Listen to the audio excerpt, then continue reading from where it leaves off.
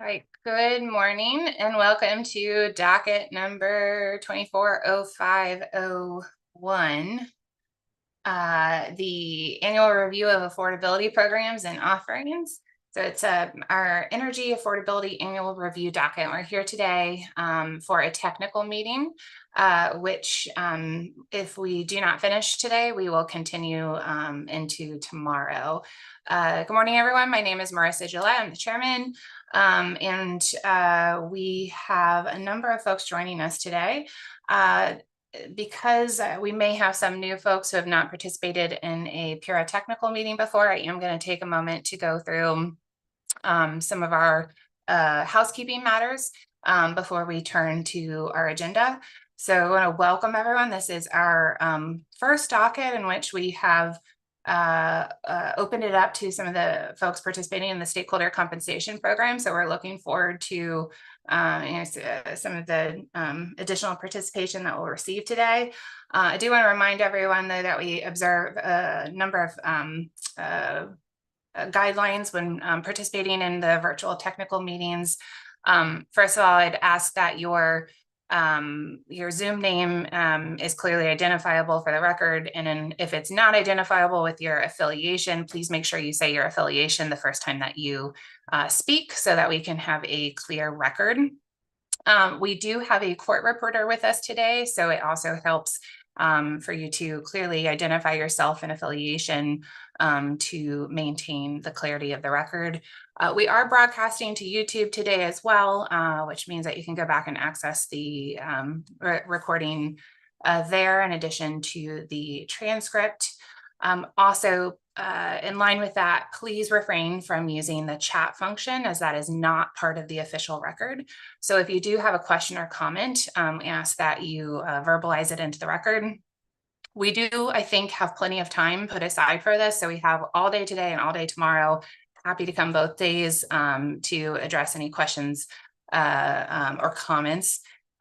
We have an agenda in front of us today that is going to start with joint presentation from our colleagues at the companies. We have plenty of time for discussion after that. I will try to keep us in line with the rough times on the agenda, and we have a number of discussion items to go through. If at any time you would like to participate in the discussion, I'd ask that you familiarize yourself with the raise hand function under the reactions tab at the bottom of the screen. So if you're looking at the bottom of the screen, it's towards the right hand side, and there should be an option to raise your hand, and that helps us here. When it turns to the time for questions, I will make sure that Pura staff have their questions addressed, and then I'll turn to any stakeholders. I'm aiming for a lunch break sometime between 12 and 12:30 today, and we will go all the way up till 5 p.m. today if necessary, and then come back tomorrow if necessary as well. So I think that is it for opening housekeeping matters. All of the presentations that we received today, I believe, are already filed in the docket, so you can access them there. And again, we will hold questions until the end. See, several of our presenters are already available on screen from both of the companies. Let me just pick on someone and ask if you would like our Mr. Bumpin to display the presentation, or if you would like to see Ms. Kane or Mr. Trainer. Do you know the answer to that? Yeah, thank you. We'll have Teresa Washington, a representative, go ahead and share on our behalf. Excellent. Thank you, Ms. Washington. I think that's already enabled, so we'll give you a second to get that up.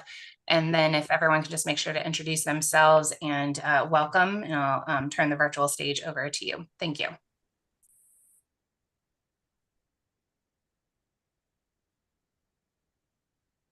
Good morning. This is Teresa Washington with Eversource. Please provide me confirmation that this is visible to everyone. Yep, yes, we can see. Yes. All right, I'll mute myself.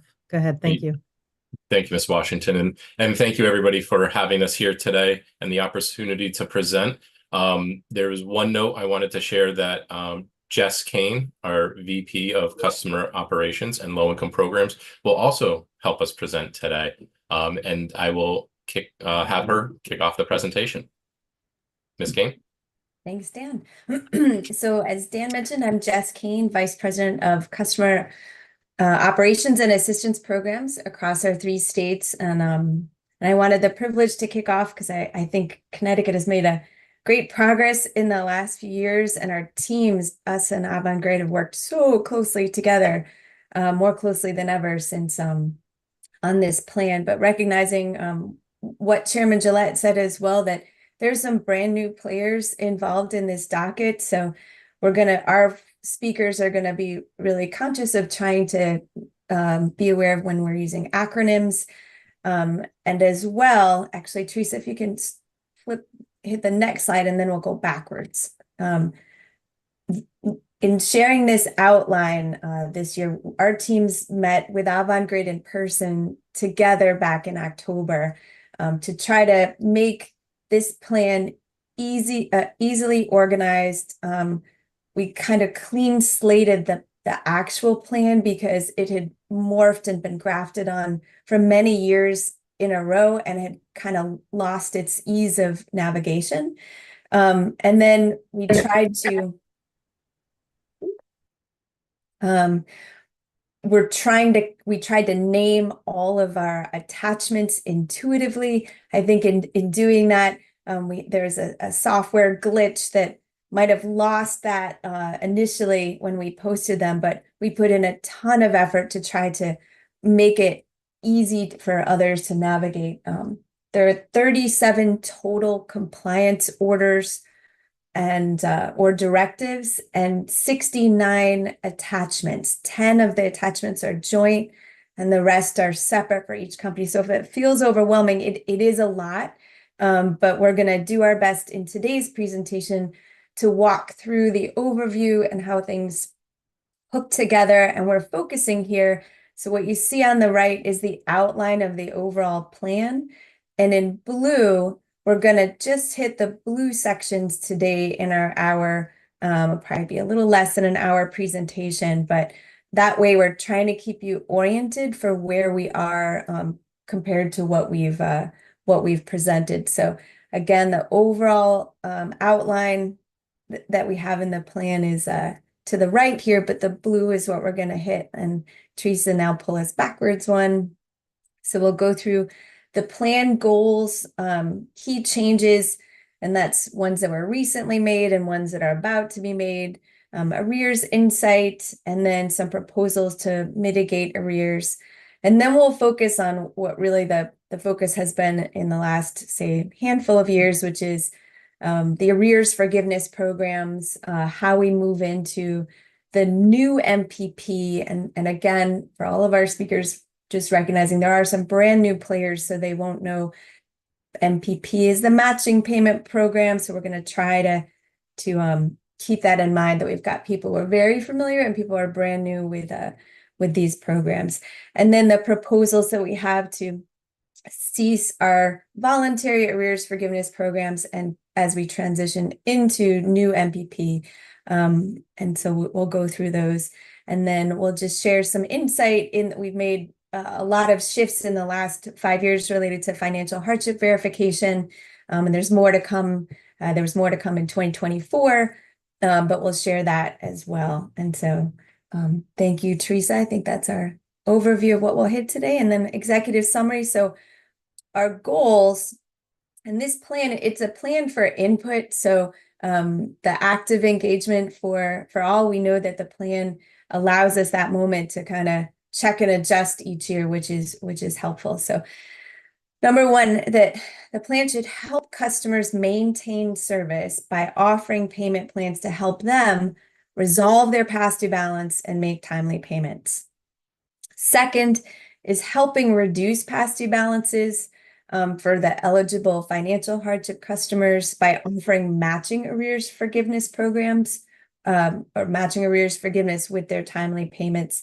For those newer to Connecticut's proceedings, I think Connecticut is one of maybe a dozen states that has an arrears forgiveness programs for customers with a financial hardship, and those are really helpful to get customers out of a position where they've to give them a new start, to give them an accelerated way out when they have accrued a past due balance. Third, and this has been increasing in recent years as well, is really not, it's more proactive is number 3, which is number 1 and 2 are kind of once you have a past due balance. Number 3 is how do you look forward and start lowering your costs by using less energy, whether it's so increasing awareness and participation in energy assistance, which is primarily SEEP assistance, the Connecticut Energy Assistance Program. It can also be Operation Fuel Assistance. Weatherization, a good portion of if you think a few $100 million of what's paid for through customers' bills, funds, pre-funds weatherization in Connecticut, and that gives us some of the best insulated homes, but customers have already paid for that as a portion of their bills. So that's weatherization. They should take advantage of it. And then the relevant clean energy programs, including but not limited to the residential renewable energy solutions and energy storage solutions programs as well.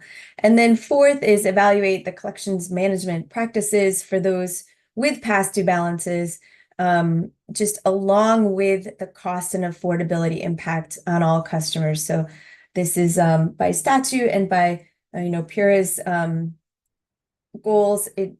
We have to look in concert at both the benefits to some and the cost to all to balance that. And I think our teams are really trying to find that sweet spot, and the sweet spot can change over years, during COVID versus now. But trying to find the right balance so that we're managing the overall cost to all customers, period. So those were our 4 goals. And we did want to take a moment in the executive summary, and this is in the plan exactly as this, but to share some recently implemented, which are in the black, coming soon, which is in the red, and then proposed, which is in the green. But just over the last year, we have implemented a maybe record number of changes for our customers with a financial hardship. First, back in November, we started discounting the matching payment program, the bill forgive or Avangrid Partners, our Avangrid Partners bill forgiveness program, and New Start monthly payment amounts by their tier discounts, whether it's the 10% or the 50%, that was applied to the monthly required payment amounts. At that same time, in the end of last year, we, for the first time in Connecticut, implemented the low-income discount rate with 2 tiers, 10% and 50%. A huge advantage to customers.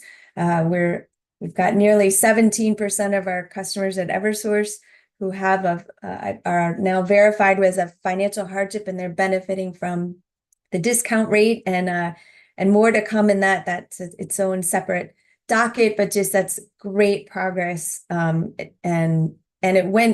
the implementation went very well, which is hard to do. The third is supplier choice being restored for financial hardship customers. I think Connecticut is now the model for the states that have supplier choice. The way that Connecticut is now protecting customers from higher prices is a model. And sometimes, you have to experiment first to find out and move fast sometimes to find opportunities to see a sweet spot that might be a little bit different. And I think in recent years, nobody had foreseen the supply shock that happened about a year and a half ago. But right now, I think Connecticut is that model for financial hardship customers. And we have recognized that in Massachusetts when we share with Massachusetts, if you're going to keep supplier choice, here's the way to do it for financial hardship customers. The fourth one is the PURA data dashboard. So for transparency and more ease of access to all the data that we report, we launched that at the beginning of this year. more to come there. It's hard. There's a lot of data, and to intuitively organize and name things is going to take a bit of massaging, but just yesterday we did remove the logon for that. So if you go on Energize CT all the way to the bottom of the page there, you'll be able to go peruse the Pure Data dashboard. And you can still log in if you want, and that allows you to save your settings and save your favorite filters. But now that should be really easy to access, and there's some next steps to make it easier to view. And then next, this one is a big one. It was an area where Connecticut had been an outlier for probably 3 or 4 decades, but with Pure's approval, we implemented the rolling annual financial hardship this spring. And what that means is instead of, for customers who verified their financial hardship, for decades, they had, no matter when they had their financial hardship verified, they would expire on Halloween, on October 31st. And with Pure's approval, that restriction was lifted. So now our financial hardship customers get a full year, a full 12 months of financial hardship verification, financial hardship. And so that'll be protection during the winter months. And if they have a past due balance, it makes them eligible for the arrears forgiveness programs. And it doesn't make, it lifts the burden off of our low-income customers and our community action agencies to not have to verify your financial hardship more than once within a 12-month period. So that is fantastic. And as well, the big dog, well, in addition to the discount rate, I think, is the full Department of Social Services data matching. So Connecticut now is the second state in the nation that has data matching with the state, meaning each month now we and our Avangrid partners send a big file to the state of Connecticut with all of our residential customers, and the state of Connecticut sends back an indicator, yes, no, and then send some information about eligibility tiers in that. But yes, no, to let us know, does this household have a financial hardship or not? And so that information has started feeding back to us up until this year. For the prior year and a half, and you'll see in Dan's presentation later, but we had to opt in where customers could tell us, yes, I'd like the state to automatically verify my financial hardship. What's implemented now is now they don't need to provide that consent with us. They've already provided that consent to this Department of Social Services. So that's fantastic, and that's giving a lot more customers, reaching many more customers, which we really wanted to be able to reach without having them to have to double verify their hardship. So that's been a huge year, and I want to thank our team and our Avangrid partners, because there was a lot that went into that success, and it is very difficult to put that amount of technology change in and make it a non-event. It is very, very difficult, the amount of quality assurance and testing. So thank you to our teams for that. That was a big year. Coming soon is new MPP. So that's the new matching payment program, which was changed by statute in 2023 to remove barriers to access. So previously, in the current MPP, requires that customers get Connecticut Energy Assistance Payments, or SEEP, or on the federal level known as LIHEAP, the Low Income Heating and Energy Assistance Program. Now customers no longer need to be awarded SEEP in order to get matching on their matching payment program. And then our team will talk a little bit more about other changes there, but that is coming soon, November 1 for both us and Avangrid. We are on track. That ship, it's a big IT project. It is almost across the ocean at this point, so it's a big ship. We used the business requirements from last fall to launch that project, and it is well underway, so we're excited about that. And then two, for proposals included in the plan, Pura, one of the orders is to require us to propose plans to cease our voluntary arrears forgiveness programs. We support that, as we had stated last summer, for reasons that our team will include, but we've received feedback in recent years about how difficult it can be to understand the programs. So, and to understand which program will be best for customers in a way that they can understand. So kind of speaking at that targeted 8th grade level for language. And so part of our proposal acknowledges that having 2 programs makes it more difficult than having 1. And now that new MPP has removed those barriers to access, we've provided those proposals. And then in addition, we provided part of Pura's record in the last year said as well that during this proceeding, we would evaluate some of the collections practices just to evaluate the cost to all. So we've tried to do is highlight where Connecticut's policies might be making it an outlier compared to other states, and some specific recommendations to kind of swing the pendulum a little bit back so that we can lower the cost of uncollectibles that all customers pay each year. So we appreciate the engagement and the ability to go through those those proposals as well. So it's been a big year, and there's more to come ahead, but I just want to thank you for this team and thank Pura for the support to implement the discount rate and the annual the matching for data matching with the state, rolling annual financial hardship. That was really a banner year. So thank you very much for that. And then I will hand off to Dan. We're going to talk through some arrears insight. And Dan, take it away. Great. Thank you very much, Jess.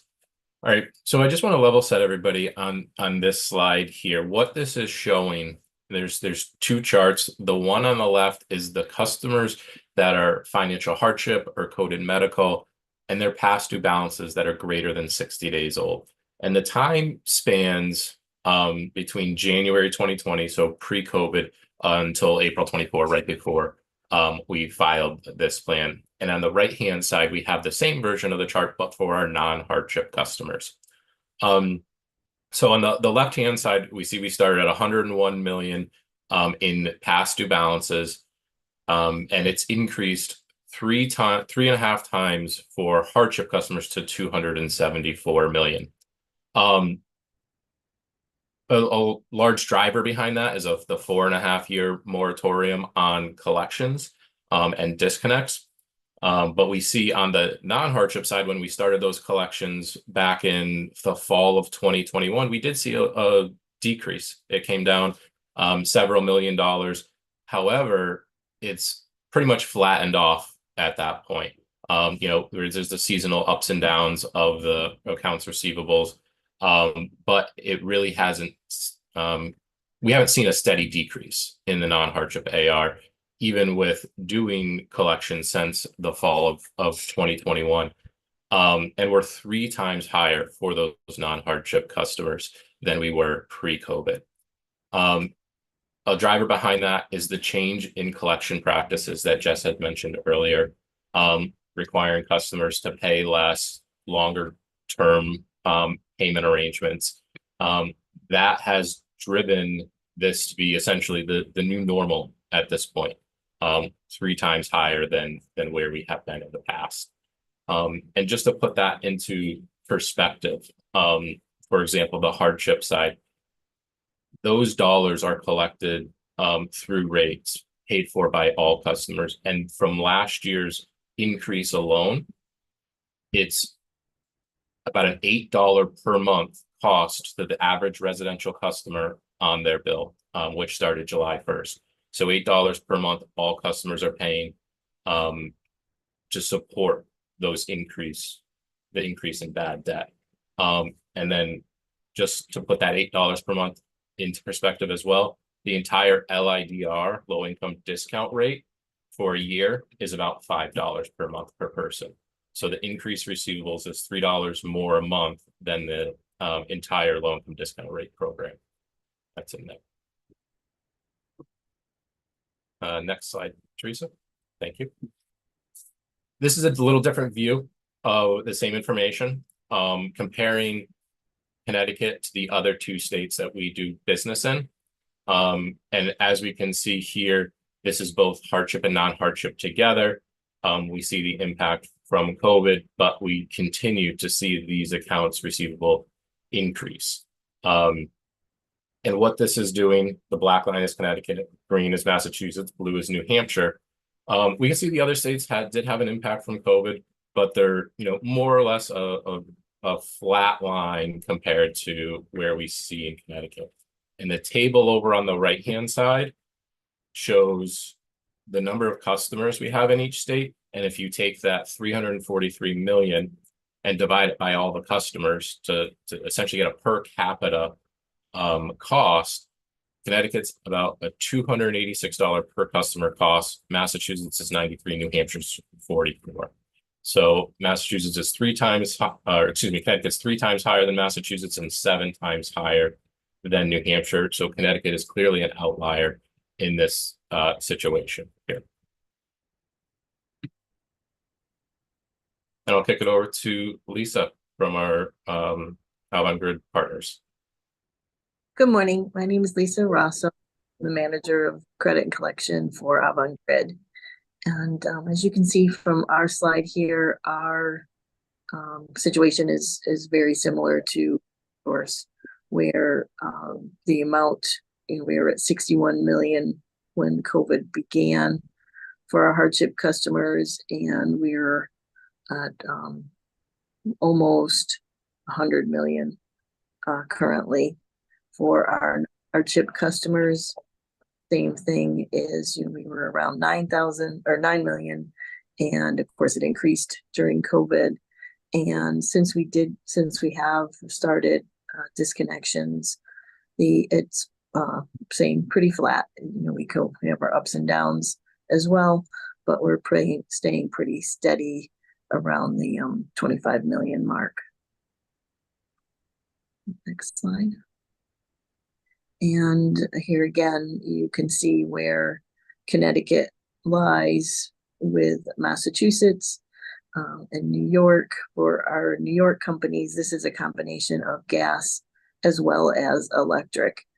So it's not the best comparison to Connecticut. And for Avangrid, our cost, if we hadn't had we have a supply rate decrease for our customers, which is great. So that has helped that burden of the custom rate payers covering the costs of our uncollectibles and so on. But if we hadn't had that, we're looking at approximately $7 for the average customer increase. Next slide. I'll turn this back over to Ms. King. Thank you, Lisa. I'll take this slide. Okay. So how can we impact these? How can we lower the arrears? So these are the 3 main areas where we want to focus the changes on. All of the changes that have been made over the past few years have some impact on the delinquent receivables.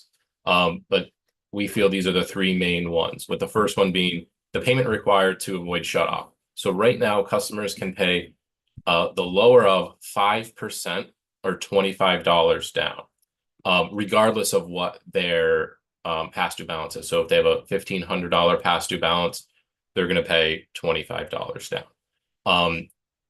About 43% of customers who do that, who make that initial payment and create an arrangement, don't pay anything else.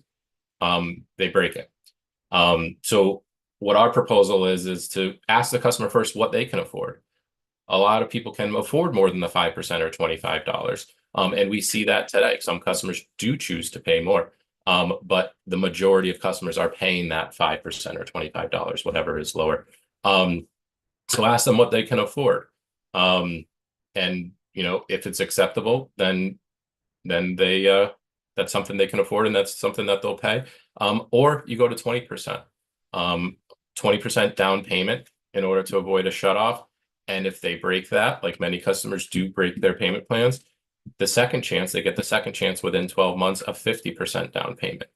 Because right now, if you break it, you get the same 5% or $25 the second time around. There's no penalty for breaking a payment arrangement. They just get the same deal over again. So there's really not an incentive for customers to stay on that payment arrangement for long term and eliminate their balance. Number two is to change the payment that's required to reconnect once they have been disconnected for non-hardship customers. Today, customers are required to pay either 50% or $1,000, whichever is lower. We propose to start asking for 75%, and then negotiate down to that 50% amount. Not give them the lowest payment right away to see if they can pay more at that point, and eliminate the cap of $1,000. Some customers have thousands of dollars in delinquencies, and the maximum they'll pay for a disconnect, or for a reconnect, is $1,000 with today's rules. And then the third one is to eliminate the 2 missed payments after a payment plan, to break a payment plan. Currently today, a customer can make that 5% or $25 payment, and then essentially be protected for 2 months without making any additional payment. And then they could go on that again and be protected for another 2 months without making any additional payment besides another $25 payment. Most customers who break the first payment arrangement will also break the second payment arrangement. So we think that if you miss the first payment, the payment plan should break, and you would have to make up the missed payments in order to get back on. We're seeing that customers are kind of daisy chaining those payment arrangements along because of the $25 down payment or the 5%, whatever's lower. And in most of the times they do pay the $25.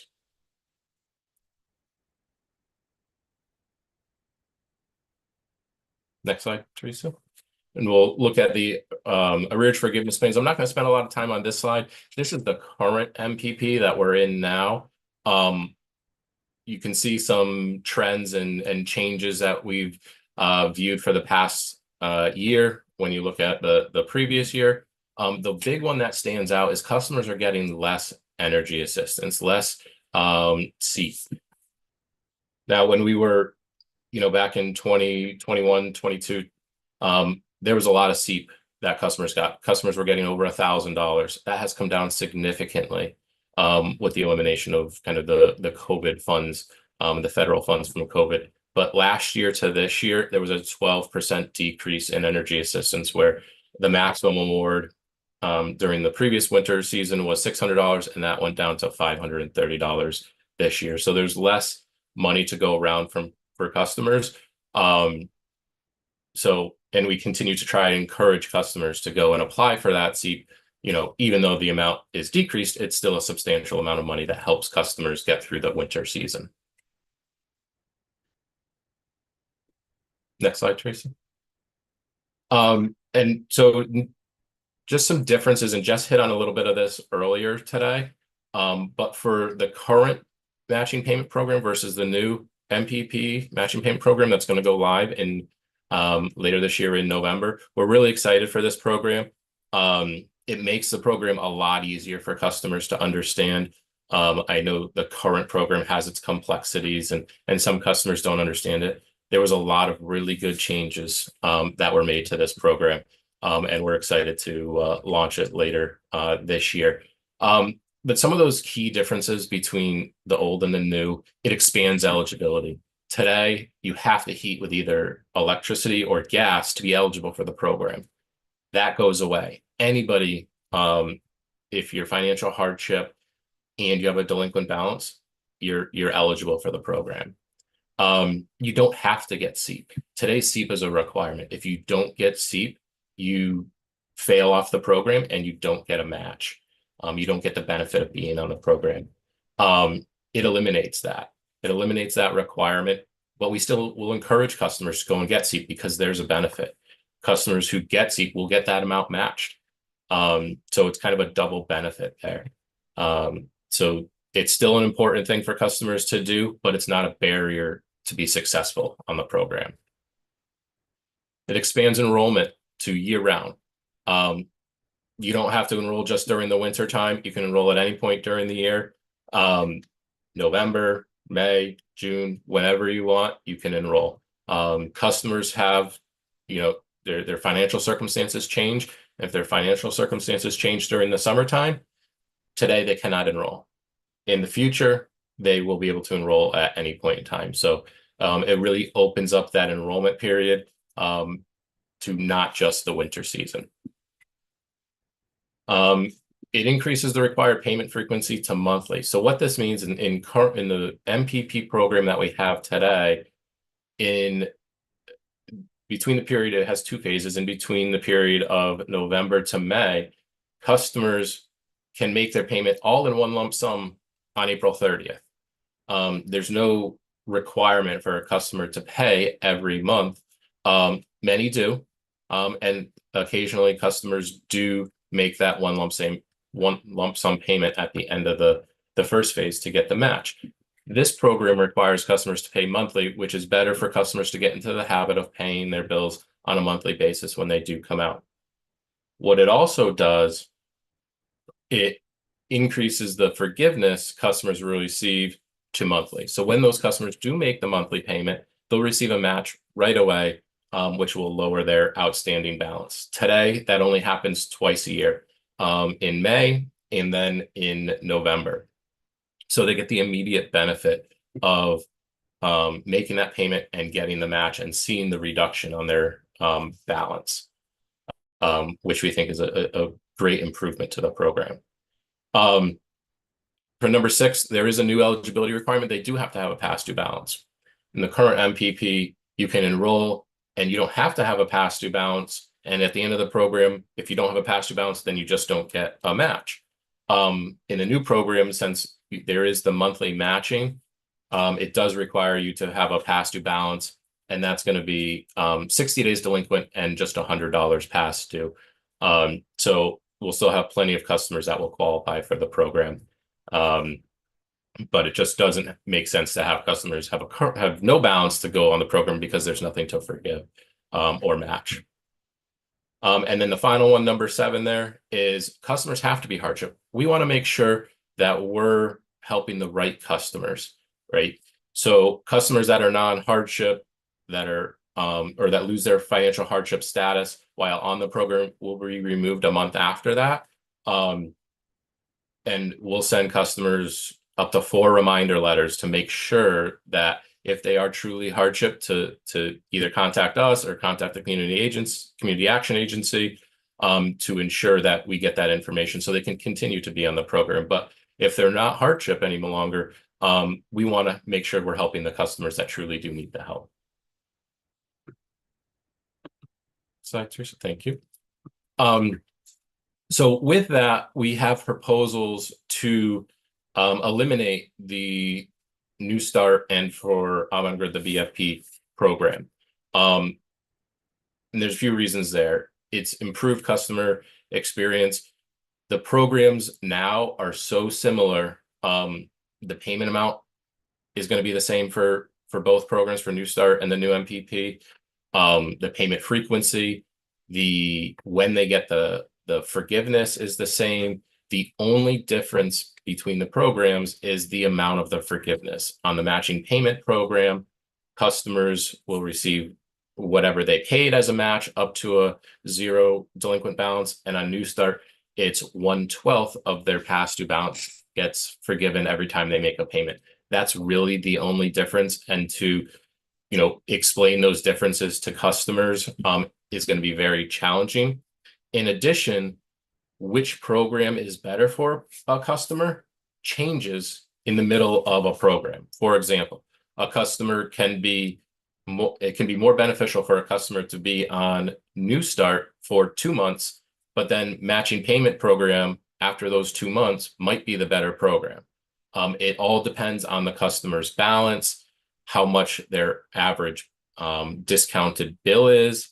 So there's a lot of factors that go into that. So it can be very confusing for customers and to communicate on which program is best for them. So we believe that eliminating those voluntary forgiveness programs is the right decision to be made.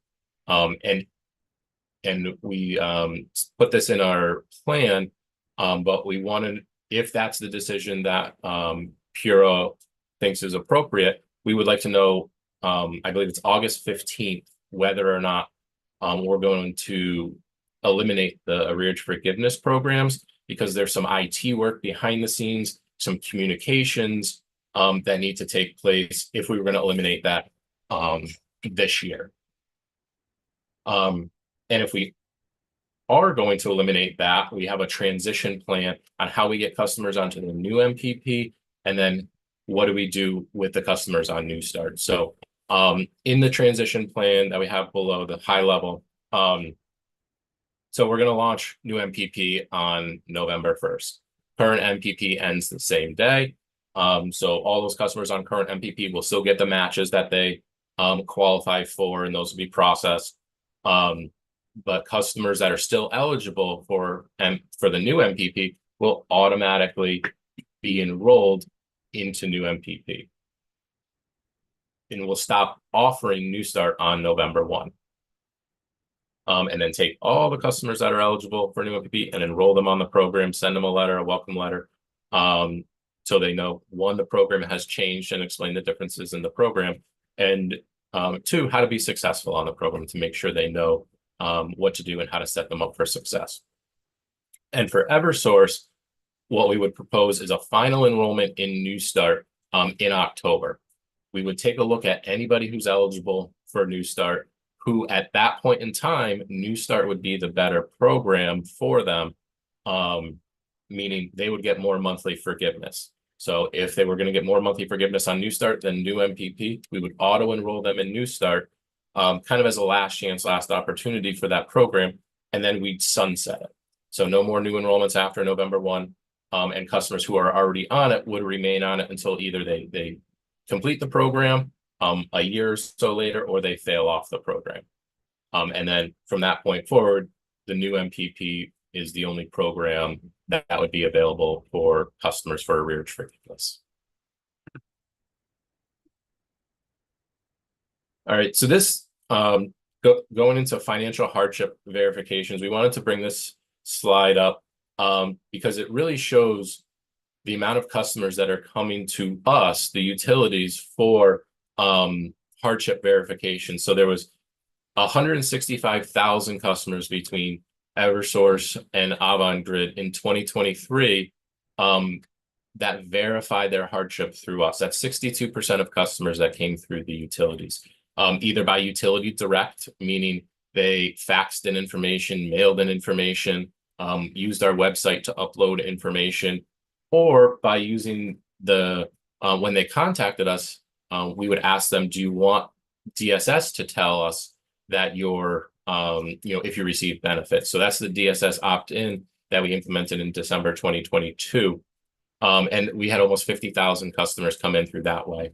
And then from a community action agency point of view, there was over 100,000 customers that we got hardship verification through the community action agency. So it's really a team effort here. This will look different, much different in 2024 with the implementation of the DSS data matching, where we're getting, I think 160,000 plus customers on the Eversource side through that data matching process. So it'll look much different next year when we have this information. But I just wanted to point this out because this is a good team effort and a lot of customers coming through the utilities. Next slide.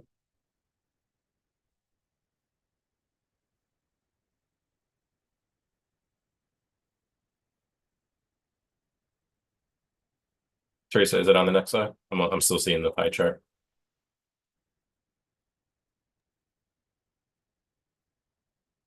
Did Teresa freeze? I think it's the last slide, Dan. I think Teresa might have, she lost sound. She lost sound. I believe was that the last slide? Oh, no. No, there's one more. I could talk to the last slide while we get Teresa back. So it's going back to the arrearage forgiveness programs. There's two outstanding items that we see. The phases. So in the new matching payment program, there's no phases. There's it's basically you can enroll at any point in time during the year. There's no difference if you enroll in November or June. The program is the same all year round. In today's MPP, the reason why there's phases is there's different payment requirements for the first phase, November to May, between the second phase, May to November. Where customers, as I explained earlier, customers can make all payments on the last day in phase one, but on phase two, they have to make the monthly payments. So with the new MPP, there's really no need for phases. It doesn't make sense to have any phases. They're moot. So we want to just kind of bring that to light. I know there, was some questions about phases, if we should have phases, but we don't see there's any difference depending on the time of year where a customer would enroll. The other one is the SEEP amount. And if a customer does get SEEP, which obviously we would encourage customers to do while they're on the MPP program, the utilities, Eversource and Avangrid, are treating those scenarios a little differently. Both reasonable interpretations. Eversource will be, if a customer gets SEEP, they receive the dollars on their account. It'll act like a customer payment, where one, it'll get matched once it comes in, and two, it'll eliminate payments, eliminate or reduce their payments for subsequent months. So for example, if their payment is their monthly payment's $100 and they get a $500 energy assistance payment, what Eversource will do is basically have no payment required for the next 5 months, because that $500 will account for that next month's payment and the following month's payment and the following month's payment, and so on. And I'll turn it over to Ms. Rosso to explain how the Avangrid SEEP payments will work. Thank you. So for Avangrid, our interpretation was if we get the SEEP award, we would recalculate the customer's payment. Therefore, they'll still have a payment, but the payment would be lower than what they were paying, taking into consideration the SEEP. And then, of course, it would still be matched as well. So they'd still have each month, just it would be lower than it had been previously. Great. Thank you, Ms. Rosso. Thank you. Next slide. Thank you. Additionally, and the slides got a little out of order, I want to introduce Nicholas Daniels from Avangrid, who will have a couple slides on the insourcing of UI's credit and collection calls. Mr. Daniels? Thank you, Mr. Trainer, and appreciate the opportunity to present to the group today.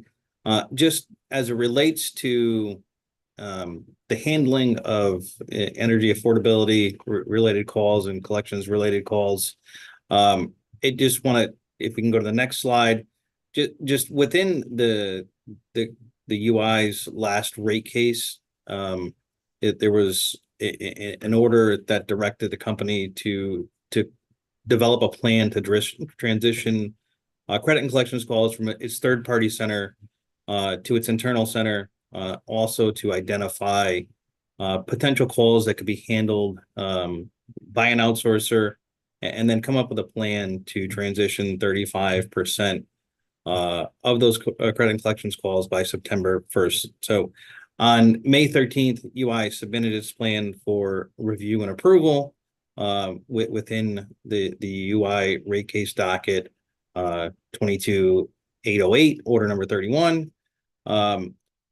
In that process, we endeavored to do three things. One is determine the total number of required resources to insource 100% of the credit and collections calls, to analyze the viability to utilize an outsourcer to potentially outsource other call types, and then develop an approach to hire and execute the plan to transition 35% of calls by September 1st, as well as a timeline for insourcing 100% of the calls. And in addition to that, the company provided the different cost elements that would be associated and incremental costs that would be associated with the plan. At the same time, we also wanted to just give some more background on the current operations that are going on at UI and the Connecticut operating companies, where we're transitioning calls from a legacy vendor, iCore, to our new contact center vendor, Alorica. And we also wanted to put in front of the stakeholders the fact that we believe that Alorica offers a more cost-effective approach to insourcing calls at a higher degree of quality that was being offered by iCore. And now the process to transition calls to Alorica began as far back as 2021, where we were putting together an RFP to select an outsource vendor. The plan was to look at onboarding at least one additional outsource vendor so that we could have a champion challenger model. And we did effectively do that. And as we've compared the quality between our current vendor and Alorica, we feel more comfortable with having Alorica handle these call types. And so that's what the plan that we're executing on currently. But within this process, we did look at the ability to and look for viable options to offset some of these costs if we were going to insource these calls. There is a limited viability based upon the call types that we currently receive. It's also important to note that roughly 30% of our call volume is related to credit and collections calls, and that the call handling requirements continue to increase, drive cost, and by the mere fact that they require more people to handle these calls. So if we look as far back as, if we want to go back 10 years ago, right? The UI company received roughly 1 million calls that went to contact center agents. Last year it was down to 620,000 calls. However, the number of contact center employees that we employed in the contact centers in order to handle those calls increased pretty significantly. So we're requiring about 40 more FTE between insource and outsource operations to handle a lower number of calls, roughly 300,000 less calls. We need more people because the calls simply take longer. Okay. And so we also stay on that slide if you can. So in total, we provided some cost analysis on what it would cost to insource 35% of the calls, which would equate to 24 incremental FTE. That's a combination of customer service representatives and supervisors. The impact there would be 2.07 million. And then for 100% of the insourcing, it would be 62 incremental FTE, which is a combination of 55 customer service representatives and 7 supervisors, and an impact of 4.82 million annually. Some additional costs, smaller in nature, would be incurred as well for technology licensing, quality monitoring, hardship documentation, processing, and potential facilities costs. And some of those costs, especially with facilities costs, those would be unknown at this time, and it really would depend upon the approval and execution of the plan. But we didn't want to be remiss in at least mentioning those as a potential cost driver. And then, yep. Just adding, I know we'd only put on the agenda that it would be an hour. So so I don't know if you want to hit highlights to finish. We've got about 2 minutes left in our time period. Maybe just hit highlights. Sure. So, and then obviously there would be minimal offset that could be achieved through outsourcing additional call types. And then the last slide is just some of the things that we considered through this process. One was, of course, and probably the largest highlight is that we have began the transition to Alorica. There are contexts. They're a leading vendor in BPO's contact center solutions, and we feel that we can provide the level of service that customers deserve and that we want to give to customers at a reduced cost compared to insourcing.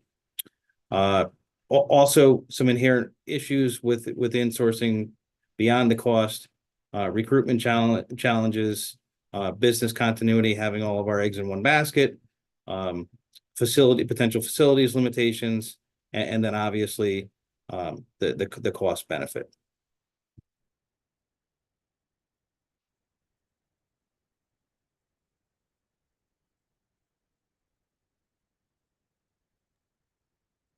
And we thank everyone for the time. We're exactly at 10 o'clock. Nailed it. Thanks very much. We want to be respectful of time because I know it's a lot of information for everyone to take in. Thank you very much. I appreciate the robust presentation, and I know we have a number of questions. So as promised, we will start with questions from peer staff, and then I have a few, and then we will open it up to the broader group. So we are going to start with questions from Danielle Shalhoub, please. Good morning, everyone. Thank you, Chair. My questions are going to focus on the education, outreach, and communication side of things. So my first question is do the companies compare their materials to each other either before submitting to the authority or after? And if you could just talk a little bit about that process. Hi, good morning. This is Megan Bernardini. I'm the Director of Communications for Eversource. So as Jess mentioned, I think upfront in her presentation, both UI and Eversource worked really closely on our plans. And we do have contacts within the communications team as well that we work with to discuss, what we're going to be submitting, if we have questions. So while there's differences in our material, we do work together to ensure consistency as much as possible. Great. And so I understand that it's two different companies, but is there an attempt to align the materials at where all? we can? Yeah, where we can, we try to aim for as much consistency and alignment as we can. And is that in terms of the language used or the information, or can you just talk about that a little bit more? Sure. I think it's across the board. I think wherever we can have consistencies, like you said, there are differences between programs and descriptions. We also, on the Eversource side, I can speak for, do a lot of customer testing, and we try to keep our language consistent with what our customers are telling us they prefer and understand. But where we can have alignment in the amount of communications, where we're communicating with customers and channels, we do aim for consistency and alignment. Okay. And from UI, is there someone on the call who can talk to that?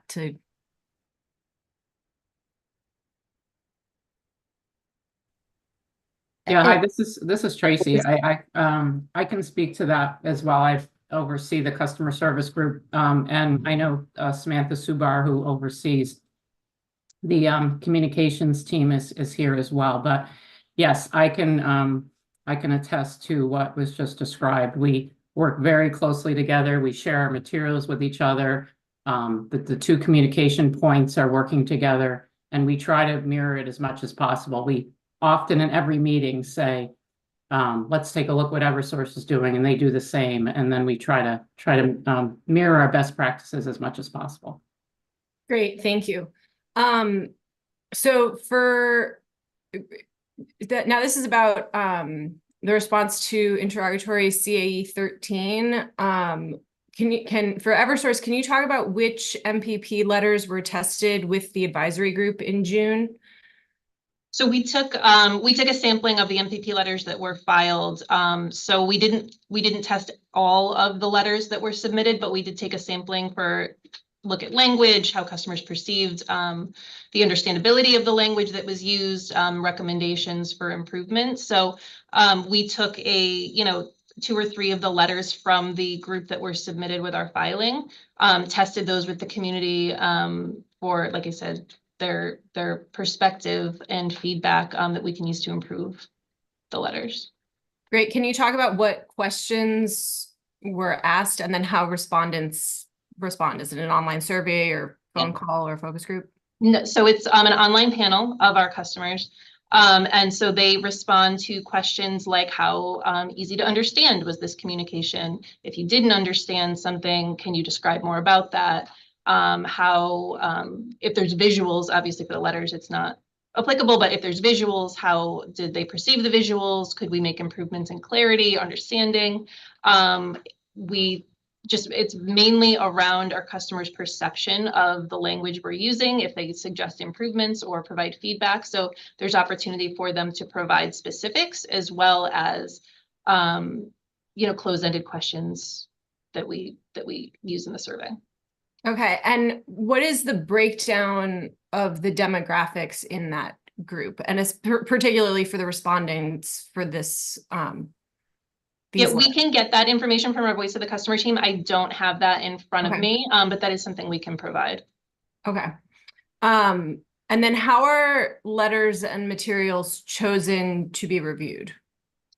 We try to test as much material as we possibly can, knowing that we do have, it does take time. So if it's something that's needed more urgently, we may not have time to test and make those improvements. But we do try to test absolutely everything that we can that we're going to put in front of customers, especially things that are going to have a higher volume, higher impact. We want to make sure our customers are understanding the material and that they're landing well. Okay. And now for UI, does UI have a similar advisory group?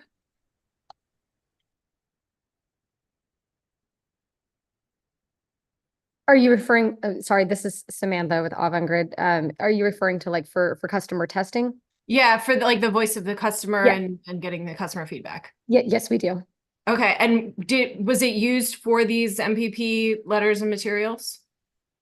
I'd have to defer to other members of my team on what testing took place for the MPP letters.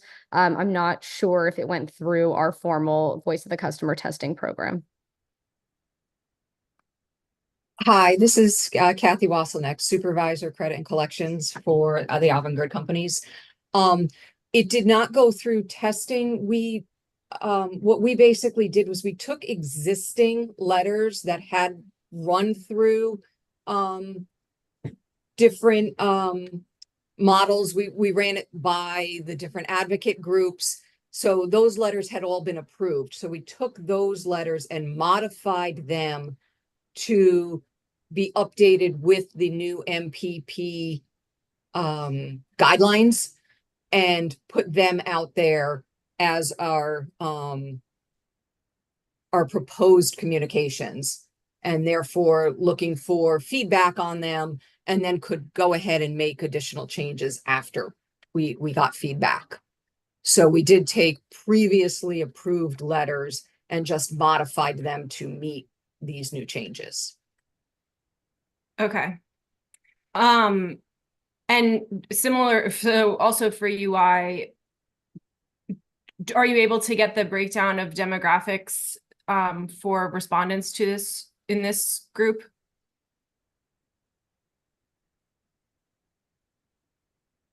I can't speak to that because I don't know that they're not run past the customers. They're when we've submitted them to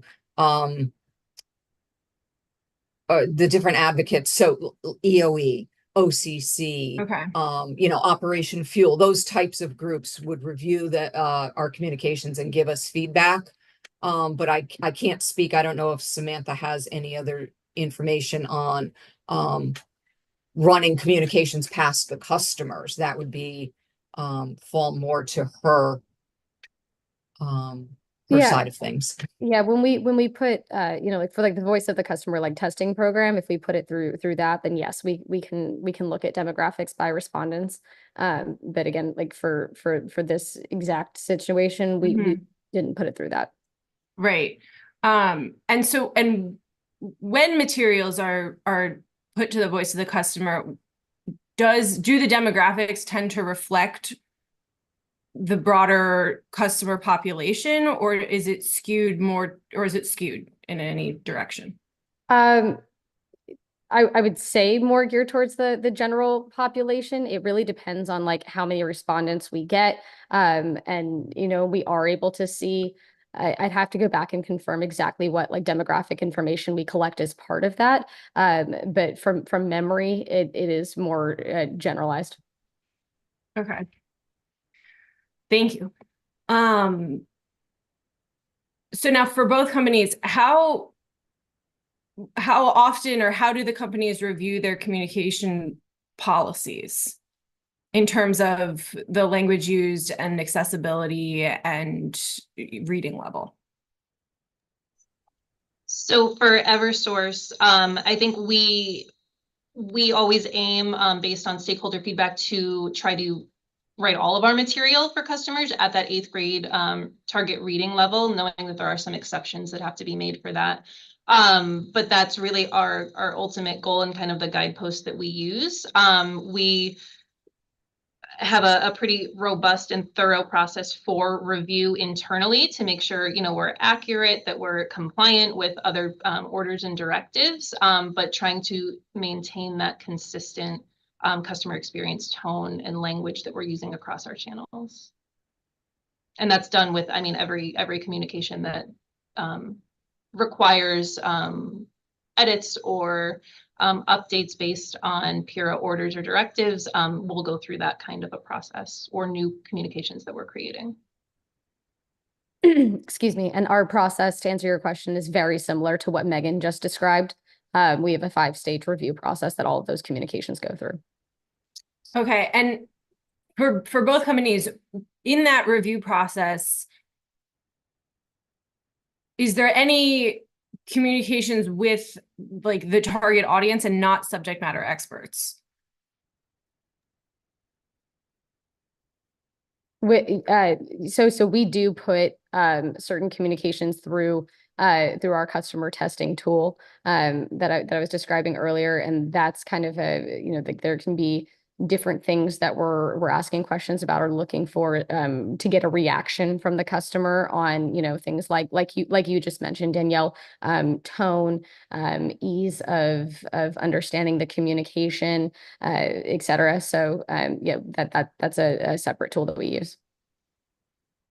Yeah, and for Eversource, it's similar. Our voice of the customer panel is what we would rely on for that that immediate customer feedback and reaction to our materials. Okay, thank you. So my next question is similar, about the various events that both companies run. Can you talk a little bit about how those events are promoted to customers as an option? So we, when we're holding events geographically, we target our communications to customers within a range. In that area, we send invitations via email. We rely on our community relations team and others within the company to help distribute that message to the communities. And we also keep information on all of our upcoming events, both virtual or in person, on eversource.com. And for Avangrid, we do that similar. Depending on where we're hosting the event, we'll target the customers in that area or the surrounding area.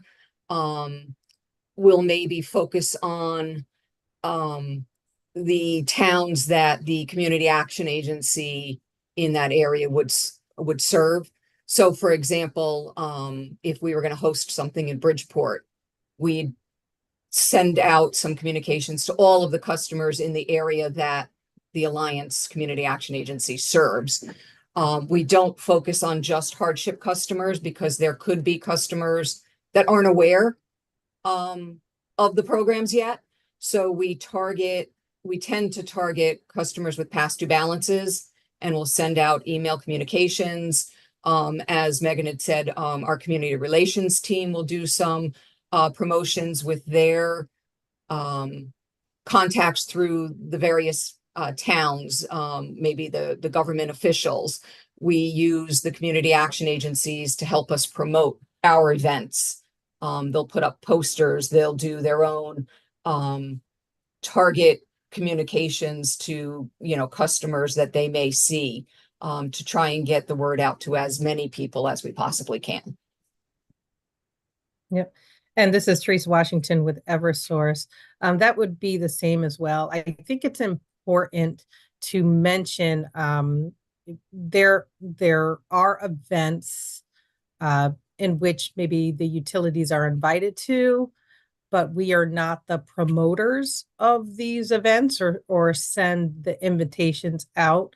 And I think we see that with any partnerships that we have with the Center for Children Advocacy, in which they are bringing the customers in and they're targeting and inviting, and we're presenting at those. So while Avangrid and Eversource are very similar in how we target customers in the community, and whether we're hosting or attending the events, there are some smaller events in which we are attendees and there to support.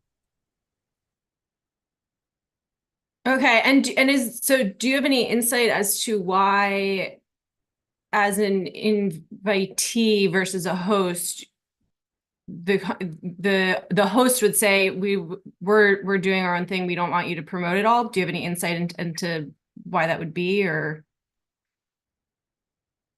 certainly, I think that question would be to one of the hosts. I know they're in attendance here. I would certainly say, whenever we're looking or participating in events, we want to make sure that we do have appropriate staffing for who we're going to meet and see. And we do plan based on, capacity and those that are going to be in attendance. So making sure that we can manage and make sure we see people one-on-one versus, larger populations that we might not be able to meet customers then and there. Great. Thank you so much. I appreciate that. I also have some questions on motion number 6, the customer journey redesign proposed by Avangrid. And can you talk about how the proposal was developed?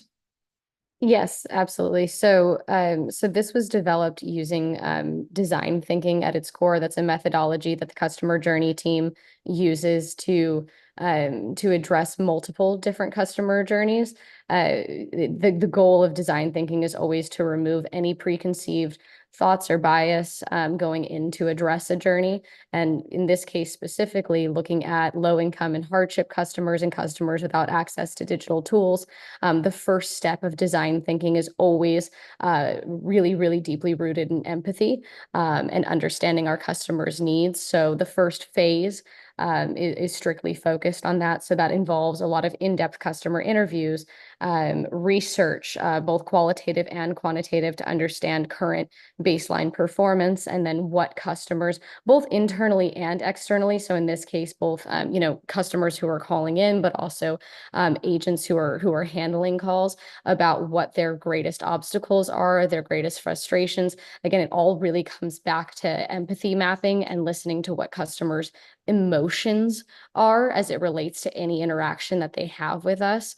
So what we typically do is go through and process map every step of what a customer is experiencing. And then also do the same thing for those for agents as well. From there, we go through and look at what are those low points? What are those high points? So those emotional triggers that we find from those interviews.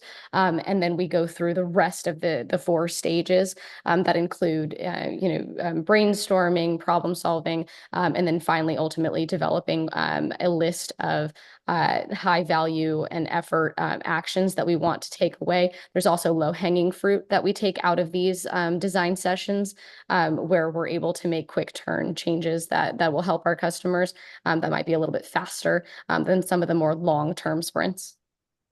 Okay, and so as it stands right now, has there been any conversations or that research done yet, or this was just the original, like this is the proposal of undertaking the work? This is the proposal of undertaking the work, yes. Okay, and has Avangrid pursued this process in other jurisdictions? So we've pursued other journeys in other jurisdictions. So for example, the moving in, transferring and moving out process, or the outage experience, those are different journeys where we've applied this same process of design thinking in order to refocus, to redesign.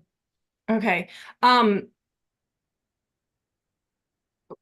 Where has that happened?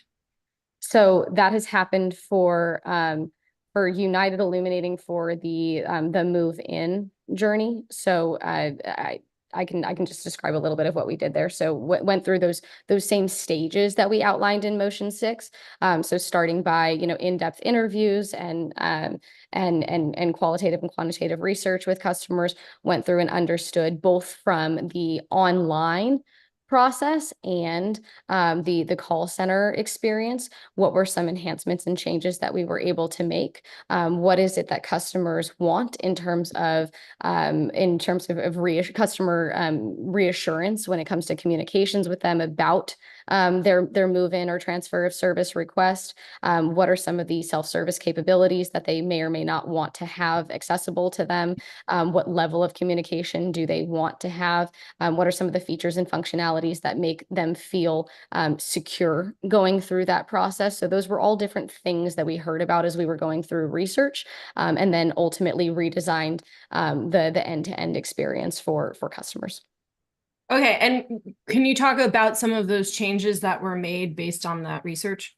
Sure. Yeah, absolutely. So, a couple of, there's a lot of things, but one of the really big ones was customers. This is when you're going through moving. That is a really high stress time for customers. So how can we make it as simple as possible for them? So one of the things that we heard was wanting a mobile optimized experience. So we redesigned the full journey for digital customers so that they could go on a phone and go through the entire journey in 5 minutes or less. We also redesigned to signpost, so customers wanted to know, like kind of what I was referring to at the beginning, how long it's going to take them, what materials they need. So letting them know, you're going to need your driver's license, or 2 forms of ID available. You're going to need to know what address you're going to. Also delivering that reassurance as they're going through. We integrated Google Maps, so customers can actually see when they're filling out their address that it's that confirmation that they really wanted, that we heard through in-depth interviews, of wanting to see this is the location where that we recognize where it is that they're moving to. And the other thing was receiving reassurance communications after the fact. So having that trust in us that we're going to deliver on what we say we're going to do. So once they actually do complete their request, delivering communications, like letting them know, okay, we've received your request to move in on this date. We understand that. We will reach out if there's anything that goes awry. Also, we've delivered the ability for customers to upload in the moment those different forms of ID, whereas beforehand they had to email them to us. And there's greater opportunity for human error when you do that. But having it in the moment, the ability for them to upload that was huge. And then lastly, we've automated that process for the majority of customers. So as opposed to, again, manual intervention and agents having to go through and enter information, and there's always a little risk of human error associated with that. We've removed that barrier, which has also led to faster processing times for customers. And then lastly, I apologize, we've also incorporated NPS into the end of that, so customers are able to tell us afterwards what they thought of the experience. So we're also now gauging customer satisfaction as a result. Sorry, what was the acronym? And apologies. So Net Promoter Score. Net Promoter Score. So okay, yep. Thank you so much. That's all I have, Chair. So I'll hand it back to you. Thank you. All right, thank you. Ms. Figrass, please. Morning, everyone. Thank you so much, companies, for joining us today and providing that presentation. That was very helpful. So first, I would like to move to the the data sharing agreement with the Department of Social Services. So could the companies clarify which companies are part of the data sharing agreement right now? So which companies are sharing their customers with DSS and then receiving the confirmation yes, no. Hi, Kathy from Avangrid. From our side, United Illuminating, Southern Connecticut Gas, and Connecticut Natural Gas share our customer base with DSS. And Teresa Washington with Eversource, that would be the Eversource companies. So the Connecticut Light and Power and Yankee Gas doing business as Eversource Energy. Great, thank you. And to clarify, so are all of those companies using that data to do the financial hardship verification? So including Yankee Gas and CNG and SCG, they're using that data to verify financial hardship? Yes. Yes. Okay, perfect. Thank you. And so then is that information also being used for New Start and the bill forgiveness program? It would be for United Illuminating, yes. The bill forgiveness program is a United Illuminating only program. Yep. Sure. And okay. just got some clarification. This is Teresa Washington. The information that when we're sharing our residential customers with the Department of Social Services and they're providing verification back, that is one step in the process to opening up the eligibility of our arrears forgiveness programs, such as New Start and the matching payment program. So based on the verification process and validated that a customer is verified as financial hardship, then those customers are open up if they meet the criteria and eligibility for the respective programs. Yeah, and it's the same. Thank you, Teresa, for the further clarification. That's the same. It at least qualifies the customer as the hardship, and then they would have to meet the other qualifications to get on whichever program they may end up being eligible for. Great, thank you for that. And so currently, is it required that a customer, even if they have been verified financial hardship through DSS, are they still required to reach out to the companies to enroll in MPP, New Start, and the bill forgiveness program? So for UI, for the bill forgiveness program, we did a mass enrollment at the beginning of the year. So we took all customers that were deemed financial hardship, that were coded in our system, but not currently enrolled in a program. And if they met our criteria as for eligibility for BFP, we automatically enrolled them in that program. For MPP, there are different qualifiers that they would go through as to whether either the gas company accounts or the UI account would qualify for MPP. Yep. But the DSS file codes them hardship, so that's the first step. Yep, apologize. So I would just again, adding for clarification, if the question is focused on, do we take the results from that Department of Social Services full data matching file and automatically place them from that file into a program, the answer would be no. We wouldn't. The customers can request, I mean, they've met, one part of the requirements to enroll in the program, and the next step would be, do they qualify based on that? But separately, the electric utilities have done these annual auto enrollment into their New Start or bill forgiveness programs to ensure that all customers are taking advantage of program and getting some sort of bill relief. Hello, and hi. Teresa. I'm sorry. Go ahead, Dan. I'll speak after you.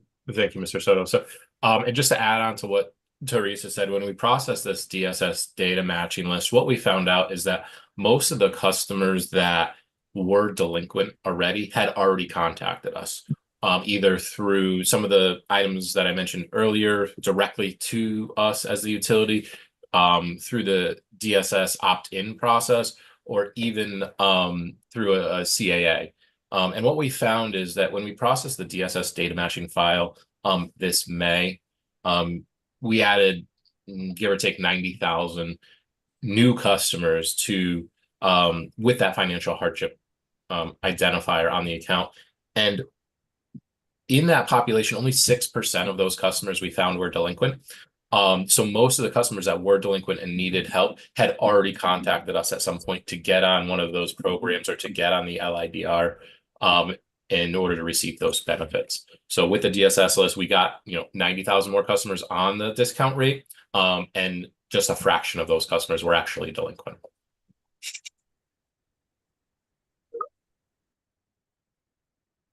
Hello, Jaime Soto here. I'm lead analyst for hardship programs for Avangrid, and I just wanted to touch on with United Illuminating for the DSS match. It does enroll the customers in the LIDR in the tier 1 for the 10%, which is a recent pure order to enroll those customers. So that's the only program that the DSS file will enroll the customer on for United Illuminating. Will be the tier 1 discount for LIDR. Just wanted to just provide clarity for that. Sure, thank you. So, so my understanding right now is that all of the electric and gas companies receive this data matching from DSS. The baseline is you are automatically verifying customers as financial hardship, and then the electric companies are enrolling customers in tier 1 of the low income discount rate. Is that correct? Yes. Yes, that is correct. And that's correct for Eversource as well. Okay, perfect. Thank you. And so for the auto enrollment proposal for new MPP, or what will be implemented for November, is the idea that you will be, I guess the question is, first, what is included in this auto enrollment of customers? Do customers need to make some kind of outreach to the companies to say that they're interested in MPP, or are you looking at this DSS data, seeing if they're financial hardship, and then looking at your own records to see they have an arrearage and enrolling them in new MPP? Yep. Go ahead, Dan. Thanks, Kathy. For Eversource, what the plan is, or the proposal is to look at the customers who are on MPP at the time, old MPP, and then when that ends, who of those customers still qualify for the new MPP? Because as a reminder, there's a past due balance requirement to be on the program, and a lot of customers, after they complete the MPP program, the current MPP program, don't have a balance, so they wouldn't necessarily qualify for the new MPP program at that time. So we would look to see who qualifies and enroll them into the program on early November. And then we plan on doing the same at Avangrid, taking anybody who may have just finished up on the old MPP, as well as customers that are coded hardship, that maybe have not been on MPP but also meet that criteria. As I believe Dan had said earlier in the presentation, $100, 60 days delinquent. If they meet that criteria, we will automatically enroll them in the program starting in November. Okay, thank you. And I apologize, is Eversource doing the same thing where they are finding financial hardship customers that have not previously participated in MPP but have the required arrearage and enrolling them in MPP? Initially, our plan is to take only those customers that were enrolled in MPP. And part of that is because since it's a new program, enrolling everybody in this brand new program that, it's going to be, first in production, on the day. We didn't want, 100,000 customers on or whatever the number is. We wanted to kind of ease our way in there just to make sure that everything's working right before we, had a huge population of customers in there. So, normally on MPP, we have about 15,000 customers between electric and gas, or excuse me, 15,000 for each electric and gas. So we would think the population could be in that area. But we would also do the New Start enrollment in October. So that would take some of that population back and put them on the New Start program in October. So it could cut that population down a bit.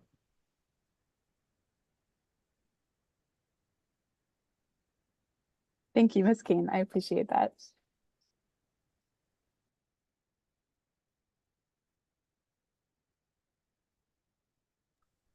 Perfect. Okay, so moving on, some more questions about the new MPP proposal.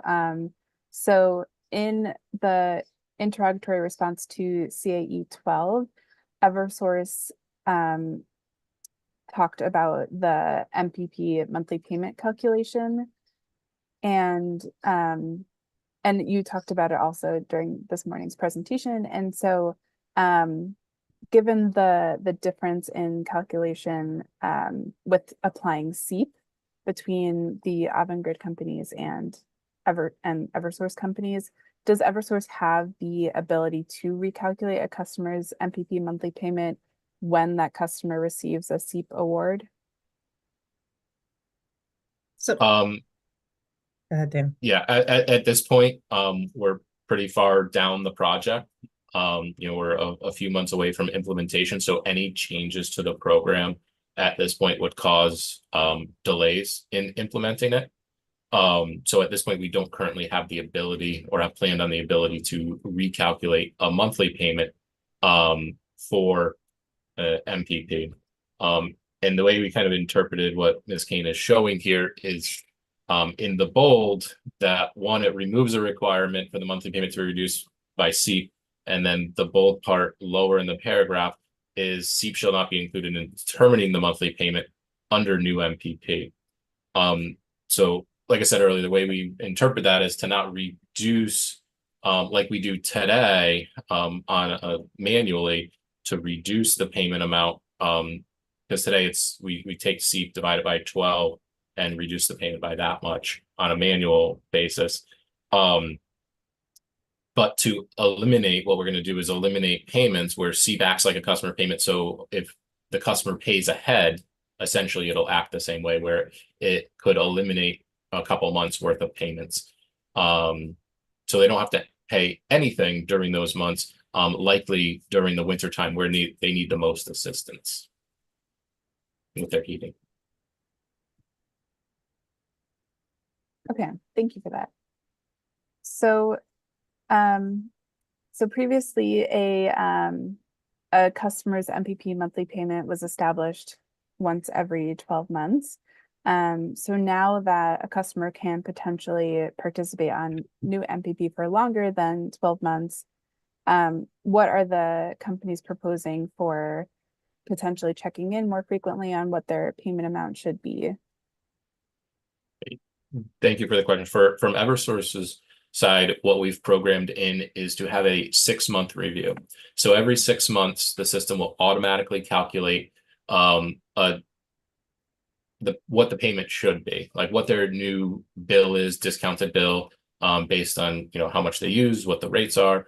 and determine what their average is. And then there's some logic in the back end that will determine, do I need to change that payment? So if the customer's paying, say, $120 a month, and then the new calculation comes out at 130 or 110, the system will change that payment going forward every 6 months based on their usage. Because of that reason, Ms. Fagrass, is that they could be on the program for many years, right? And we know rates change, we know usage changes. So at that 6-month review, we feel will keep that customer from preventing on a large increase or decrease on the other side if they lower their usage.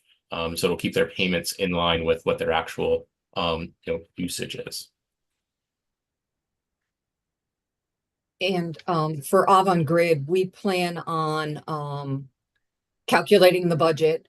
And if a customer, a UI customer, gets a tier, an LIDR tier upgrade, their budget will recalculate. If any of the 3 companies' customers receives a SEEP award, we will modify or adjust the budget using that SEEP award in the calculation. Our customers will also our plan is that every November we would also recalculate our customers' budgets, regardless of when they enrolled. So we had planned on still looking at a program year of November 1 to October 31. But a customer can enroll at any point in time. But every November, we would recalculate those budgets, taking into account, as Eversource had said, price differences, usage differences, anything that might affect what their budget is. Great, thank you for that. And thank you, Ms. Keene, for showing where in the filings everything is. I don't know if I'm supposed to be doing that, but I know it's helpful because there's a lot to it. So if I'm not supposed to do that, just let me know. So going off of Avangrid companies operating off of this November 1st to October 31st timeline, which is kind of the existing MPP program year, is Eversource planning on following that similar timeline for the MPP program? Or I'm just wondering about kind of the structure moving forward. Yeah, so from an Eversource side, customers can enroll at any point. They can enroll from November 1 through October 31. So that basically is just the whole year that opens up enrollment for the customers. Regardless of when they enroll, nothing changes. We don't have a set time for the recalculation of their payments. It's 6 months. So if you enroll in January, your 6 months is going to be in June, and we'll recalculate that payment. It may or may not change depending on how your usage has changed, and then it'll check again later in the year in December.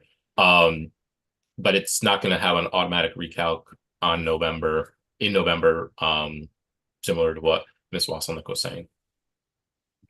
Yeah, and I think, Dan, that's a good point. Because of the ability to enroll throughout the year, if you had a customer that just enrolled, let's say in September, we're not looking to 2 months later, let's recalculate the amount again for that customer, just looking at the back end of what the rates are at that point, what the tier is at that point, et cetera. So we're trying to keep it on that, 6-month basis, unless there's other circumstances that change, such as the upgrade in the tier. Perfect, thank you for clarifying. So under the new MPP structure, if a customer misses 2 consecutive payments, they are, failed out of the program and they're able to re-enroll. So I wanted to clarify what is required when re-enrolling on new MPP. Yeah, I'll start for Eversource. Certainly they're going to be looking at making up those 2 missed payments. Absolutely. If in that time they're, the time between they did get removed and it's a few months down the road, we want to ensure that they're also eligible based on financial hardship, et cetera. So there's those other factors to consider depending on the timing on getting back on that program.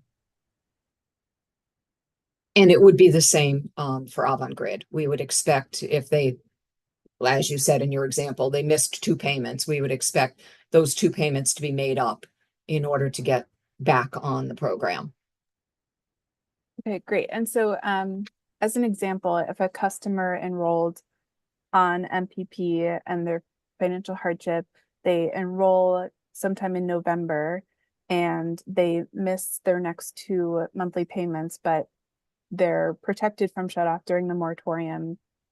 Say they continue not paying their bill for maybe 4 more months or however much, and they want to re-enroll on MPP. Are they able to do that? And what would be required to re-enroll?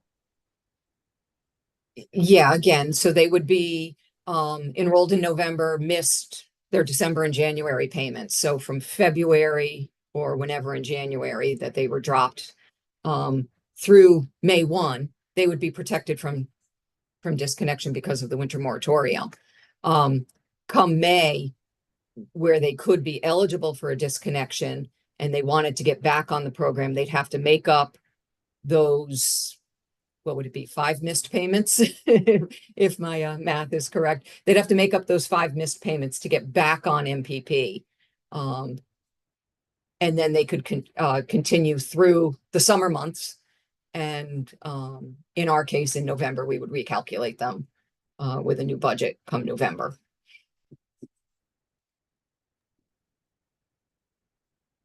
And for Eversource, they were removed because of 2 missed payments, and they need to make up the 2 missed payments. They're not on the program during the months because they were removed, so they were dropped for those 2. And as long as they do make up those 2 and then meet the other requirements for the program, such as they're still verified as financial hardship, they have a past due balance requirement, yes, that would make them eligible and they can participate.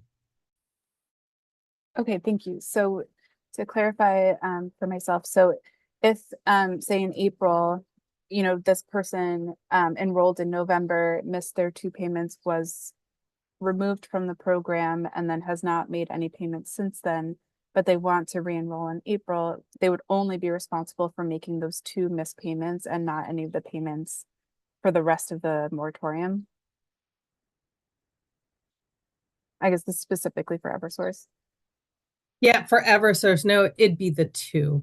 They were on the program and they missed 2 payments. Anything after they were not on the program is not considered as a missed payment because they weren't enrolled. Okay, great. And so those the bills for the remaining however months of the moratorium, those would just be added to the customer's arrearage? So that they're not on the program. So yes, it is their total balance is constantly accumulating because whether adding to the arrearage or not, let's look at it as the customer's total balance, which would be eligible if they get back onto the matching payment program. It's going to be eligible for forgiveness. So if they're not on the program and each month they're billing, if they're electric, they're billing at a discounted monthly bill because of the low income discount rate, everything that is accumulating and unpaid, if they get back on the program, that's just going to be part of, what we would match or forgive when they make the monthly required payments. Great, thank you. And so with the 12-month period of, you can re-enroll twice within a 12-month period, for each of the companies, can you clarify if that is from the start of the customer enrolling, kind of the 12-month clock starts running, or is it like a calendar year or every, November 1st to October 31st? If the companies could just clarify for that. For MPP, we're not limiting to to twice a year for the customer to be enrolled. So if they, I don't know, enrolled in November, fell off in January, made up their payments, got back on, missed, I don't know, June and July payments, got back on, missed August and September payments, they could get back on. We're not limiting it to only twice as long as they're making up their payments. The twice, maybe a confusion, with the flexible payment arrangements, which we're limiting, we limit to twice in a 12-month period. Okay, thank you. And is that the same for Eversource? Yeah, So go ahead, Teresa. yep, so if they did fail, they can get back on the program. Of course, making sure, you know, what are the reasons for failure? Did they miss the payments, or were they removed because of financial hardship? Did they resolve their past due balance has been resolved? But if we have a customer that's re-enrolling, they're going at least 2 more months before they miss. They could fail and get back on if they do meet the qualifications. But I think we've had someone else from our Eversource partners, and Mr. Lizama, who might provide some additional clarification. Yeah, my name is Ernesto Lizama, Credit Collections Planning and Analysis Manager. And basically, if the customer fails, from the time that the customer fails, they have 12 months to reinstate by making up the 2 missed payments. So the only requirements is the 2 missed payments. They have to be coded financial hardship, and the balance still has to be eligible. So as long as the balance is still eligible, they can reinstate twice within that 12-month period of time.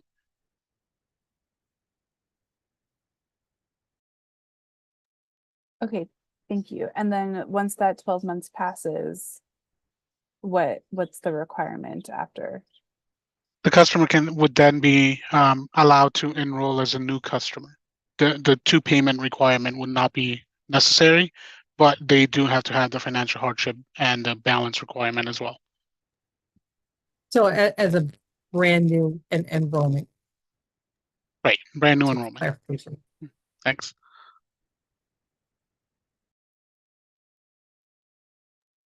Okay, thank you. And I just wanted to check in on customers that receive seat payments for oil heating. Is it possible for that to be captured under the DSS data sharing to be verified financial hardship? I was just wondering if the companies had ensured that oil heating customers will be covered by this. This is a fascinating question. So I can take this, but Dan, maybe you can back me up. So we have learned a lot about the State Department of Social Services and what information they have and they do not have. The Department of Social Services does not have, they don't store in their IT systems, they don't store that a customer has received SEEP. That information is only stored at the community action agencies.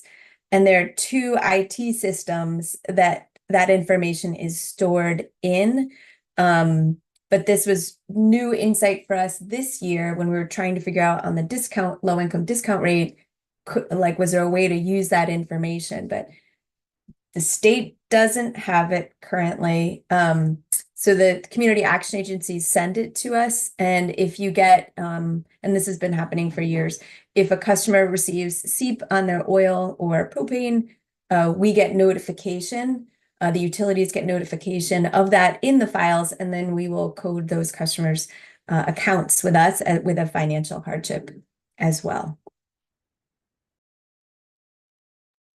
Okay, thank you. And then on the, sorry to go back to the calculation of MPP, in UI's responses, it seems that the way you're calculating MPP is looking at the retail rate at the time of calculating the MPP payment. And I wanted to check, do the companies or do the Avangrid companies have the ability to calculate the average retail rate for the past 12 months when calculating the MPP payment amount, and what, IT modifications would need to happen in order to create that change? That is not something that we can do today. We looked at that when we instituted or put in the LIDR. That is not something that we can do, and IT could not come up with that. That's why we chose that one rate and to use that, because that is kind of the average.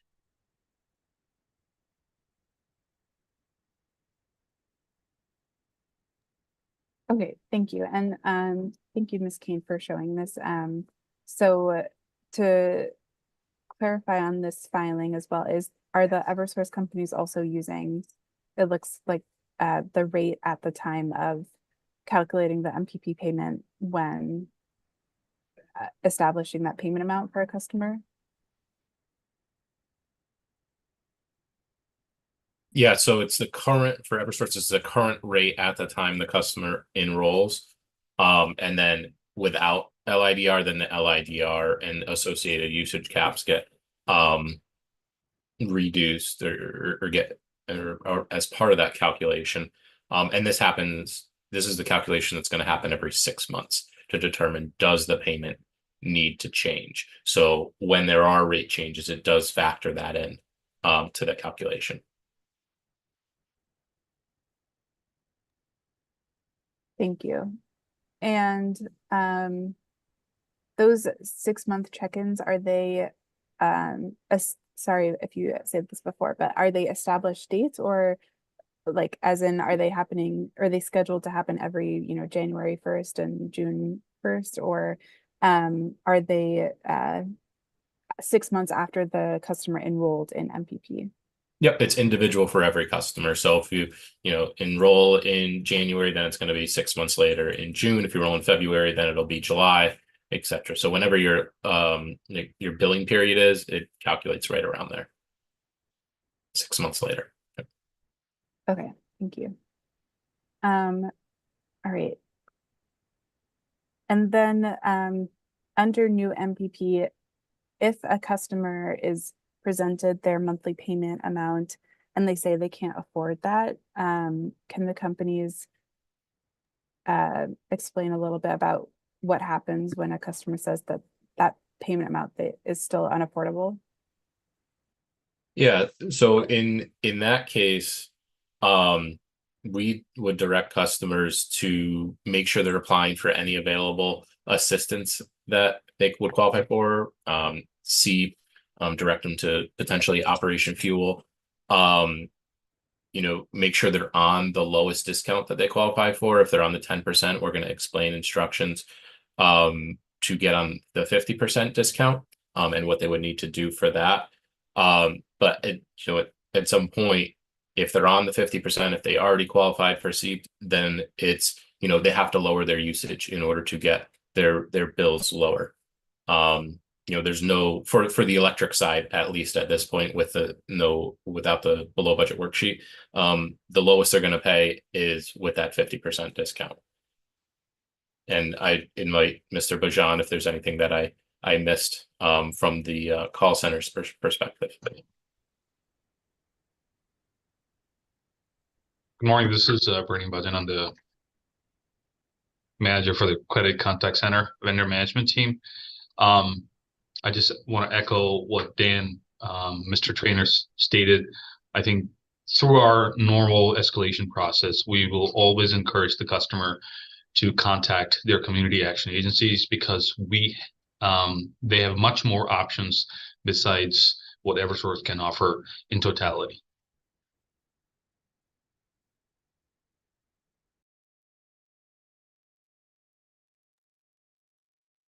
Thank you. And can the Avangrid companies share a bit?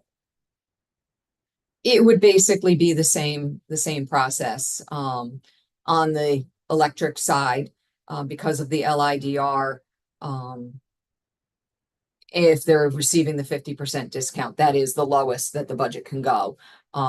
as Mr. Trainer had said, we would encourage the customer, go to your community action agency, go to Operation Fuel, all the sources, the resources that might be available to them in order to get as much assistance as they can. And then after that, encourage, energy efficiency.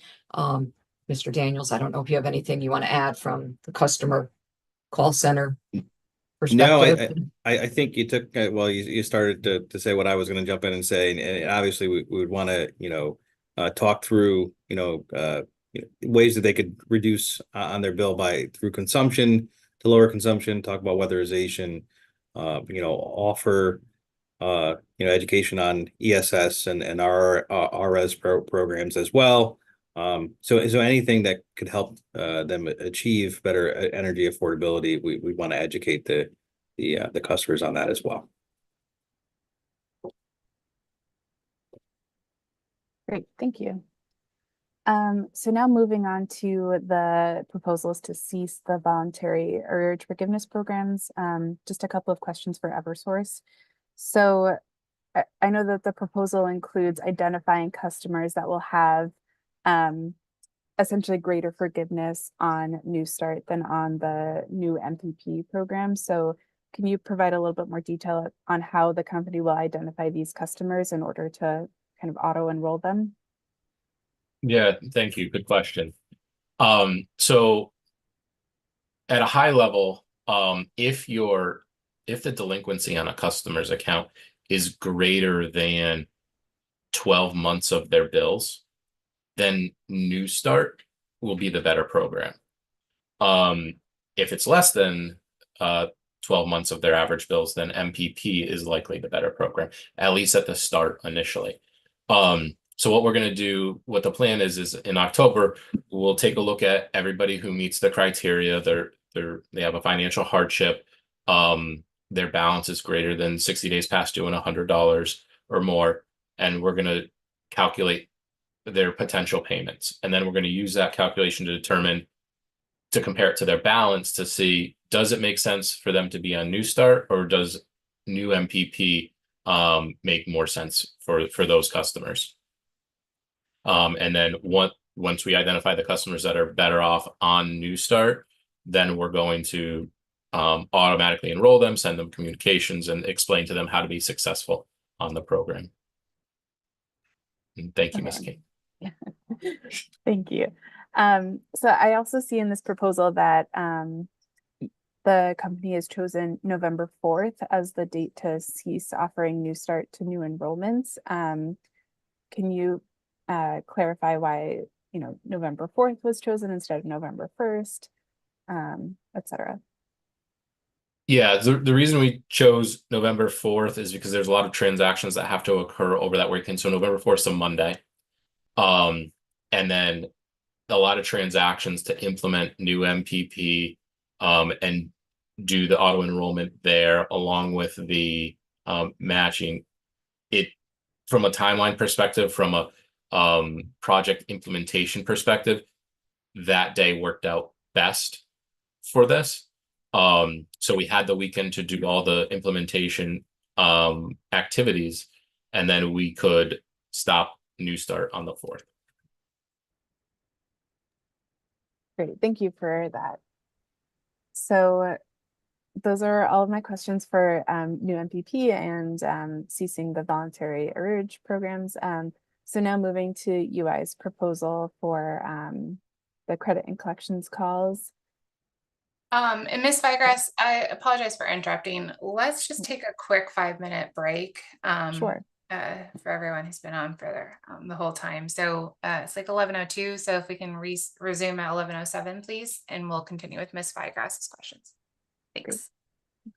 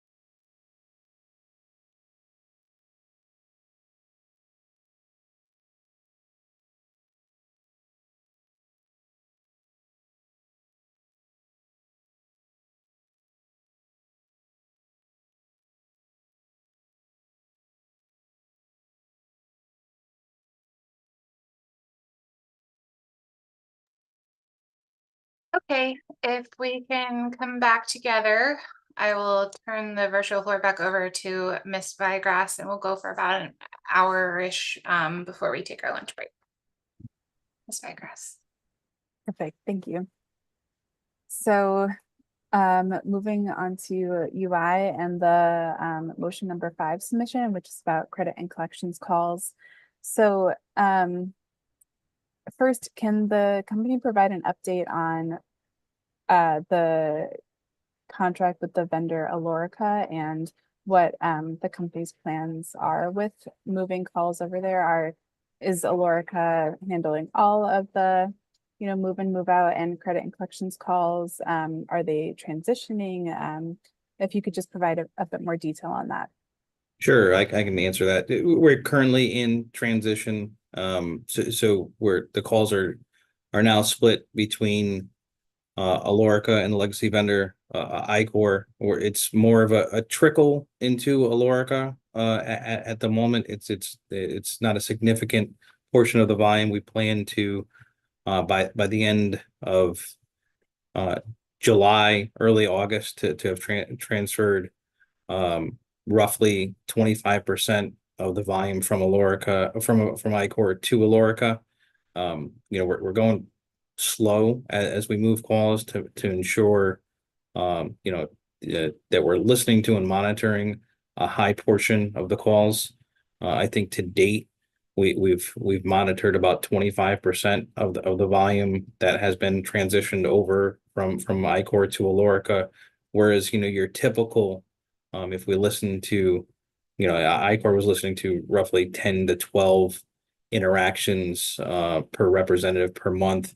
That's about a 2% rate of monitoring, and we're trying to monitor 25% of the calls to make sure that the quality of these calls is where we expect the standard to be. Thank you. And to clarify, is it 25% of all calls, or is it 25% of credit and collections calls? It's 25% of the credit and collections calls that are being transitioned over from from iCore to Alorica. We're monitoring and delivering feedback to coach agents as they work through that learning curve after so it's 16 agents that we have taking calls for UI right now at Alorica.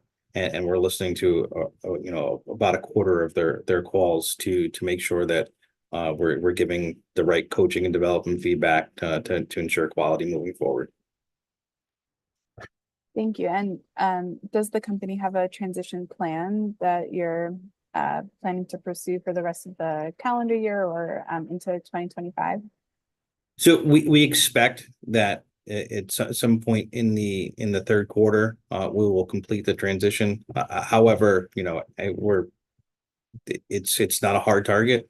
We want to make sure that the quality is where we would expect it to be, and we may slow things down, or we may speed things up. But it's going to take roughly 3 more classes to get to 3 more new hire classes at Alorica, which the classes take approximately 6 to 7 weeks, including the nesting periods.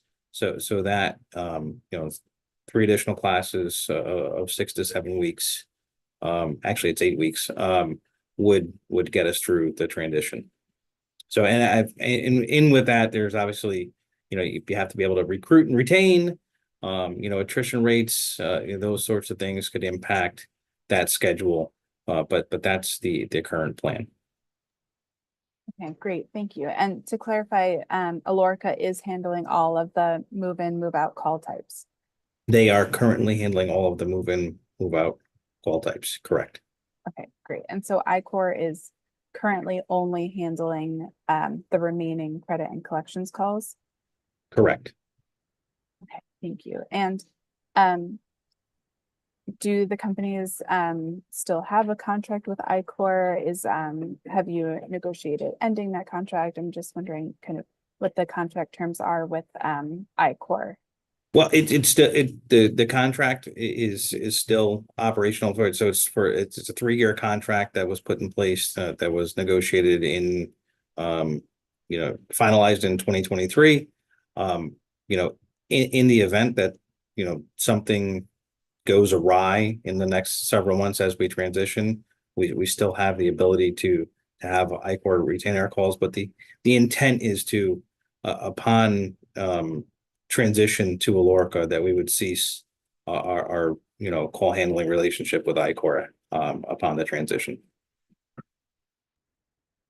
Perfect, thank you. So so even though the contract with ICOR is essentially operating from 2023 to 2026 or 2025, you don't necessarily need to retain calls. Yeah, there's a clause within the contract that allows either party to cease the contract within 60-day notice, I believe.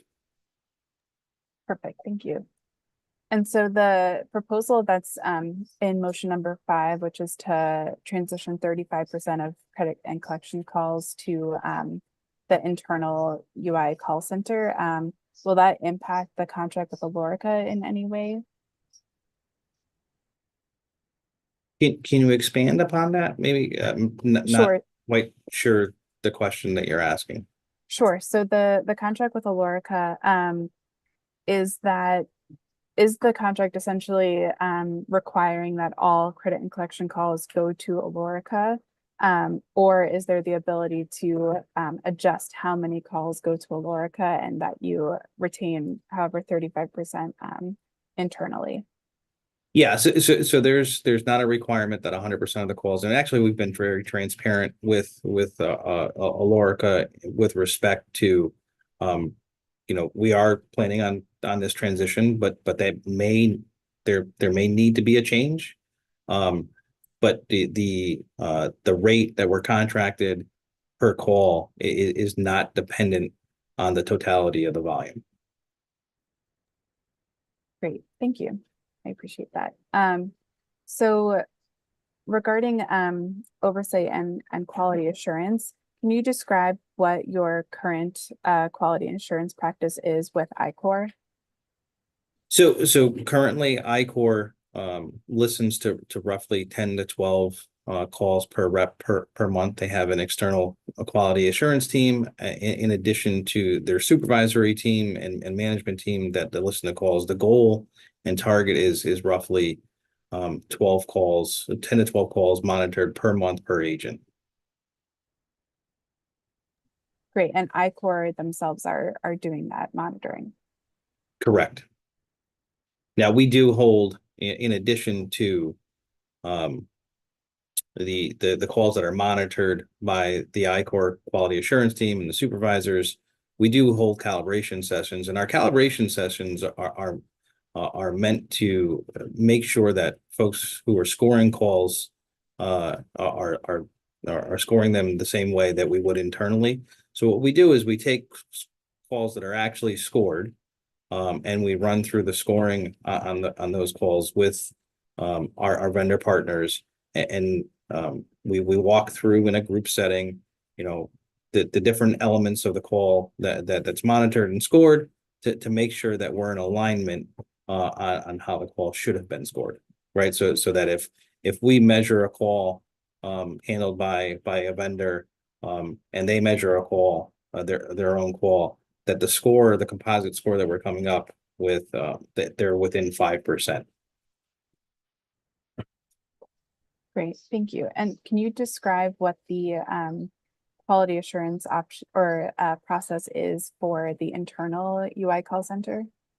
Well, so the internal center is the quality assurance monitoring is performed by and large by the supervisory team. Now our target is to have 4 calls listened per rep per month, and that's roughly when you do the math on that, right? So if you do, the current span of control, about 15 agents, 15 to 16 agents per supervisor, times 4 calls a month, times how long it takes to actually listen to and score the call properly, it's about 40 hours of work a month for a supervisor to do that. So roughly 1/4 of their time spent on listening to and scoring and delivering feedback on calls. And when you talk about delivering the feedback as well, you're probably talking more than 40 hours a week.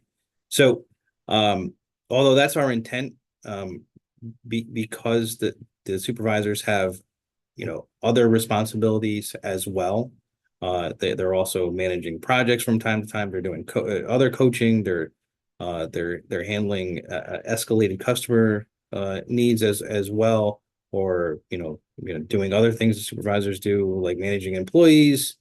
Anytime an employee has a question or needs assistance, they're providing that guidance as well. So although the intent is to listen to 4 calls a month, we find that has been a hard target to achieve, and especially in times where, like at present time, we had a supervisor transition from a supervisor role to another internal role, so we're down to supervisor. So now the span of control is closer to 18-19 to 1, and when you take that workload associated with call listening, now you're talking about, that the requirement would be roughly half the time that a supervisor is here, they're listening to and scoring calls, and that's not really a reasonable goal for a supervisor to have, considering all the other functions that they provide for the company.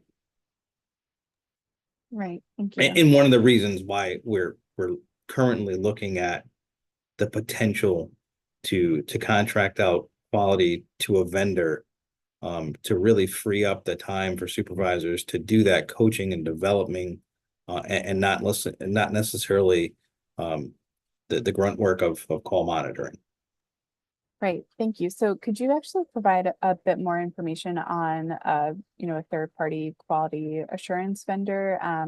So how would this vendor perform quality assurance, and how would it compare to the current quality assurance that's performed by UI? Yeah, so very similarly, right? So the intent, anytime that a vendor is listening to our calls, the first step is they have to go through training. They need to become to some degree SMEs on the processes. They need to understand what is required on each call. They'll obviously have access to all of our training material, but and they'll also have a prescribed form, right? That'll in detail tell them what they need to be looking for on each call, as well as a module or document, dictating what are the requirements, where there might be discretion on scoring a call, and outlining specifically what we're requiring for agents to do on each call type. So we'd take them through that quality module, as well as our soft skills modules, to understand all those requirements, and then they would begin listening to and scoring calls, in addition to participating in our calibration process, which the intent there is to make sure that regardless of who's listening to the call, we're listening for the same things and scoring them the same way, so that it's transparent, or it's not impacted by the party that's listening to the calls. And I just wanted to clarify that Nick described very well the process typically that an external vendor provides, but that we are in the very early exploratory phase of this. We haven't made any decisions. We're looking at it from an Avangrid wide, networks wide, so including the other jurisdictions, what possible solution we have. So I just wanted I know there were some more specific questions in a couple of the interrogatories, and we just really haven't worked through details of this. We're aware that it's a service that companies provide, and we're trying to find a solution to a relatively, responsible cost solution, because as you can imagine, simply just adding additional calls to be monitored by rep by month requires resources. And so we're trying to find the most cost-effective way to try to increase the number of quality reviews and yet not drive additional costs into the business that would be passed along to customers. So in the event you have additional follow-up questions on the quality vendors, we'll try to answer them based on our experience with sort of best practice and what's in the industry. But I just wanted to clarify that we haven't done that extensive research as of yet. And the intent obviously is to be able to or to look at solutions that allow us to monitor a higher number of calls. I mean, when you think about a typical agent, which handles between 600 and 700 calls per month, if you listen to 4 calls, that's less than 1% of the calls that you're listening to. So we want to be able to increase that number so that we're have a better understanding and a higher degree of confidence that the calls that are being handled are being handled with quality. Okay, great. Thank you so much. Chairman Gillette, those are the end of my questions. Thank you. Let me just check with the rest of the team. Ms. Dumaine, do you have any questions? No, thank you, Chairman. All set. Okay, great. I would like to start with some questions, and then if we reach a stopping point for our lunch break, otherwise we will open it up more broadly.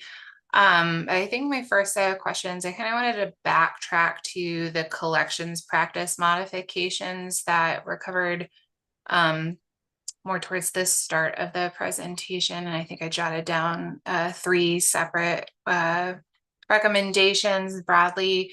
I think my first question is just generally, I know that we had the parallel effort running in, I think the docket was 220316 REO2. There was the working group led by OCC, and I had started reading that report, but must confess I have not made my way all the way through. So I apologize for this question, but I think my first question is generally, were the 3 recommendations that you covered here vetted by that working group or covered in that report? So first question.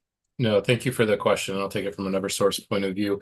In that report, it primarily focused on wage garnishments for customers. So the legal process where a customer doesn't pay for a lengthy period of time, accumulates a high balance, and then the process goes through the courts, and then a potential wage garnishment could take place. And that was the primary focus of that docket in that report.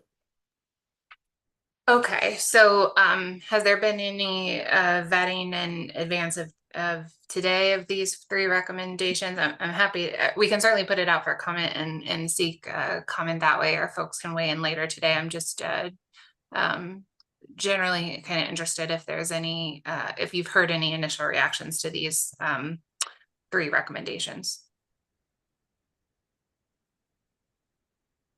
From other parties, are you referring to? Yes, like either if you put them, I guess I'm not sure that you would put it through your voice of the customer, because it was my understanding that that was kind of communications focused, right. But if you informally talk to advocates, or just if you had any initial reactions to share.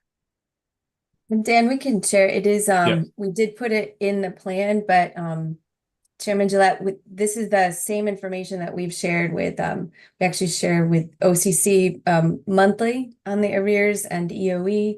We've shared with legislators, we've shared with the governor's office over the last year. So we want to make sure we're sharing the same story on here are the things that have changed. So we've consistently done that. And I think all stakeholders are supportive of finding ways to lower overall costs for Connecticut customers. So that's why we brought them here as well. But they are in the plan, the 3 numbered 1, 2, 3 there, and I can pop up the plan. We did file them as well, so I just made them shorter for the PowerPoint. Great, thank you.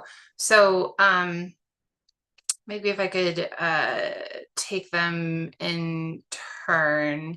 Well, actually, the 3 recommendations that you had, is there any consequence to the numbering? Like, is it the first one's your first recommendation, second, third, or it's just they're there? And if one of our folks could share so I can speak better, that would be great. I have it up, but so we did list these, and Dan, we debated including a statement about priority, and we didn't include that statement, but generally they were listed in, well, all three were more important than the ones in the table above.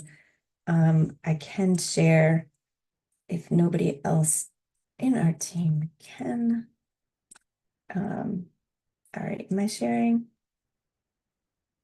Yeah. So, yeah, these were all the items. And so while many of them, we knew where the authority and stakeholders' priorities have been in recent years, so we tried to avoid the ones that would likely be most near and dear to the what has been helpful for customers to lower the amount they have to pay. And that's where we focused. That's where we focused on these three, but they aren't necessarily in priority order. Part of the issue is over the last 4 or 5 years, when things changed at the same time, you can't isolate a variable and say, what's the specific financial impact of this one attribute? In different times, if you change one thing at a time, you can look at a before and after. But we know it is making a difference, especially with that steady state non-hardship on arrears amount that's staying at that like steady state around 3 times higher than it was. So we looked at those practices, knowing that this year, since the moratorium has lifted for financial hardship customers, we thought, let's let that play out, because it will bring down those arrears. Or at least it should begin to flatten, and it hopefully will bring down the arrears, and it will over time. But we said, let's focus, that's enough of the focus for this year on customers with a financial hardship. Let's focus on non-hardship. That was how we came up with like the areas to focus, if that helps. That helps a lot. I think you touched on the next question I had, but kind of in the inverse. And my question when I saw these three was how we were going to be able to evaluate the effectiveness of approving one or more of these recommendations if we did all three. And I recognize the inverse of that is what you just said, which is we couldn't do it in the reverse. But maybe if either of the companies have given thought to if we approved more than one of these recommendations, like what metrics, like how would you tell us quantitatively at the next evaluation cycle whether the implementation of more than one of these recommendations was effective? Overall, we'll still see that arrears curve start to come down, but Dan, you might have some specific thoughts on the measuring. It's hard to isolate the attributes, but there's some data that could be created to support it. Go ahead. Yeah, I mean, and these three items, I think, lend themselves a little more for measuring like that. Like for example, in the first one, requiring an increased down payment requirement versus the 5 or 25%. Like we can look back to the years. Really, 2023 is probably our best year to look at, and because it's a full solid year of having the rules in, or I believe they went into effect in July 22. And we can look at that year and say, what was the average down payment, right? And if, say, these rules were to change to something different on November 1st, pick a date, we can then look at that period and say, all right, what was the down payment from November 1st to whatever date, to see, is that down payment, did the changing of the down payment requirements overall increase the down payment and then have an impact in lowering the AR? That's the piece that might be a little difficult. We can look at overall average balances for these customers. We can look at overall, like I said, overall AR is a little harder, but look at just paying customers on a payment arrangement. we can isolate those and look at different statistics within that. How much of a percent of their total past due balance did they pay, whether they were successful or not on the payment arrangement. Maybe they made 2 payments and then fell off. Maybe they made 3. That's still going to be likely a higher percentage of their past due amount that they paid if we were increase it than where the rules are today. Same thing with number 2. Like, what was, if we did disconnect somebody and they ultimately reconnect, what was the percentage of their past due balance that they paid, in 2023 versus now? And a lot of those data points we have, I believe it's in CAE 09, where we compared 2019 pre-COVID, like the first full year pre-COVID, prior to pre-COVID, to 2023, and you can see the difference in some of those statistics. So it would be kind of a similar analysis that we would do that we did in CAE 09. I really appreciate that. If we follow up with an interrogatory that maybe asks both companies to articulate what metrics or data you would propose tracking for each of those 3 recommendations, I know that's easier to know up front as opposed to us asking for the data after the fact. So I think we'll follow up with that. So I'm not posing an action item immediately, but I just want to make sure that that kind of question or thought is clear, because in my mind, I would want to know things like how many months of data you think we would need in order to effectively analyze it. Like, could we implement it November 1st and come back and evaluate this time next year? Like, so I'm kind of going to try to craft a question for both companies just to get you thinking about it now, if that makes sense, or if you have any clarifying questions ahead of time. I think that makes it. We like data to make sure what we're doing is effective. Dan, I'm just pulling up CAE 009 to see if there was anything that were data points provided in here that would be good to not only just measure for 2019 and 2023, but after, if changes are made.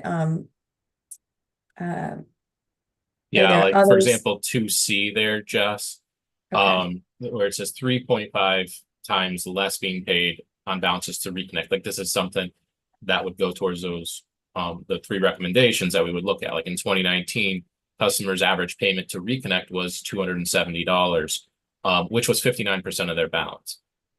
Last year it was 17% and $220 of their $1,300 average balance to reconnect. So like, we can do comparisons like that to see, all right, what is the changes in rules due to some of these statistics? And it's a good question on how much time do we need. I think we'd have to go back and kind of think about that on what it's got to be more than a month, several months. I would suspect on payment arrangements it might need to be a little longer to let them flush out. But we can take a look at what we think the time needed to have a good sample size. And some we can begin reporting even monthly in the months ahead, because some we'll see an immediate effect from for the customers on the amount to pay to avoid disconnect and the amount to pay after disconnected. That'll show, some things will show earlier than others, at least provide indications. Got it. Thank you. And this interestingly, the statistic that you just ran through, Mr. Trainer, kind of leads into my next question, which is my only concern about percentages, or I shouldn't say my only concern, the concern that popped out to me when looking at the percentages is that it sort of it ignores the fact that total bills have been trending upward. So assuming that I caught the numbers that you ran through, like 17% of the bill was $220, and last year's was like a much higher percentage, but $270. The 220 and the 270 weren't that different, but the percentages were very different. So I don't know if I'm making just a comment or observation. I'm just wondering if the company any of the companies can opine on kind of like how you identify those percentages and whether there's a way to recognize just that, the phenomenon of just total bills increasing and the percentages might not necessarily capture that nuance. Chairman Gillette, I think it is important to both capture percentage and nominal dollars. I think the percent paid would be, if there's a policy change that can change quickly, but over time, it will take time to reduce those past due balances because now they've been a few years in the making. But I think it is a combination of looking, and it is important to look at both because it can tell a different story depending. And so the combination would be good to look at, I think. And additionally, what we can do, since obviously there's been a lot of, rate changes since 2019, things are different. What's the average customer bill? So like a 750 kilowatt average customer bill is, I think it's just over $200 right now, where in 2019 it might have been 160, 150 range. I don't recall, but that's something we can look at. So we can look at, all right, how many average bills is the customer behind, right? So the 1300 is, 6.5 average bills, where the 460 might be, 3.5 or whatever the math works out to be. So that's something we could do to somehow normalize it, given the changes in rates over the years, if that's helpful. Yeah, I really like that, the normalizing concept. If both companies were able to do that somehow, like that data point of how many average bills is a customer behind might be really interesting, because the conversation we're having, like the 75% versus what is it currently, 50%, like I worry that 50% is all that's achievable or affordable right now for customers if the total bill has increased so dramatically, and probably the 50% isn't necessarily affordable. So maybe looking at some of these supplemental metrics about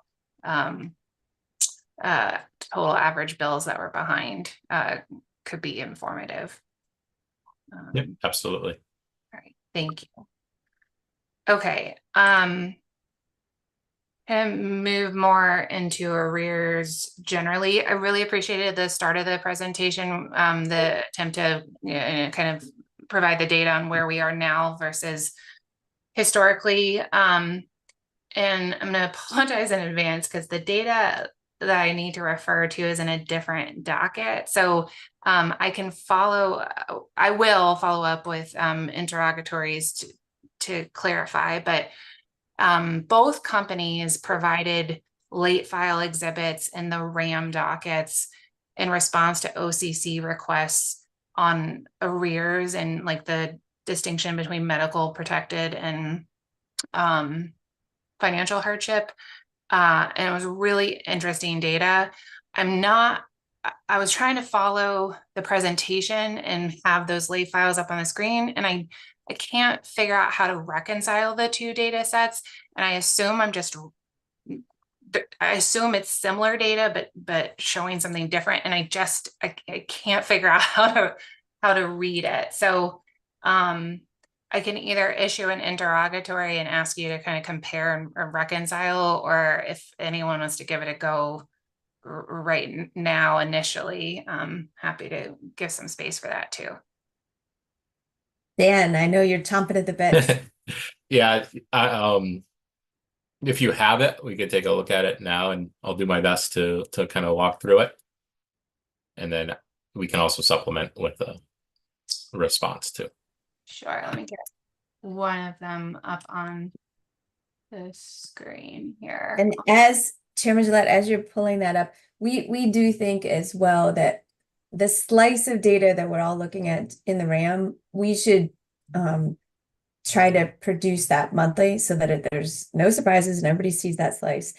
Financially, there's some technical capabilities downstream on whether the dollars are financial hardship versus non-hardship, that in our upstream customer information system, it doesn't have that.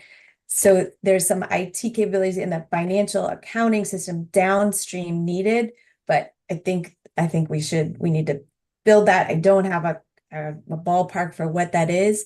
But this should be avoidable on each year being, seeing new numbers only in the RAM. We should look at them each month in the same aging, and usually it's around aging, and the timing of both the arrears and the timing of the financial hardship customers, like on and off, and medical hardship. I'll let you, Dan. Yeah, so in this response from the RAM docket, this is showing uncollectible expense. So there's a difference between uncollectible expense, which is what we see here for the first half of 24 and 23. And then on the charts that I was showing in the presentation earlier, which is accounts receivable. So as part of accounts receivable, it's whatever customers owe that are greater than, in those examples, 60 days that are not written off yet. So a customer could be, 300 days behind and their AR is included in that chart. What this uncollectible expense is, what's on the screen now, is it's dollars that are from hardship customers, medical customers that have reached greater than 180 days. It's the net change of dollars over 180 days. So if you look at May 2023, you see a negative 2.8 million there.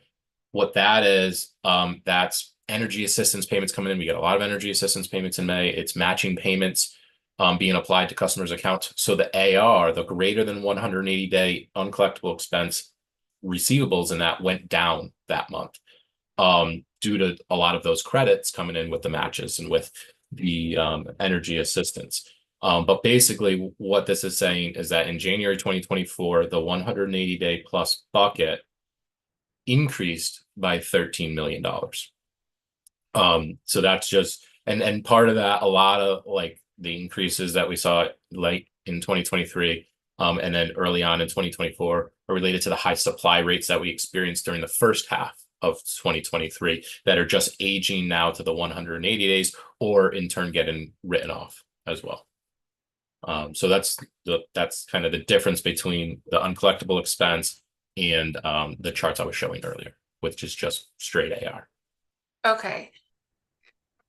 Really helpful. So can I say this back to you, maybe oversimplified, but like, so the late file exhibit from RAM that I was showing is what's being asked to be recovered in RAM because it's exceeded the 180 days. And if my recollection is correct, if you ever do recover that, it would be credited to the same accounts in RAM. That's but what you're okay, cool. And then the presentation that the data in the presentation that you were showing earlier, those are we're still actively trying to collect that from customers through the in-house collections practices. Is that correct? It's correct. And let me just add that in the uncollectible expense, the portion of the accounts that are greater than 180 days, we're still trying to collect those as well. That's why you see the negative in some situations. Like, obviously we just started disconnecting customers that are financial hardship a couple of months ago. And if customers all of a sudden start paying, you could potentially see that, like Jess said, begin to flatten, or, we're hopeful that it would eventually start to decline with customers having more affordable bills with a discount rate. So there's some overlap there, because in the greater than 60, you also have greater than 180 AR. So there's a little bit of an overlap in those. Okay, awesome. So how long after the month do you need in order to supplement the data? So the charts ended in April for Eversource, and I want to say January for the UI or the Avangrid companies. So if we asked an interrogatory that was due in August, could you update the charts that were in like the slides the first couple of slides, like 6 through 8 or 9. Could you update those through July if we asked it due in August? Yeah, we would need, from an Eversource perspective, we would need by August 15th, we can get that. The accounting books usually take a week or plus to close. And then we need a couple days to put it together. So August 15th, we should have the data through July. And that would be the same for Avangrid. We would need until approximately the 15th to get the month end numbers. Okay, that's helpful. I think we might pose that as an interrogatory due later, and maybe ask the companies to opine on whether there's any significant trend that you can observe since the shut-off moratorium has concluded. I don't know if that would, if 3 months worth of data is sufficient, but it'd be interesting if we could note any trends since. But yet seen that trend turn into that in June May we started very light, very light, because we didn't know after the 4.5 years what the customer's response was going to be. Even if we, if we completely did nothing, we just had no idea what what the response would be. So we're not seeing issues yet, but we should be able to see the June data soon. We have not seen it even internally yet. Thank you. Okay, changing tact a little bit to the new MPP. And I heard in the presentation, and I think I read it in your filings, that you needed a decision point by August 15th for a couple of things. If tied to that November 1st date. I guess my question for both companies is, have you thought about, to me, that tells me that the request would be for an interim decision from Pura and the docket, which we certainly hadn't been planning on internally. I'm a little concerned about the ability to execute on that in conjunction with the new MPP decision being kind of interlinked to other aspects of the docket. So I'm not saying no, but like, can we take the hypothetical for the moment that like we can't make August 15th and that we couldn't get you a decision until the planned decision date in this docket? Obviously, you couldn't make November 1st at that point, is what I'm hearing. So is the rough lead time that you need, what is that, 3 months or 3 months, or like something else? It would be helpful to understand how you got from August 15th to November 1st if I can't make August 15th. We can totally appreciate that. The August 15th was so that we could then have the supporting document communication prepared and going to customers in advance. But if we're going to do the auto enrollment of all customers who would be better off on New Start versus MPP, we would start that in October, and it would take the month of October to do it. But we'd want to communicate to them in September. Separately, since New Start is different than MPP, if it's helpful, we could submit as a motion for discrete approval on that, but we know that they're kind of bundled, and we're concerned that if we go live on November 1, we don't know how to, it's hard to explain with informed stakeholders which program they'd be better off on. It's going to be really hard to explain to customers, and it changes a few months in, so or can change for each customer. So we want to make it easy for customers to understand. And we thought we were reading the tea leaves on, hey, it's heading in a direction to retire New Start and BFP, but procedurally, whatever makes sense. And we of course want all stakeholders to be able to weigh in on pros and cons. And but if we need to remove it by November, we need lead time to talk to customers, and we want to be able to do a final auto enrollment into New Start in October, and then communicate prior to that, if that helps.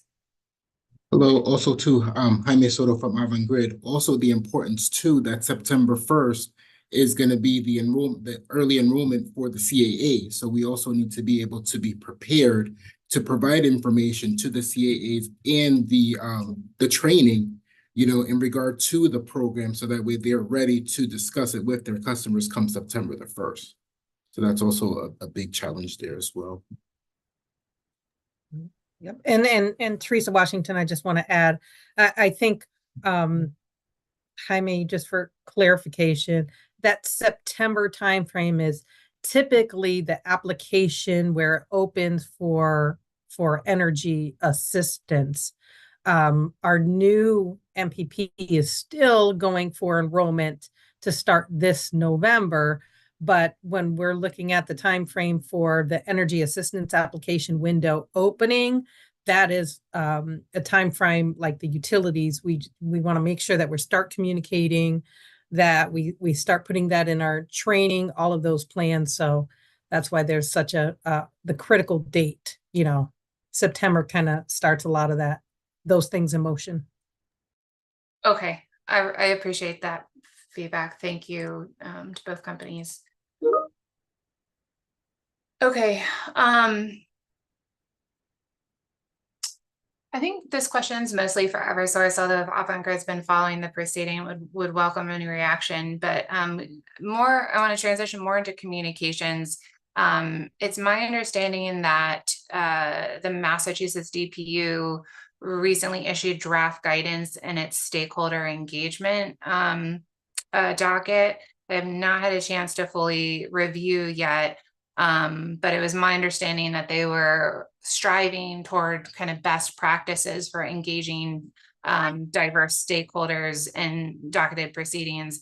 I'm wondering, assuming that Eversource, I'm sure you actively participated in that docket or might be reviewing the draft guidance, wondering if there's anything that you would flag for us either today or happy to provide a written comment opportunity. Just wondering if there's anything that you would recommend that we kind of consider as we continue to pursue best practices in communications in this docket. Chairman Gillette, I love that question. I'm not aware of the draft guidelines, but I did kick off for all the joint utilities in the energy affordability docket that Massachusetts had. There are a few things that stood out for me that were unique.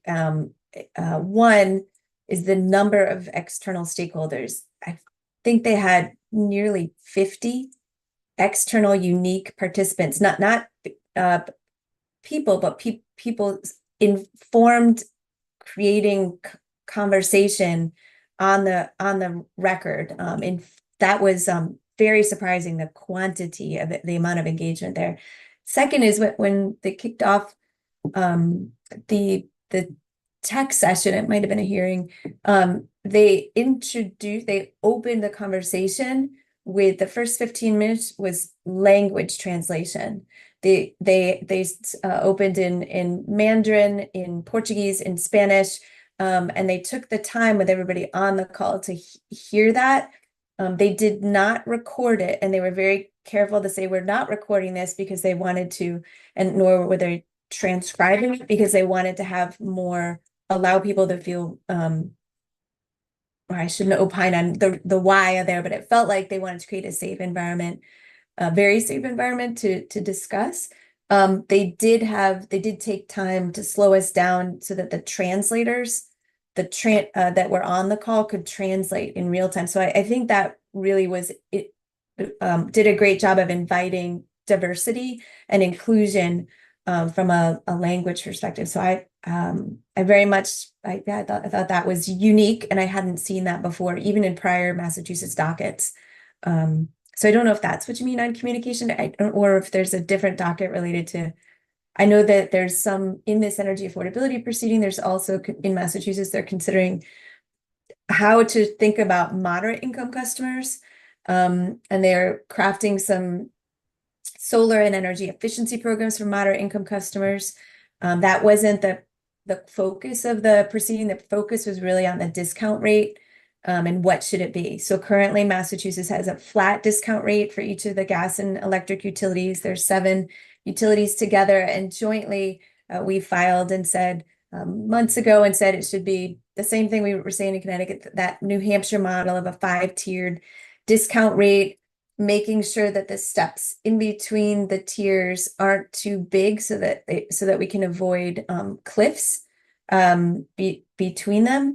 And then we did share as well kind of the unintuitive or unintentional consequences. For example, the shift from gas to electrification, whether it's electric vehicles or, getting rid of oil tanks and instead going to split mini ductless systems. Like, how do you think about that when it comes to usage caps?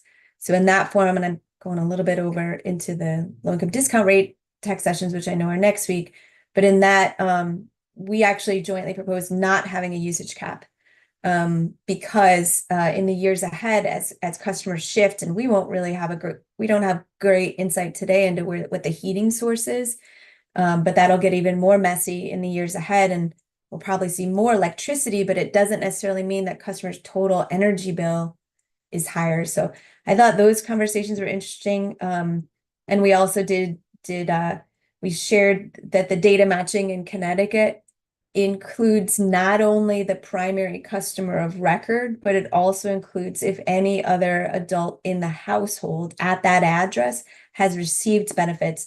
That's a little different in Connecticut versus Massachusetts, and has that one as well. In the discount rate docket we talked about, it might have reached a group that we hadn't been intended before. And the big challenge that Massachusetts has is the same one that Connecticut has.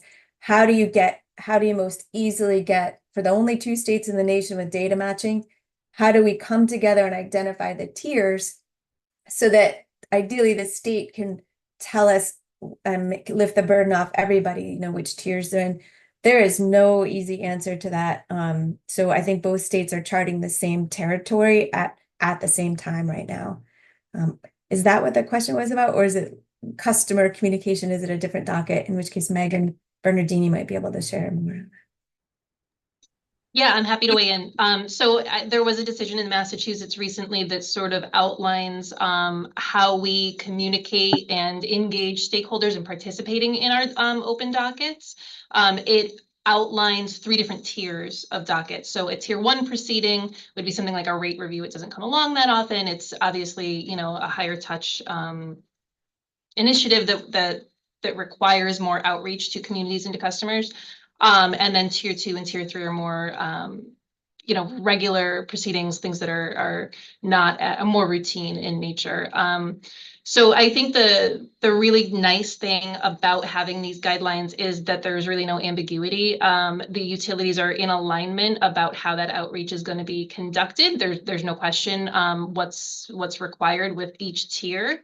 There is special consideration for EJ communities, and as Jess said, for language translation, and it does give the communities some input into the languages that are used and to request languages that are maybe outside of the standard languages that we would translate in. So there is, it opens the door for more collaboration with our communities who want to participate, and it gives customers the opportunity to participate in those dockets, especially those tier 1 proceedings that would have a larger reach and impact. Thank you both. I appreciate that. Anything else on that question? I want to make sure I'm not cutting anybody off. Okay. To Angela, I think next week we'll add more when we go into the discount rate. We'll share some kind of ahas or potential solutions that we might be able to draft off of this. Awesome. Thank you. I have one last area of questions, recognizing that I could maybe open a can of worms. So I'll say that I do want to take the lunch break by 12:15. So if we don't get through this question in 14 minutes, we can pick back up from lunch. So the question is kind of like an open-ended. I want to provide both companies the opportunity to weigh in here. So kind of building on this question about communications. And I think at the outset of your presentation, you noted, Ms. Kane, that there was a lot of attachments dealing with, the dozens of orders that we've issued in the affordability decisions over the last couple of years. if you'll indulge me and take this question, both companies, if you could please take this question in the spirit of intellectual curiosity. I really want to provide a space for you to opine on if you've given any thought to which of those orders you would strike. Like I feel I'm gonna have a little bit of a monologue here for a second, if you'll indulge me. I feel like we've both been approaching this in two different ways. You know, for the past couple of years, what you've seen from Pura is additional orders, trying to get further towards what we're going for, which I think we all share the goal of more effectively communicating with customers. And we felt like we needed to issue an increasing number of orders because we're just not getting what we're after. And then on the other hand, and I don't want to speak for you all, but what I think I'm hearing from you is it's tough because you're now reacting to a number of orders that then make you feel constrained. And I'm worried that we're both missing the point, even though we share the same objective. And so I just like really want to provide a space. Like, have either company given a very detailed thought to like wiping the slate clean of some or all of the orders and starting over, how we would do that? Like, I feel like we're not, I think that's my cat chiming in if you heard it, but I feel like we're just not there. And I don't know if you feel the same way, but the communications that we're reviewing as part of your plan, I feel like we're just not there. And I don't want to keep trying the same thing. So I'll stop there. Ms. Kane, I'd love to hear from you, Ms. Walzonek or Ms. Rosso. Just, you know, and we can pick this back up after lunch too. I love that. Love that. We should end here because it's not going to get better than that question. Just stepping back and saying, how can we do things a little differently to get to both of our objectives, which are for the good of our customers, right? I do think, and we have not stepped back and looked at each of the orders to say which ones would be stronger without them. But I do know that with the quantity of orders, we are so afraid of non-compliance that that's become our number one goal. Is if Pura has approved these words before and other stakeholders have told us to use these words versus this word, minimize the change so that we don't get in trouble. And that's not where we want to be. We do not want to be order takers in the way that we have been and that we've had to be, but we're very afraid of non-compliance. What we would love to do and what we do in the other two states, and it's fulfilling and way more awesome, is using that voice of the customer. And Megan can chime in here too, but using that voice of the customer, if we could use that for every high volume recurring customer communication, if we have the room to do that, and then use words that the customers say mean something to them or are not confusing them consistently. We've been trying to do that, but sometimes we're the discount rate one, where we know, okay, we're not allowed to communicate that there's a cap on the discount rate, and we're afraid for non-compliance. But then coming into June and July, we're like, but if we don't communicate, all these customers, they're going to blow the lid on their usage cap, and they're going to think we lied to them. They're going to think that we told them it's a 50% discount and it's not. So I think we can avoid like the motions in between if it's just some of that freedom to let us test it and use images and use words. And also we started to use artificial intelligence as well. Like take the language. Previously we were running it through the Megan, I know there's a name for that thing that tests the grade level, but the artificial intelligence applying to it as well, it can change the tone, it can change the grade you're aiming for. There's been a lot we can do there, but we're trying primarily to take as little as possible, take things that have been approved and just don't be non-compliant. And I think that's what you're feeling on the other side. So I think you're right. There is an opportunity to find a different line. Megan, I don't know if you have other thoughts that I missed. No, I think you did a really great job of summarizing it. I would just say, I think with the language specifically, as Jessica said, when something's been pre-approved or stakeholders have provided that language to us, it does sort of, box us in, and we don't have the flexibility then to make a change when there is a simpler way of saying it, or customers are telling us there's an easier to understand way of saying it. So we don't have the flexibility to make those changes that would be of benefit to customers, and that they're telling us that they want to see.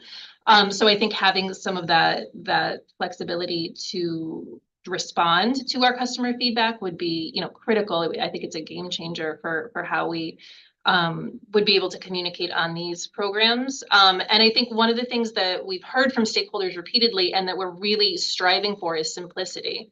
But that becomes very difficult when we're in this cycle of constant review and changes, and everyone has, their contributions that they're making to the communication itself. And it becomes sort of a piecemeal of different edits and different tones and styles. And that's very difficult for customers, right, to understand and to have to sort through. So I think kind of getting back to basics, simplicity, and listening to the voice of our customers is really critical.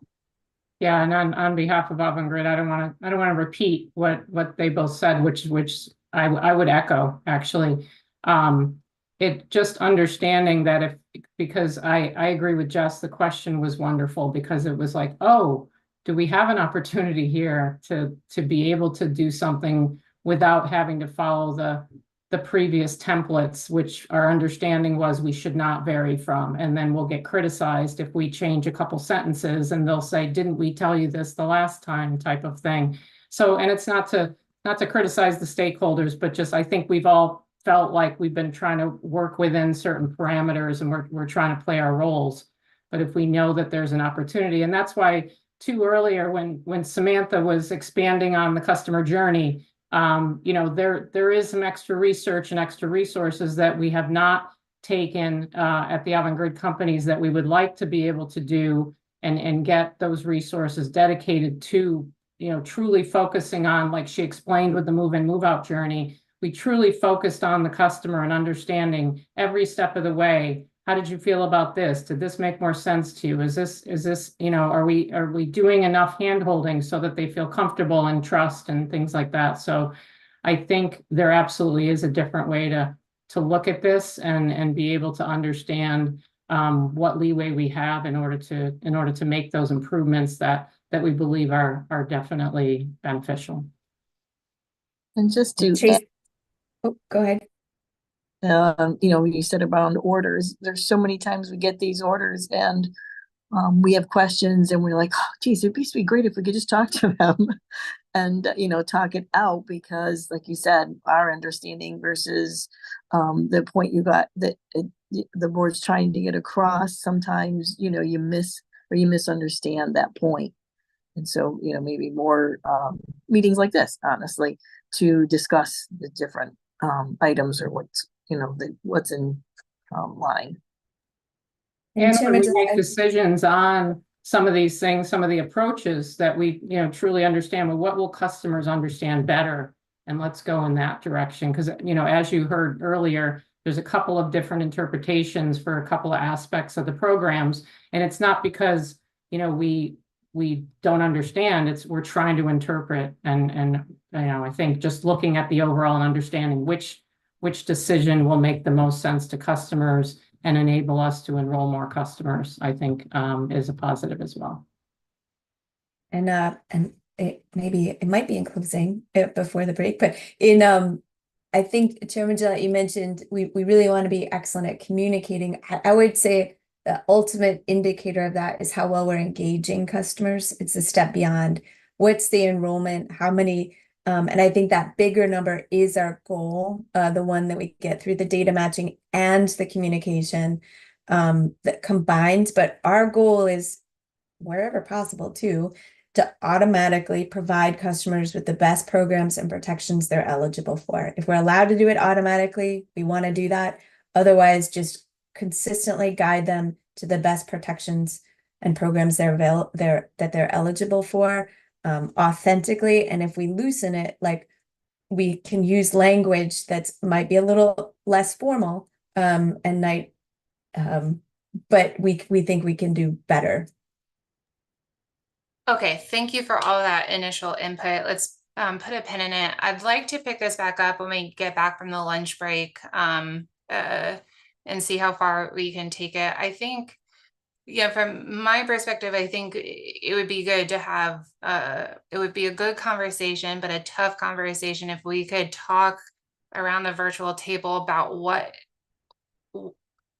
I don't want to rehash why we got where we got, but like there were certain things along the way that I know Pura reacted to in terms of receiving criticisms from stakeholders about the utility communications, not being heard or consulted. I could, certainly rack my brain for the full extent of those, but I think what you're hearing from me, speaking only from myself, recognizing that I don't have any colleagues here today, for me, I would certainly be willing to entertain a completely different approach, but what I'm not willing to entertain is just returning to where we were in 2019, recognizing that you may be doing that in other states.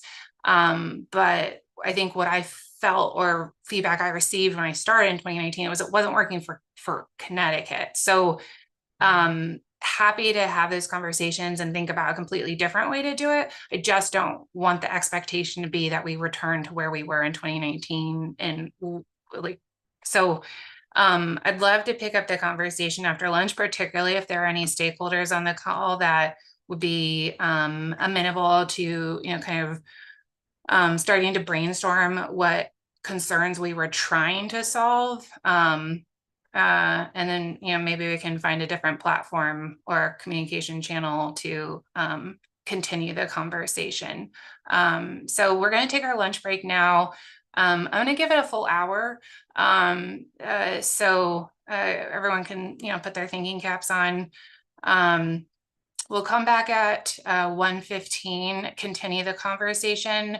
And then I haven't forgotten about the agenda. We will return to stakeholder questions after we've kind of exhausted the topic at hand, and we can definitely come back tomorrow as well.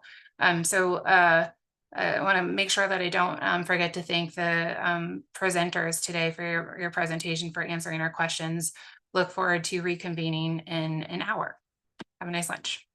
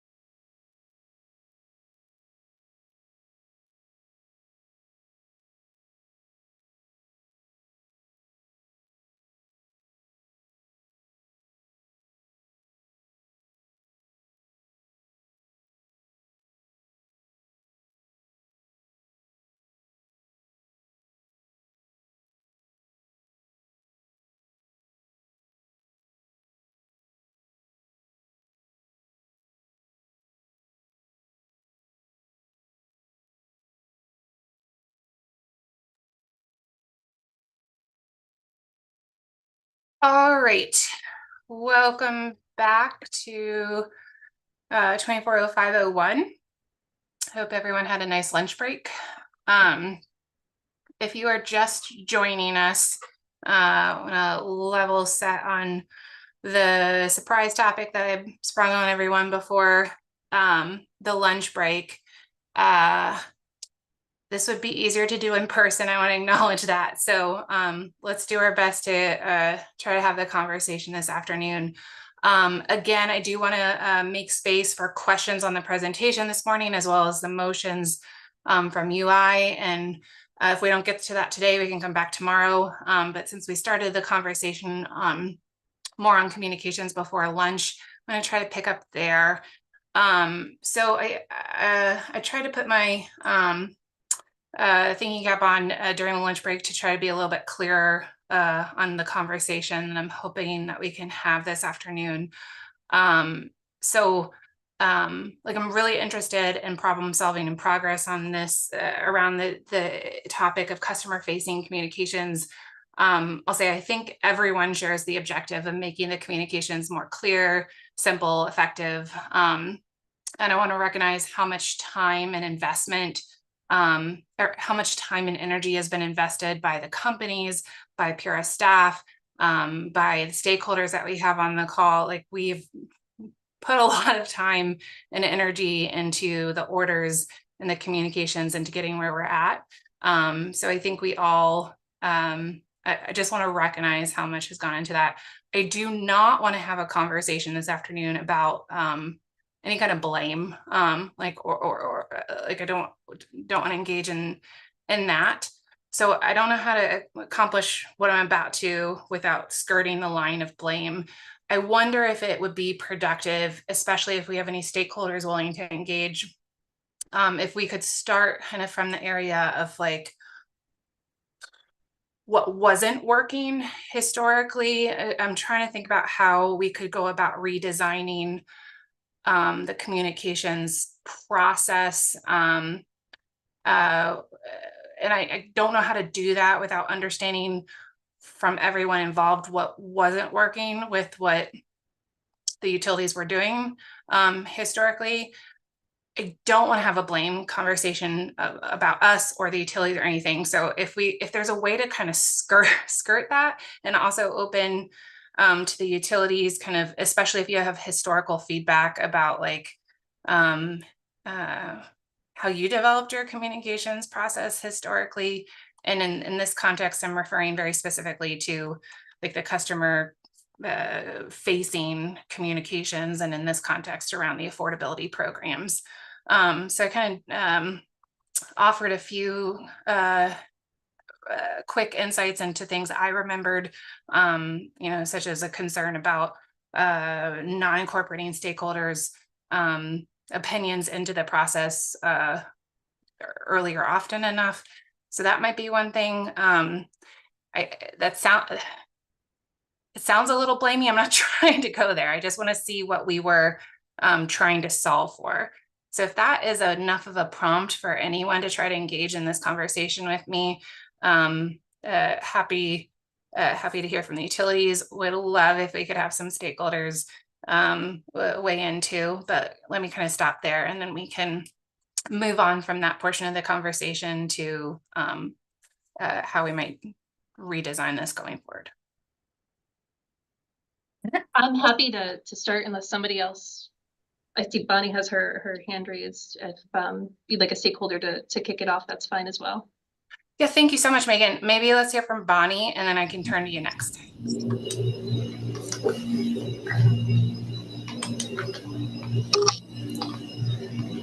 There I am.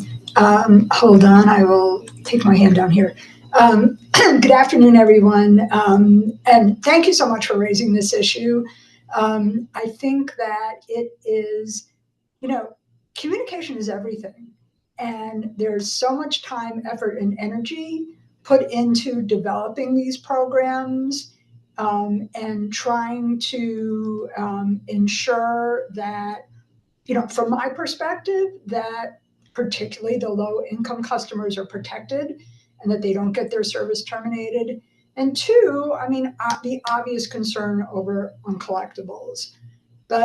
And whereas, you know, so many of the initiatives and dockets around, you know, hard paper communication, web-based communication are great and continue to be important, I think that we need to shift our thinking a little bit, and really get some expertise in this conversation in terms of how low-income communities get information, absorb information, and be able to carry that information forward. Because in my experience, again and again and again, with clients and frankly with the other social services providers with whom I work, be it social workers, community people, healthcare providers, no one understands what the programs are. Particularly the customers have never heard of hardship, have never heard of MPP, have never heard of New Start. They are put on a program and they don't understand what that is. And that influences everything, because then they don't understand what their obligations are. They don't understand what the benefits are. And so it doesn't accomplish, and then they fail. And that leads to a whole cavalcade of other issues. So I think that there, you know, we started these conversations in Sprint 4 around getting expertise, and there is expertise out there. There are companies that are particularly engaged in translating complex legal concepts, and that's what these are. I mean, this is very complicated. You know, it is a language unto its own. It is a regulatory scheme unto its own that the general public just doesn't understand. So there are people out there with expertise who know how to do this and who are engaged in sort of creative methods of communication, not just hard copy, but, you know, what are we doing with video? What are we doing with, you know, other ways of engaging and really communicating the information in a way that people can absorb? And, you know, I think that it is, and I think that this is also true, frankly, for the call center reps, because whereas training can go on, oversight can go on again and again and again, and it's, you know, there's some disconnect between what either their understanding of how clients understand and appreciate the information, but it's not happening. And I am very, very concerned about going back to a place where we start a conversation with, well, what can you pay? I mean, I think that if we are about communication, we have now put this person in a total corner, in a total box.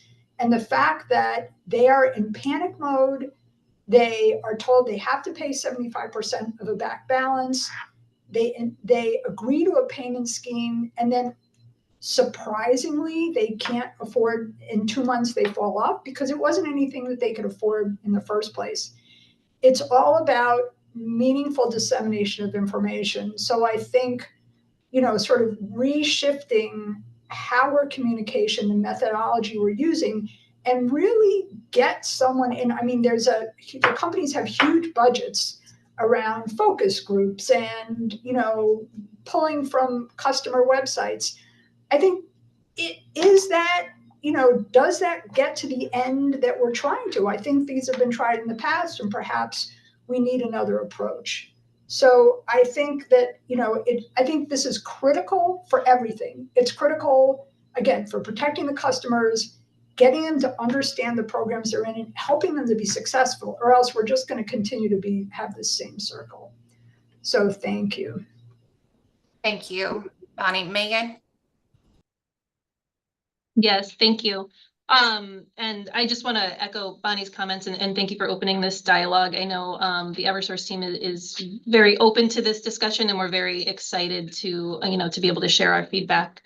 You know, I think one of the things that you mentioned, Chair, was, that we don't want to go back to 2019, and we completely agree. I think a lot has changed and a lot has happened since 2019, and I don't think there's, we could go back to 2019 or to the processes that were in place at that point.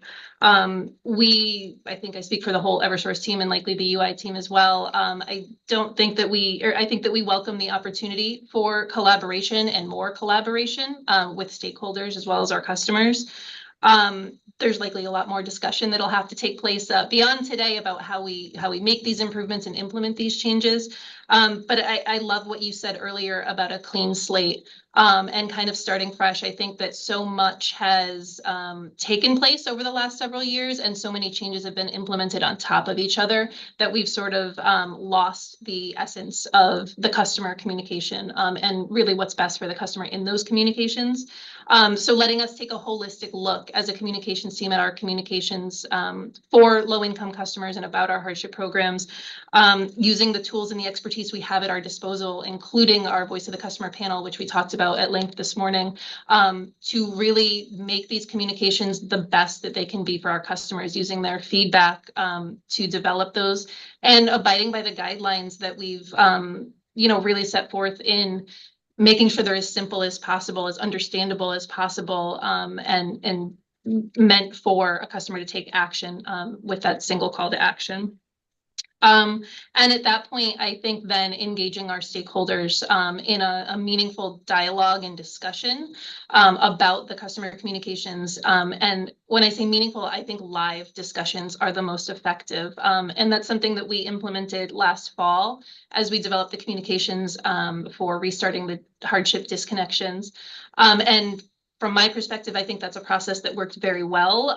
It allowed both the utilities and stakeholders to discuss the why behind why some changes were implemented, why we thought things should be a certain way, or why our customers told us things should be a certain way. And having that opportunity to discuss it, to ask questions, and clarify details about programs, about communications, really, I think, made a huge difference in our ability to develop the effective communications. I think there's always going to be opinions, and I think having that space and that opportunity to have a constructive conversation and to have that feedback loop on a regular basis, whether it's quarterly or some other, regular, scheduled meeting that we can all come together, look at the communications, anything that's changing in the near future, or recommendations for changes to be made. I think just having that regular opportunity and that open dialogue makes a huge difference. Thank you, Megan. I have some follow-up questions, but maybe I see Mr. Daniels is unmuted. Maybe I can give him some space, and then I'll circle back with questions for both. Yeah, appreciate the opportunity and appreciate the comments from Mrs. Roswig. And I think, communications are ever evolving, and having these discussions and a safe space to have this sort of a discussion is critical to moving forward. And I could speak to the CSR communications and really just talking about the expectation that a customer on a phone conversation with a representative that's going to take anywhere between 15 and 20 minutes, and depending on the customer service representative, and both of their skills, to have an expectation that the customer is going to walk away fully informed of how all of the programs work, and what all the programs are, and what the customer needs to do to stay on programs or get on programs. I think that's a bit of a lofty goal, but there are certainly other things that we can do. And I think Ms. Roswig mentioned, video, channels and other ways proactively where customers can get information that we disseminate to them, or that they can go to as a resource. I think, we would likely have to rely on digital endeavors for those sorts of things. But there is certainly an opportunity to enhance those sorts of communications, in addition to some of the public outreach events that we've done over the last several years. I think, speaking from from the contact center standpoint, the feedback that we've gotten from both customers and from customer service representatives have been that these events have been helpful. Now, they've been on a relatively smaller scale, so we need to continue to grow our outreach with our community partners, to draw more attention and to get better attendance to some of these events. But those sorts of interactions are a good way to communicate with customers.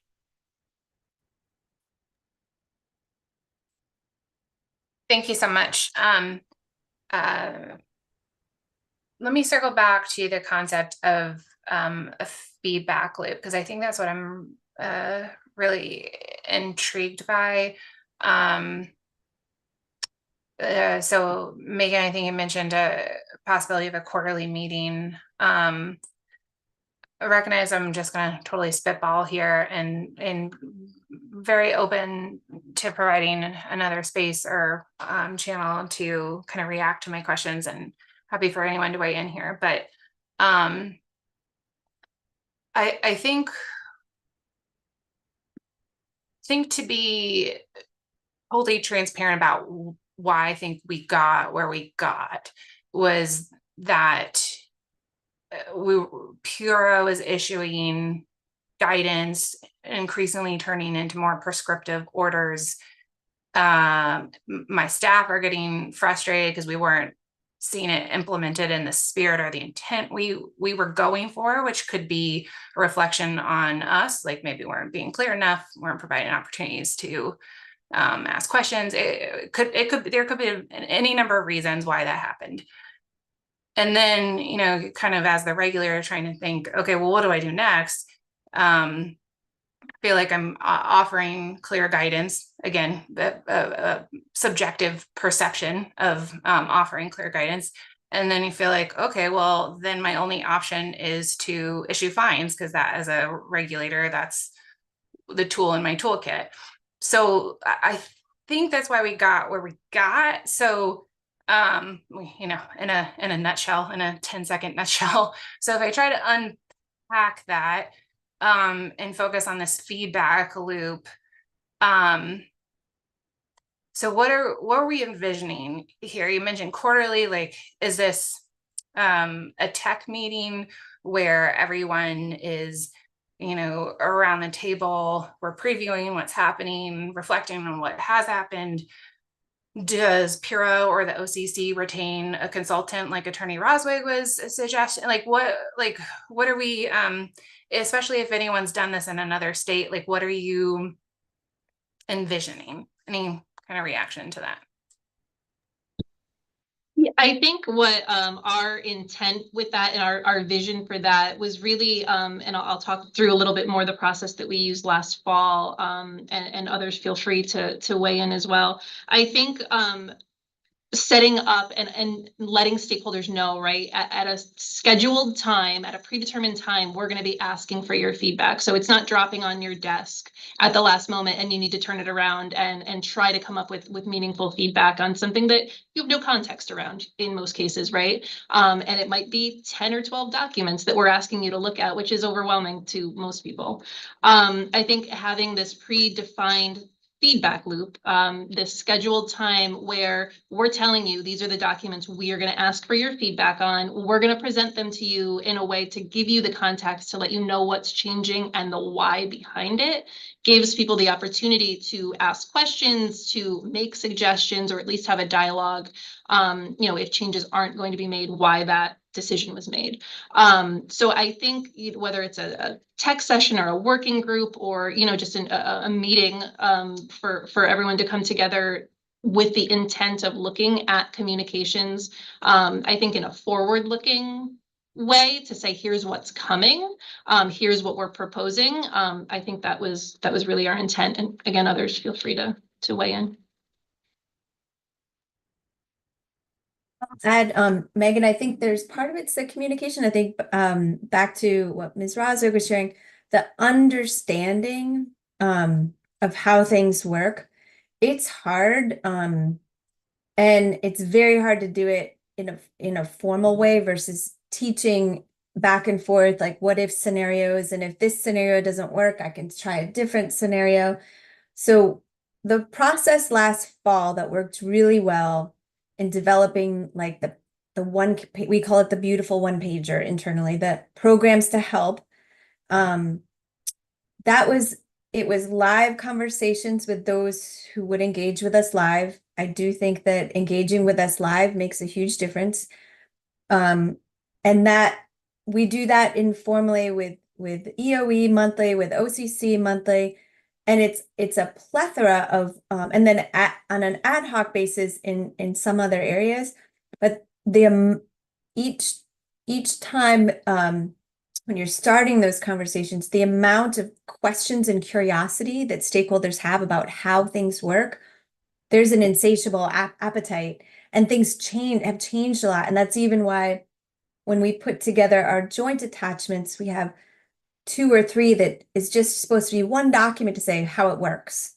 You know, new MVP, how it works, financial hardship verification, how it works. So that it can be easier for new participants to meaningfully engage and understand where Connecticut's crushing it and where we've got more, more room to grow, but which we do. But I think the live conversation and chairman's it doesn't have to be a formal tech session. It needs to be informal so that people feel comfortable speaking and asking questions. Because with 50 people on a call, people might not feel comfortable asking questions because they don't want to appear like they don't know.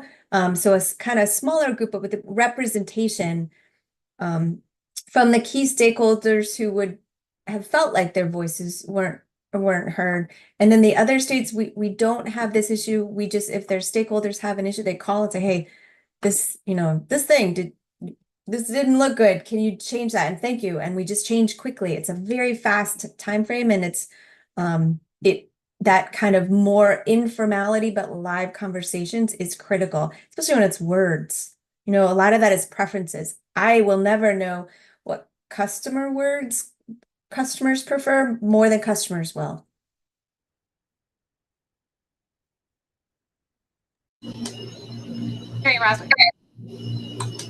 Thank you.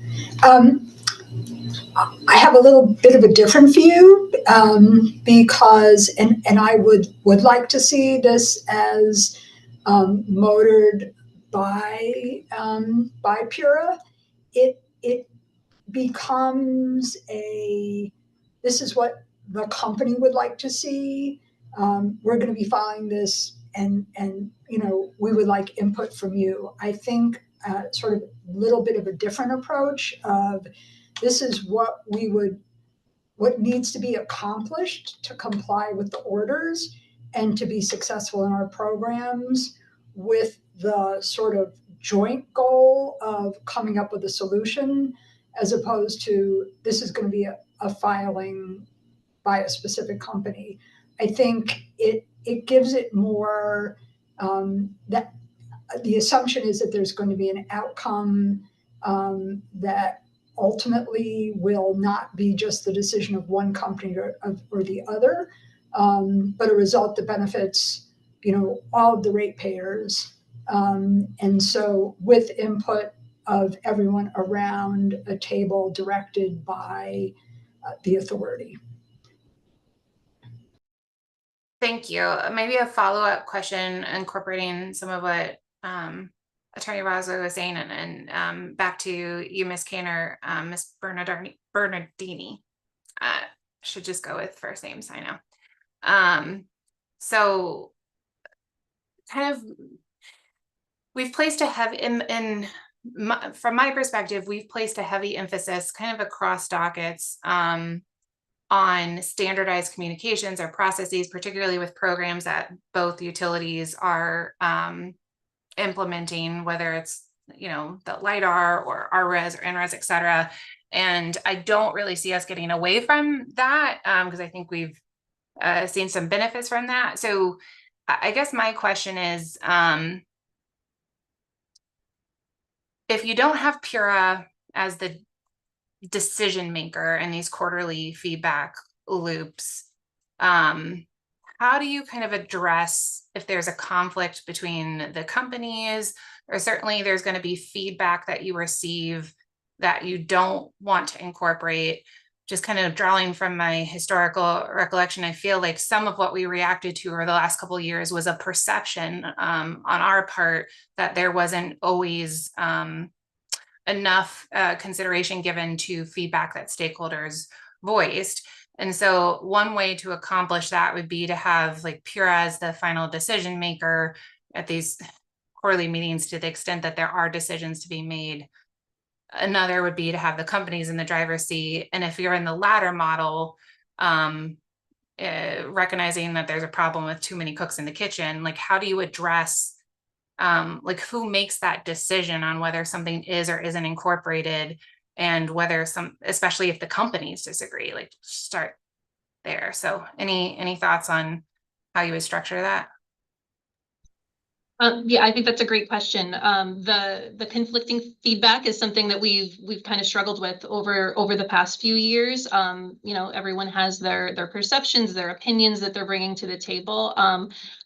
I think what the Eversource team has relied heavily upon, again, is our customer's voice and the data behind why some of those decisions are made. So I really think that going back to the data, going back to our customers' feedback can be an excellent tiebreaker in a lot of cases, and really is the ultimate opinion for these customer communications that matters the most. Yeah, and I would agree that, or I guess I would state that I think we've, not wanting to go back to pre-COVID, not that I was around for these particular type of topics, but I think we've made huge strides in working together with our Eversource peers on this in particular topic of communications, as well as all the programs, et cetera. Sometimes the individual programs, we have a different approach because of either our billing system capabilities or things like that. But when it comes to communications, we've made huge strides in working very closely together and wanting to have the consistent approach, because we understand that, they're Connecticut customers. It shouldn't be different, unless there is a very unique reason why there might be, but shouldn't be different when it comes to these communications. And so we are completely on board with working together. And I would say if there is a conflict, we would work it through the same way we would work if there was an internal conflict. We'd understand, and to Megan's point, we'd follow, what does the research say? What are the customers telling us? And at times, as we know, sometimes Eversource has had different feedback and more feedback from customers because of things they've implemented that we're now, trying to implement as well. So we would, we have said we defer to their customer research where in cases sometimes where we don't have as much customer research. So we definitely benefit from each other.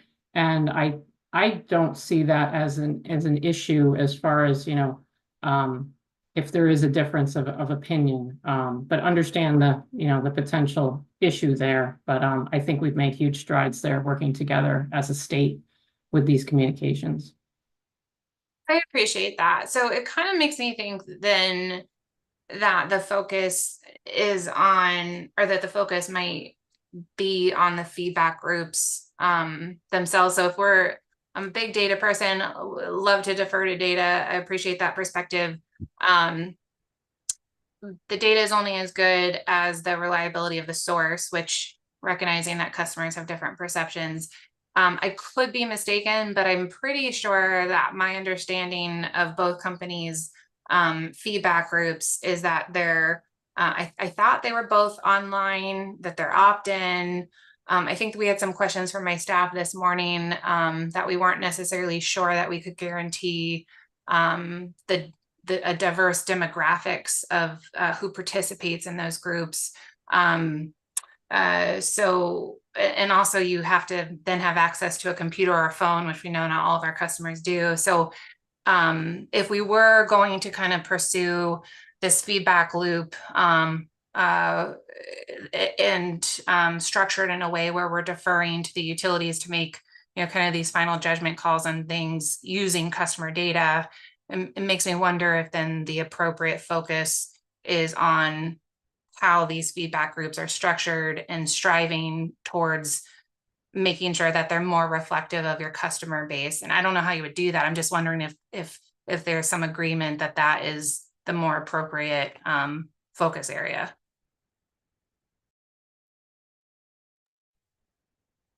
Megan, I can help. I know we don't have our expert, Seamus O'Brien, who you've seen, I know, in the bill redesign docket. He's got that voice of the customer team. We have we just pinged him to see if he could potentially join this docket for this part of the discussion. But I think we're open to getting feedback in other ways. I know the online panel is one way, and we can engage additional ways as well. I wanted to loop back to, if I could, to where Megan had mentioned last fall worked really well, and we didn't need Pura's engagement to be the tiebreaker, but I'd love to hear from OCC and EOE, who also participated, on how they perceived that went. I think when their stakeholders who did attend the meetings jointly, they were able to understand the why and the how and the bigger picture. And for them, I feel like it was very productive. So I'd love to hear from EOE and OCC. And then Chairman Gillette, as far as like the tiebreaker, I guess it comes back to, do you want the utilities? Who's accountable for the customer communication? Is it Pura or is it the utilities? And if you put yourself in the position of being the tiebreaker and managing the words, then we can't be accountable for it. And we'd love to be accountable for it. We'd love, give us that ownership back, and let us, let's align on what the goals are and let us go at it. And we try a few different ways. We'll try it, try it left, nudge right. Like we can test and nudge and test and nudge. We'd like to be accountable for it again. And I think the only way you can do that is let us make the final call. And we can explain it. In no way are we aiming to disengage others. However, we got to make the call in a timely way. And there's some things that we might fundamentally disagree on. For example, like putting EOE's phone number all over the place, or that the primary call to action should be the review officer. I think those things we might need help from Pura on, because we think that we think you've given us direction on offering the best programs and protections. And so there are some specific topical things that might need Pura support on. But thank you. Okay. I thought I saw someone pop up from, I see OCC, Attorney White, and I thought I saw Attorney Wyman from EOE. So love to hear some thoughts. Hi, Kim White from OCC. I can speak to the experience. Ms. Kane was speaking about the meetings that occurred previously on the communications. Certainly, the engagement on that, as we said, it was a little more informal, and it was a group that was able to the extent anyone wanted to participate in the meetings and give their feedback in those meetings, they had the opportunity to do so. The materials were received. I guess I can't speak to the timing necessarily, because the timing of the receipt of the materials would certainly be an individual assessment of that and relative to everyone's schedule. So I can appreciate Ms. Bernardini's suggestion about, kind of having a schedule and then letting people plan those types of things out relative to when they receive those materials, because I know a lot of us are dealing with a lot of other docket work from our side, and from the outside stakeholders' perspectives, obviously a lot of other things that have nothing to do with Pura whatsoever. So I can appreciate that the timing is difficult in a lot of ways, but the meetings in general, from my perspective, were able to be productive to the extent that any stakeholder wished to participate in them and lend their thoughts to the matter.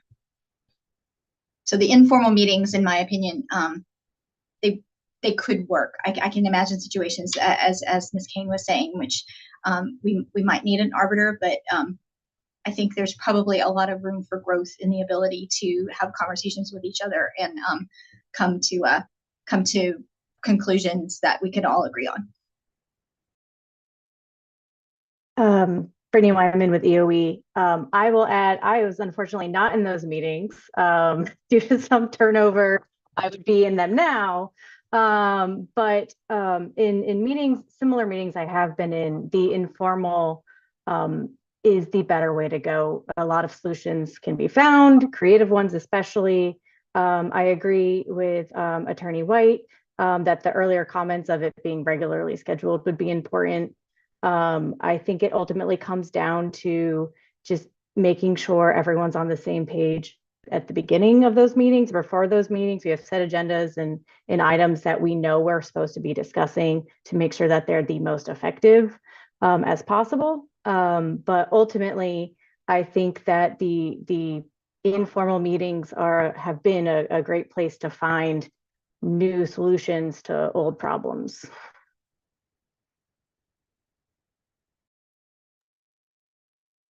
Thank you both. Are there other stakeholders on the call who might have participated in those or have any reaction to what we've been discussing? I see Gannon Long.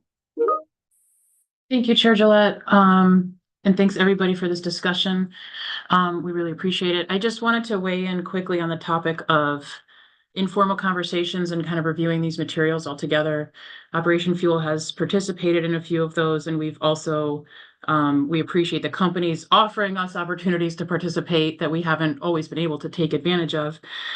But we were kind of thinking from the stakeholder perspective, and I think the idea of getting our input on materials before they're shared with customers is great, and we try to help with that to the degree we can.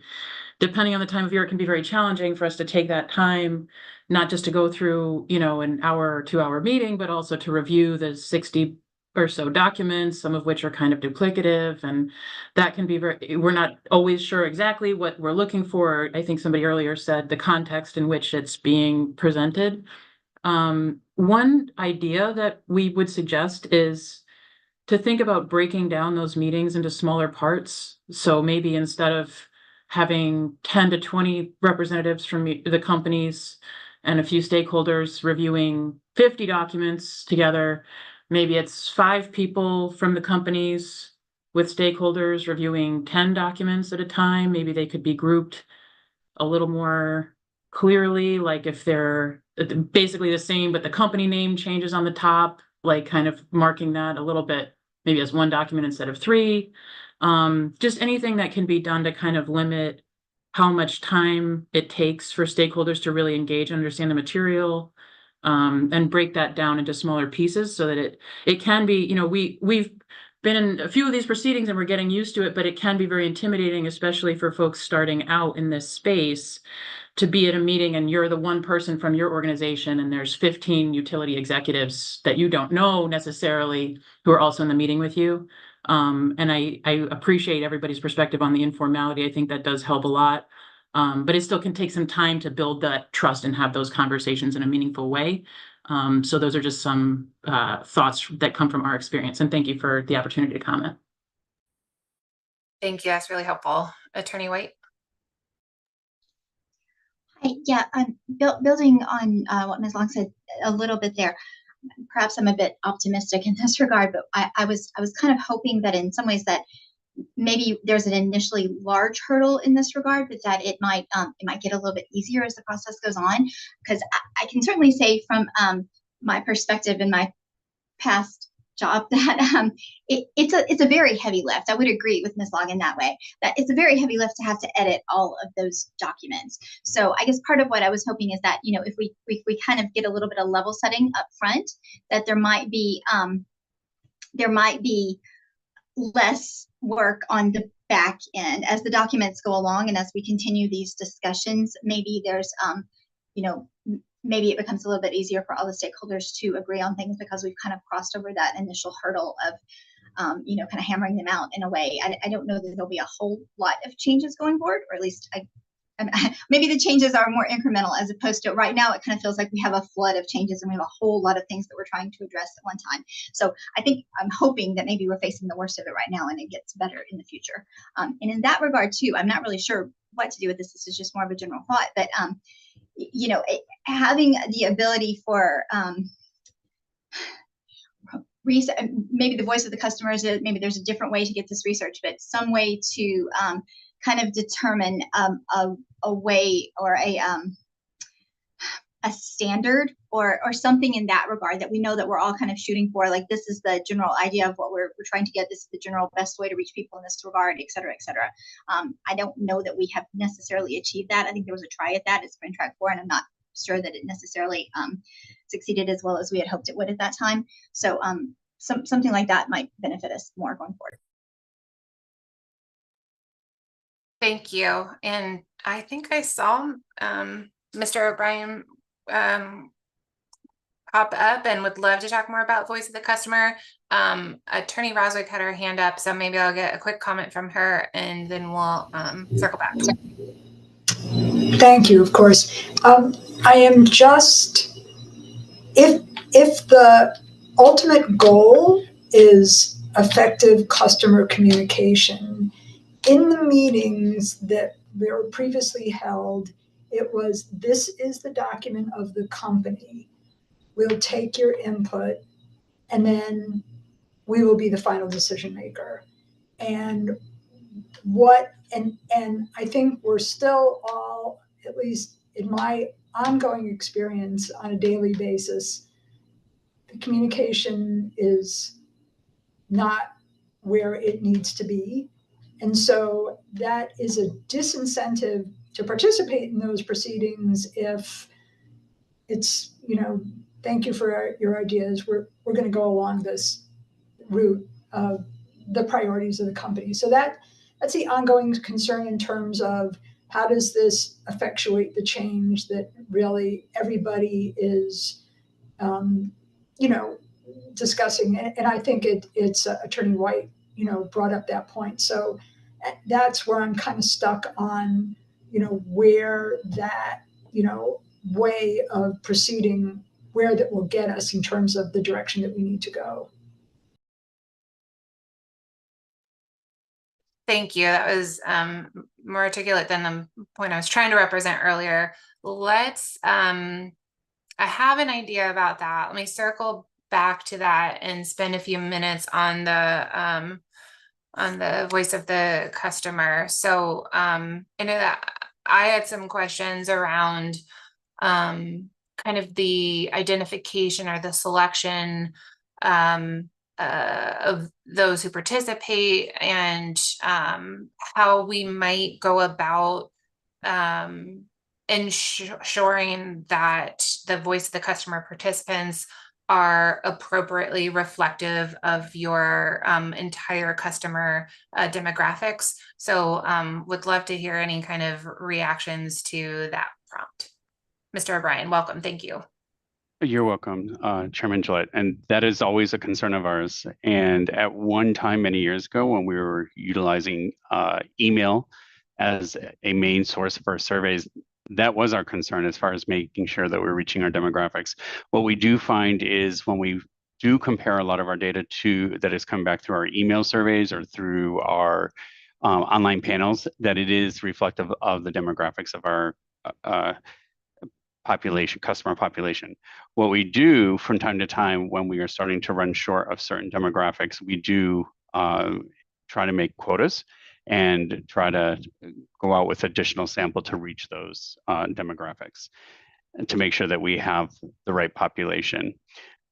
Our screening process on the online community ensures that it is aligned with the company demographics. We work with our vendor to make sure that as we're inviting new participants, typically on an annual basis, to engage with the community, that they are screened and through that process to make sure that we have a certain percent that represent either an income level, a regional level, or different types of surveys, services areas,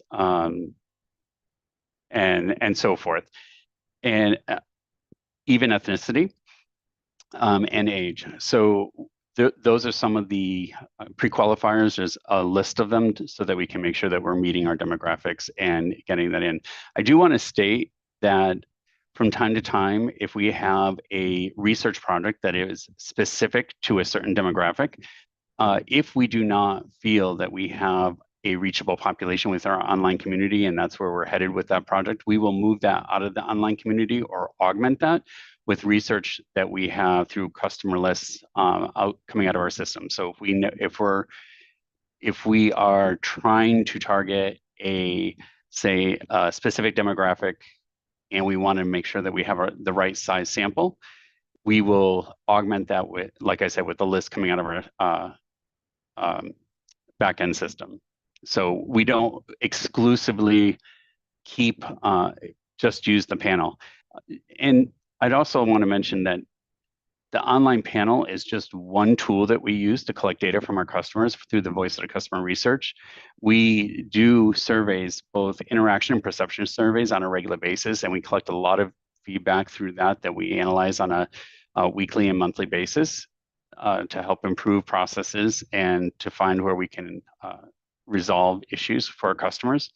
So we have the surveys, and in some parts we have utilized phone surveys in the past when we've needed to. We do work with a vendor that's a live agent vendor, and they will do calls for us if we ask them to do call surveys. So that's helping to reach those that are hard to reach through the digital channels. Thank you so much for that overview. I think you started to answer a question that I had, which when I phrased the question at the outset about customer demographics and whether it was representative, I neglected to revise that question to like the context of affordability, where like it's a specific population that we're trying to get the reaction of, so like financial hardship customers. So do you have the ability to only ping like a subset of your voice of the customer? Like I'd certainly, it's not as nice to have someone's reaction to the materials if they're not a financial hardship customer themselves. So can you like kind of segment? Yes, so absolutely. And the good thing now is we have information that tells us who our hardship customers are coming from the state of Connecticut. So we are able to go out and we can look at who's identified on their accounts or who has an indicator on their accounts, and we can identify customers who would be eligible for a research study based on that data.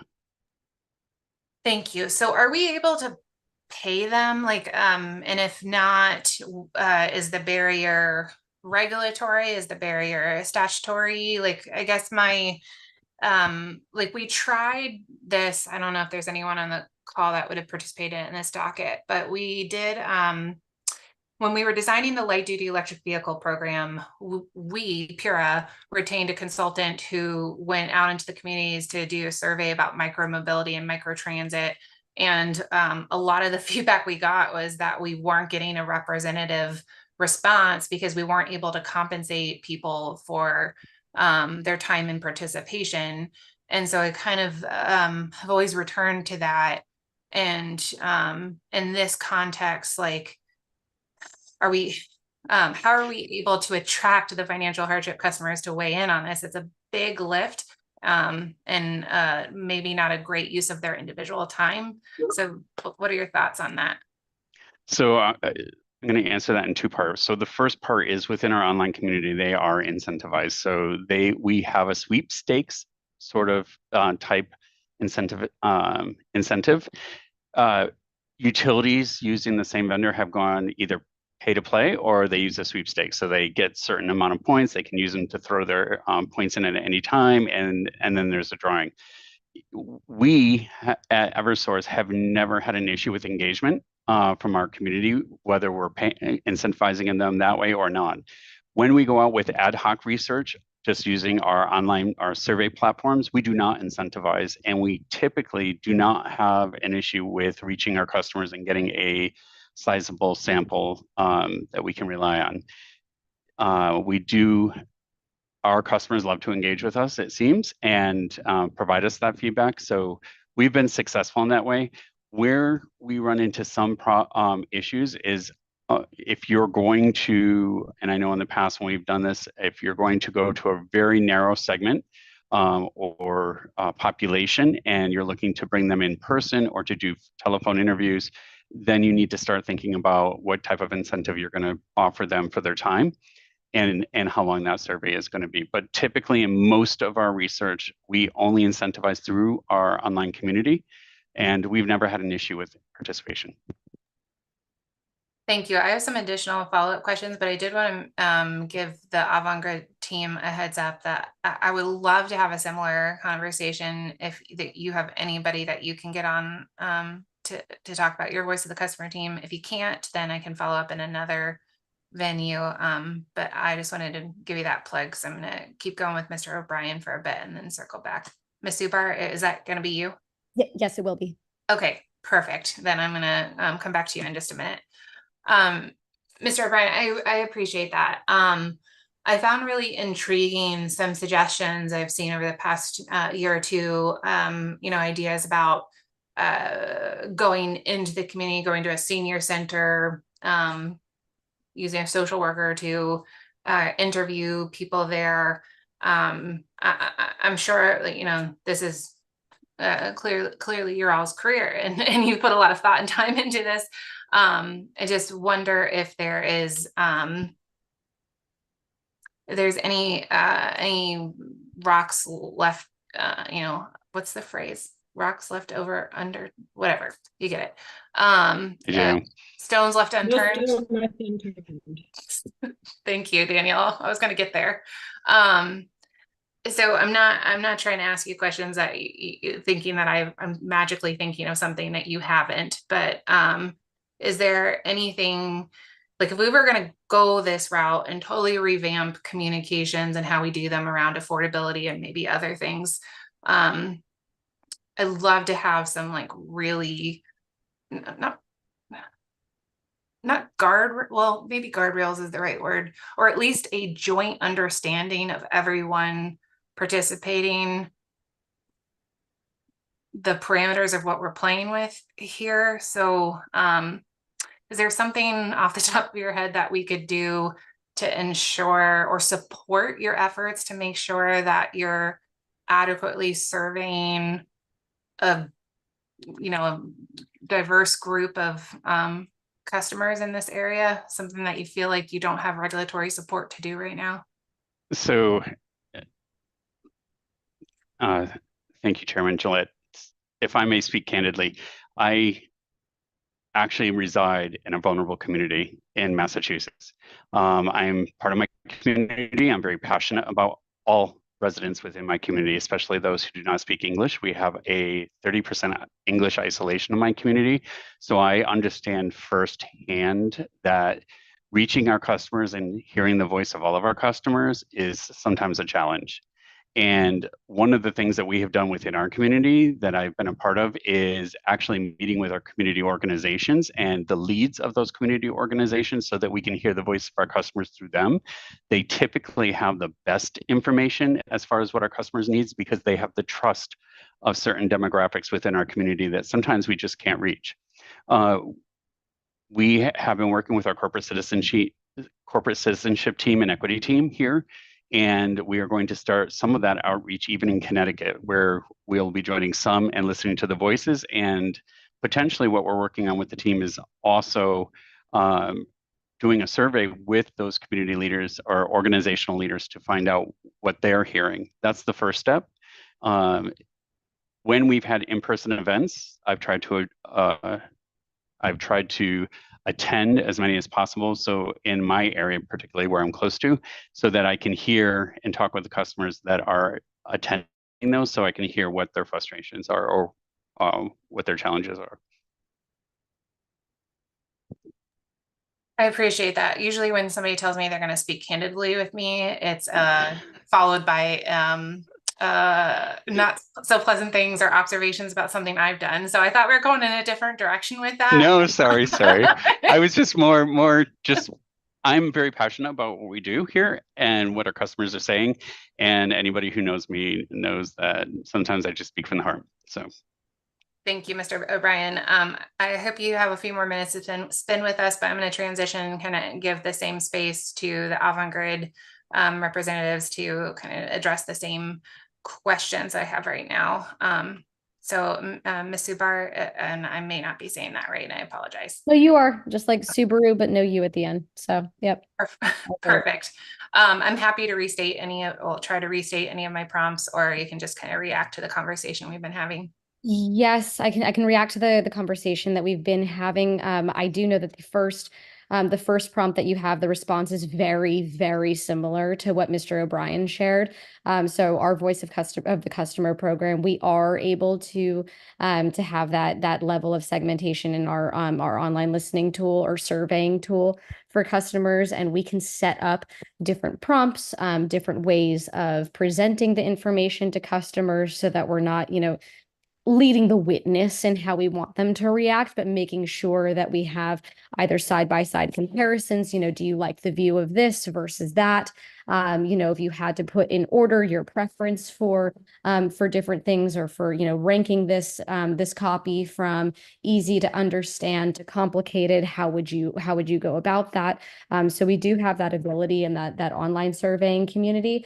However, we do also have, and I was touching on this a little bit earlier, but some of the work that we're interested in doing, specifically for customer journey redesign for low-income customers, the way that we've gone about that in the past for making sure that we are reaching the right segments is by reaching out. So we'll send in an email blast to customers that meet the criteria that we're looking for, and then have them fill out a short questionnaire to make sure that they qualify for us conducting in-depth interviews with them. And that's really how we go about making sure that we're getting the right audience set for the type of research that we're wanting to move forward with. Really helpful. The only thing I don't think you touched on, maybe because there's nothing to add, but is there something that you're missing in terms of regulatory support for like compensating customers for participating, particularly the vulnerable or the financial hardship customers? So we do like to offer them compensation for their time, whether it's in the form of like if it's like a gift voucher to Amazon or things like that. Again, like this is not, we're not doing this with thousands of customers. These are, smaller scale, in-depth customer interviews. So yes, that is something that we would like support with being able to do. Okay. And maybe a question to both you and Mr. O'Brien.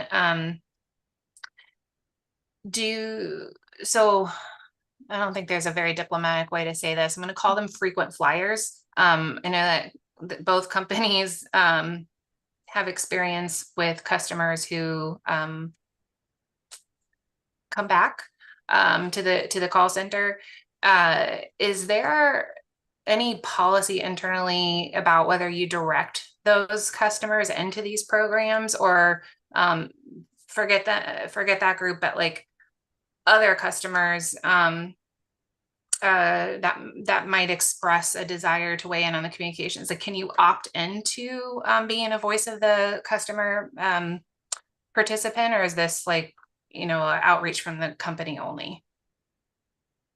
So for the in-depth interviews that we conduct, that is outreach that we go ahead and do. So I'll tell you, like when we do a formal customer journey redesign program, there's two different stages where we conduct in-depth interviews. One is at the very, very beginning when we're first doing just initial research.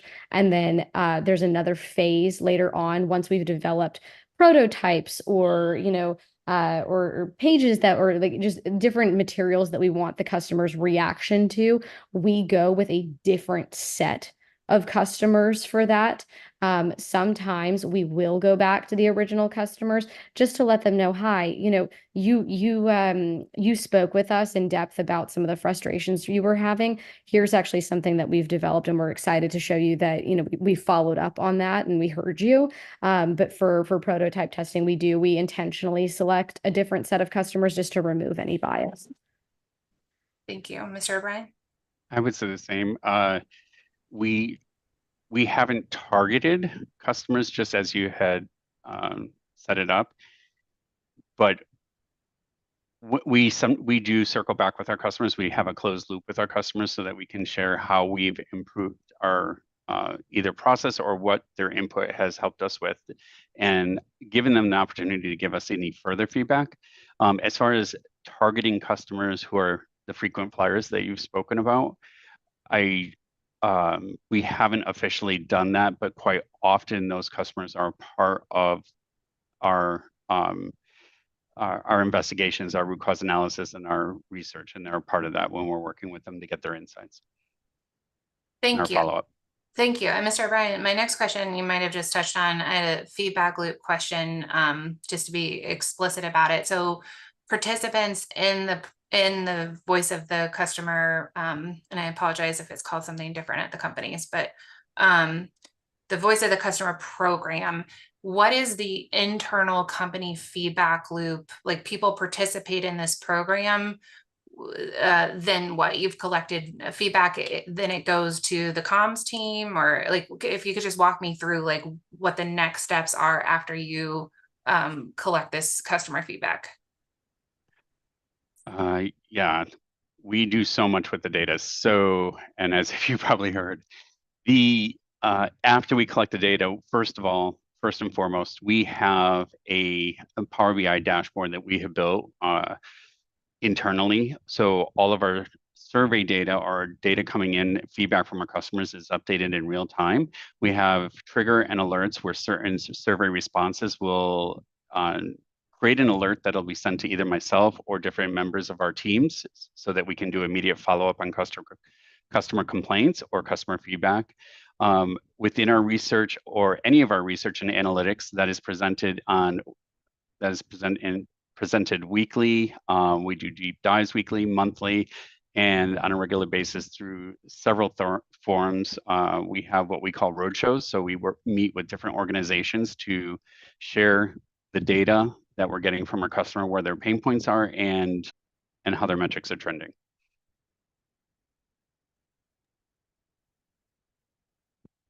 Ms. Subar, anything different? Yeah, I thought you might have the same question for me as well. So yeah, so and again, very, very similar to Mr. O'Brien's. What we do on a weekly basis is we also share with the various stakeholders or teams. So like, for example, if there are complaints specifically related to the app, those are fielded to the product team that manages the app. If they are complaints that are, we also share the positive feedback too, because there's a lot of that as well. But so letting them know things that are appreciated, like for example, when we rolled out Google Pay and Apple Pay, that is something where we started to and redesigned the interface for making a payment via mobile.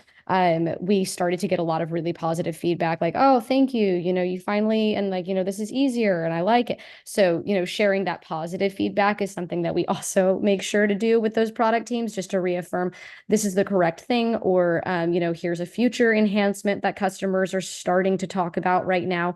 So we also share that with them as well, but we field those to the different respective teams weekly. Thank you. Mr. O'Brien, please. Chairman Gachella, you haven't asked about language, and this is something that I'm passionate about. As I said, coming from a community where language is important, our surveys, we know the number one language. There's many languages, but the number one is Spanish. And our surveys, most of our surveys and research is translated into Spanish, or available in Spanish, so that we can collect both from all of our customers, or as many as we can. Thank you. That's really helpful. I think what I would like to do, and we can issue this as an interrogatory. I wonder if it'd be helpful. I'll tell you where I'm going with this in a second. I wonder if it would be helpful if both of the companies could kind of reduce to writing, or maybe you have something somewhere already that kind of memorializes like the selection of the participants in the program, and like the protocols that you use to ensure that it's representative of your demographics, be that ethnicity, language spoken, income status, or whatever metrics that you track. So let me stop there and ask if that's possible to do for both companies.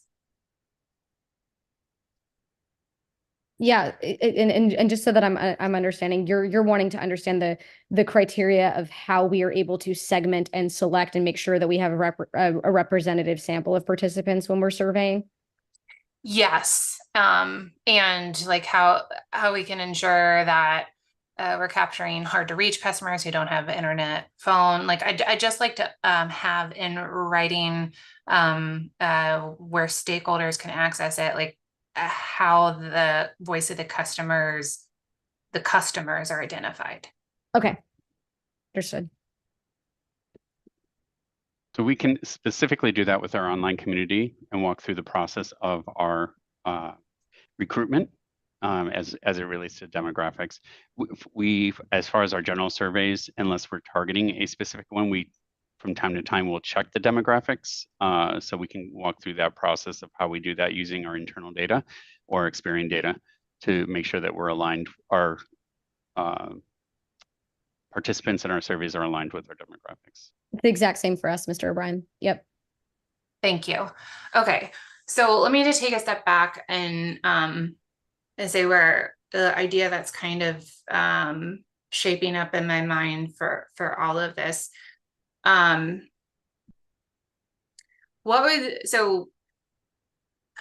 I know this is going to be counterintuitive because the idea that I have sounds prescriptive, but it's prescriptive up front in the spirit of being not prescriptive in the long term.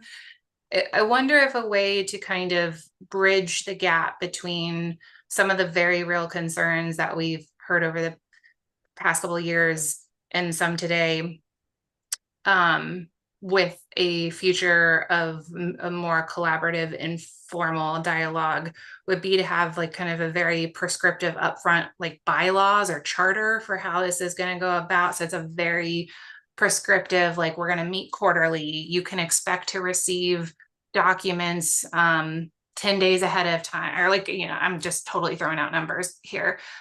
We will group them by subject matter, and you can opt into the groups ahead of time. I don't like, you can come up with something better than I can, but and then like a very prescriptive, like this is the voice of the customer and how the data has been selected so that all the stakeholders have like adequate assurances that you have surveyed an appropriate cross-section of a representative population. I'm sure there are other things that we could think to put into this charter. I'm wondering if there's a way to go about this where we just have a very prescriptive upfront document that sets expectations, and then, you know, we back out of it and let it run. Totally spitballing here. I'd love to hear any pushback, different ideas, any initial reactions.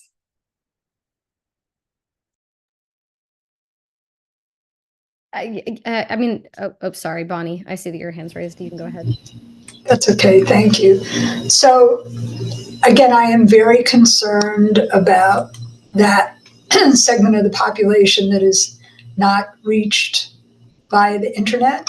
You know, my clients don't have computers. They don't use email. They aren't going to be part of that traditional survey.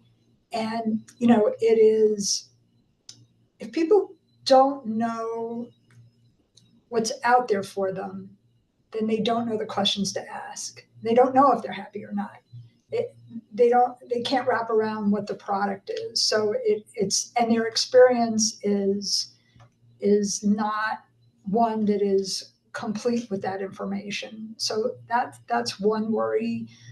So it's the worry of really truly getting that voice, and then, you know, there has to be some, you know, input to that population so they understand what the questions are and what the task is.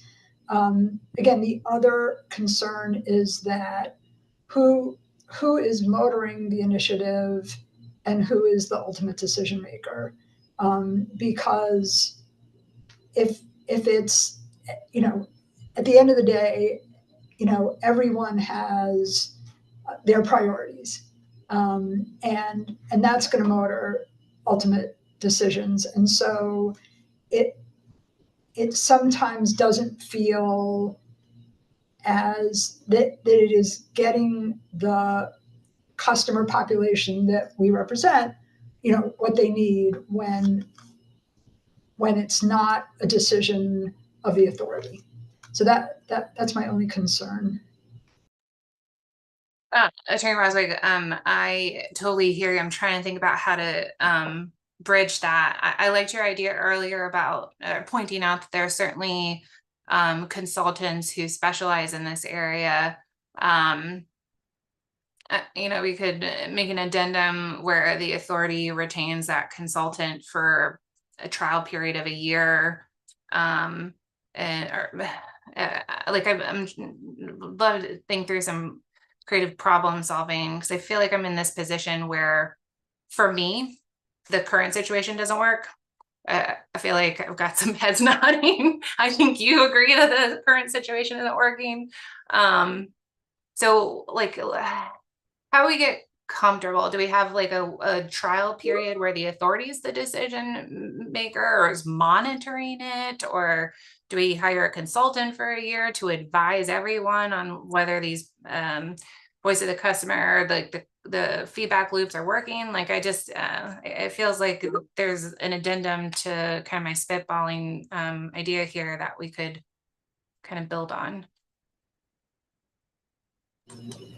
I think the authority is the entity that makes the decisions, but I think experience and the sort of, I don't want to call it frustration, but we're at everyone has articulated, we're at a point where we need to shift in order to achieve the goals that everyone's put so much time, effort, and energy into. So I think having an outside voice with expertise to advise would be really an excellent way to go. That would give us kind of a rather than sort of, and again, I appreciate all the effort that everyone has put into in terms of engaging the community, but there continues to be parts of the community that just are not being reached, and people with that experience, I think, could really do a lot in terms of getting us where everyone would like to be. I think I'll add in, I like the idea of trying something different. It feels like the authority has been the decider for the last 5 years. And that's what we're trying to get pulled back from, so that we're not just compliance focused and that we're not slow in the approval of, in the speed that we can get timely, really effective communication out, like the discount rate and the usage caps as an example. I think it'd be worthwhile, and we've tried it. I know a consultant was engaged several years ago. I don't think there was much that came out of that. That was probably early in COVID. That was, I think the voice of our customers provides good input, and you haven't been able, you as in like all stakeholders haven't been benefiting from seeing how that looks when we ingest that VOC and from a blank slate, whoosh, create some nice clean updates that are untethered by the prior approved words. So I feel like that, for no incremental costs, then gives an opportunity to see how that goes for a few rounds without having to invest in another third party who may or may not be good at this. We have the voice of our customers. Let's use that for a period of time, and the ultimate approval could still be Pura for this period of time, and it always is really, but at least let the source of it come from the customers, and we don't need someone else to facilitate it. We already have, you heard Seamus here and Subar, that's their job, is to be the VOC harvester of voices. And if we need to harvest differently, I like that idea, transparently saying, here's what we're aiming for diverse representation that's reflective of our service territory. I think that's great. And maybe in terms of that, maybe we have, are there in the interrogatory afterwards, maybe there's an identification of, are there some specific, not language related items, but are there some specific differences of opinion on what the key call to action should be, or what the I think there's some tension points, not with most stakeholders. I think Bonnie shared some, but there's some perceptions that are not shared by other stakeholders. But customers can help us navigate that through the voice of the customer. Thank you. Okay, let me transition us a little bit. So hypothetically, if we were going to adopt some version of what I spitballed a few minutes ago, and move forward, what's the transition plan? So like, we're in this docket, you've put forward some communications. I understand how you got, or I should say, I think I understand from the explanations this morning how you got to those communications. We've got a very real November 1st deadline coming up. I've got LiDAR ongoing. Like, what does a transition plan look like? Do you go with those comms in the short term and then say we're going to transition January 1? Like, what's realistic in terms of a transition plan? And Megan, I'll let you tee up behind, but I think you just lit up everyone's day. I think the conversation before lunch went viral.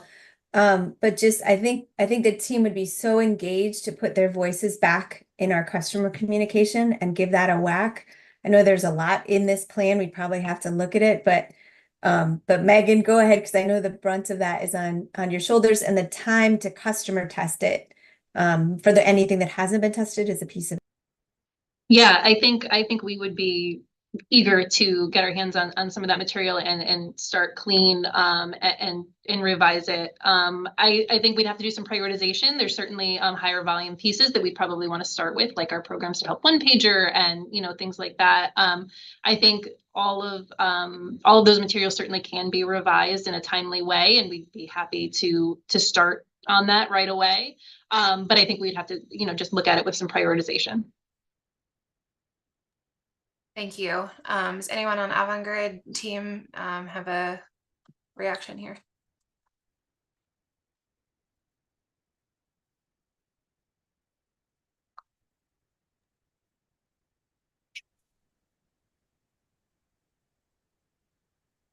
Sorry. You might be on mute. I'm sorry. Go ahead. Somebody was going to speak. No, go for it. Oh, okay. No, I think I can agree with that. I think we would obviously need Samantha, her team's assistance in taking some of those communications that we've drafted and get the customer opinion on it. But I think we can agree with Megan's take on it, and trying to move forward and like everyone had said, get past where we get bogged down in getting some of these communications out and maybe improved. Agreed. Yeah, as we said before, I mean, I think I would consider it a joint effort between us and Eversource and our resources that we have in the voice of the customer, the surveying, et cetera, and our collections team. So I think definitely it would be a joint effort that we look forward to. Thank And you. Chairman, we could prioritize it based on like the communication materials that have like Megan mentioned, the largest that are the largest volumes and earliest. Like, you won't need a missing payment notification on November 1.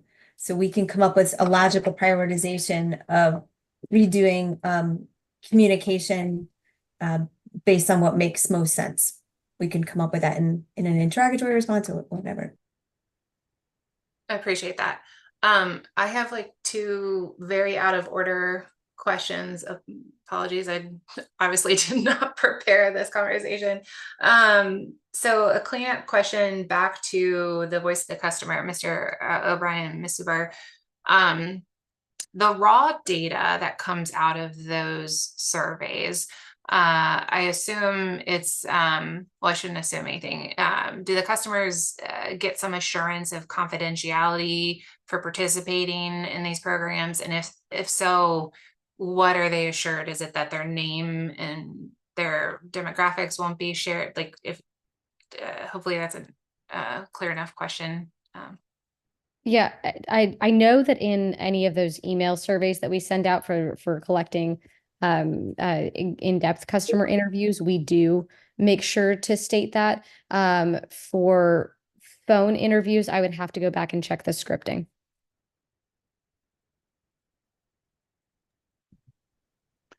I would have to check the scripting on our phone interviews as well, but the for the most part, our surveys are confidential or should be confidential. And as a matter of fact, within our online community, we cannot tie a customer back to their account. So Okay, thank you. I think where I was going with this question was I'm still trying to figure out how to bridge the gap between like what we're hearing from Attorney Roswig, who I don't mean to single out because she is by no means the only person that I've heard this from over the years. But if I'm trying to bridge that, the gap here, I wonder if there's some potential to make the anonymized raw data available to certain stakeholders for some period of time, like if they sign NDAs, or I'm trying to figure out how we get people, including the authority, comfortable with the idea that the voice of the customer is both representative of the population we're trying to hit, as well as that the quality of the data that's coming out is there. Does that make sense?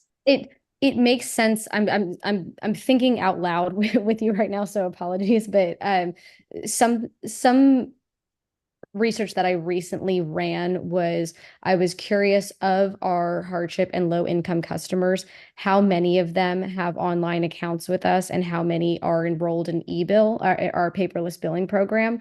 So so I went and ran that, and it's surprisingly not far off from our overall population. It's about, I'd have to go back and look at the exact numbers, but I want to say there's like about a 2 to 3% variance from what we see for customers who are not considered hardship. But what I'm wondering if what we could do is, based on phone survey data, if we could take those responses and run them against which customers, what percentage of those customers are hardship, and filter that to see what percentage of hardship customers we are interviewing or surveying and what their responses have been. That's just an idea.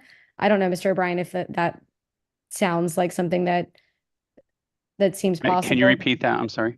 No, I'm just thinking out loud of a way for us to be able to filter the survey responses that we get that are hardship customers. And one workaround could be like if we take of all the survey responses that we get, for the weekly surveying that we do, and just run it through our system to see which ones are designated as hardship, then we could see we could try to get you a list of or a percentage of how many customers we are representing from those categories. So I agree with that, and we would be willing to do the same. Where I get nervous is, our customers trust us when they give us feedback that we're going to protect their data and we're going to protect what they're telling us. If it became public that their information is being shared or what they're saying is being shared, we potentially might lose engagement. So if I wasn't sure if that's where you were going in sharing that, but if we're sharing demographics and what our approach is, our methodology, and what the percentages are, I'm all for that. That's or maybe if it's like the average, perception, or maybe there's something more anonymized or generalized that we could do, because I do agree with you. I think that we would compromise trust if we were sharing those verbatim responses, but perhaps there's a middle ground. Exactly. Okay, I'll follow up with some prompts, but I'd love to continue thinking about the middle ground, like some kind of access to data that could allow the authority or a stakeholder in the short term. I'm not suggesting this would become a permanent feature, but in the short term to start to assuage our concerns that the demographics are representative, that the feedback. So like, say we get into a tiebreaker situation and you hear from the company, well, our data says this. okay, well, we didn't see the data. Can we see the data? Like, I mean, I recognize that we're talking about a conversation that isn't necessary if there's trust. And I think we all recognize that we're rebuilding, the trust there. So if there's some creative solutions around in that spirit about how we can start to assure each other that all those things are true. And then hopefully we could even offer some insights or recommendations that would be productive. So I can follow up with a written prompt, but I think that's kind of the spirit of what I'm going for. And Samantha, I don't know about you, but on some of our more ad hoc research, we have put together a research design document. And so what that would walk through is the full methodology of how we approach the research, how many participants we sampled, what were the demographics of those who participated, and so forth. And so, that is something that could be a first step in when we're presenting research to PURA, is making sure we have a research design document that walks through the steps we've taken to make sure that we've approached this correctly and build confidence. Agreed. Thank you, Attorney Roswick. I just want to note that regardless, even though there'll be a percentage of hardship customers that are engaged in those surveys and giving that feedback, that grouping of customers who cannot engage online, do not have email, it's a different population. And it's if customers are engaged in online activity and accounts, it speaks to a level of sophistication or a level of wealth that many of my client customers do not have.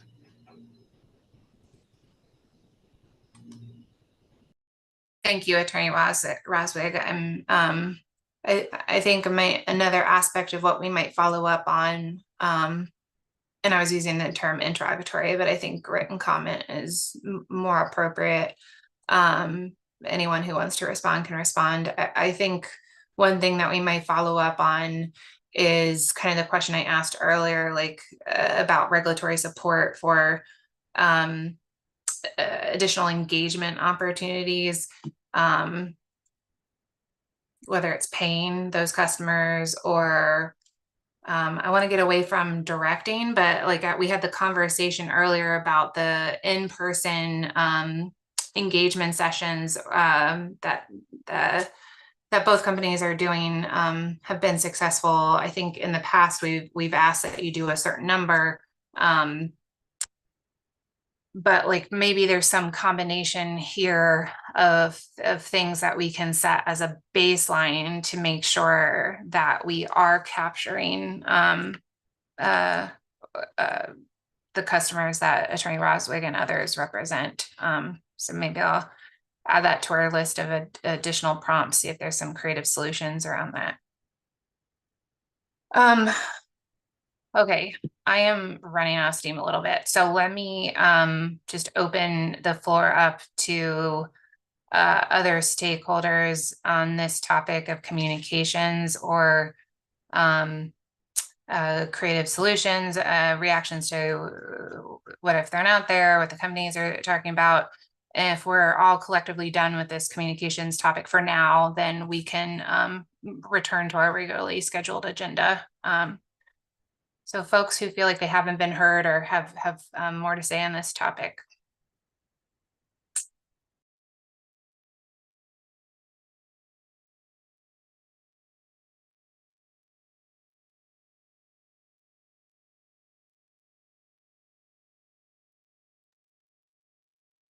Okay. Very good. Thank you very much to everyone for participating in that and scheduled conversation. Look forward to following up after today's meeting. Let's do this. Let's take a 5-minute break. When we return, I'm going to try to return us to our agenda. So we'll have to return to where we were in the agenda. If there are stakeholders with questions for the utilities presentation this morning, we wanted to provide a platform for discussion of the UI motion. So I'm going to start with questions on the presentation from stakeholders when we come back from this 5-minute break, and invite people to get into the queue. Remember, the raise hand functions under the reactions tab at the bottom of the screen, and we'll just, we've got plenty of time. So I'll just take questions in order. So 5-minute break, and thank you very much for the conversation.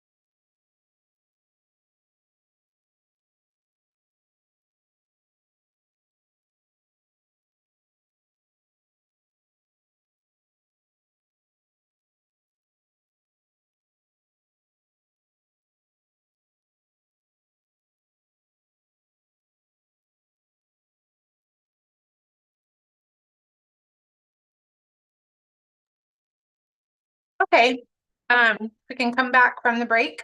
As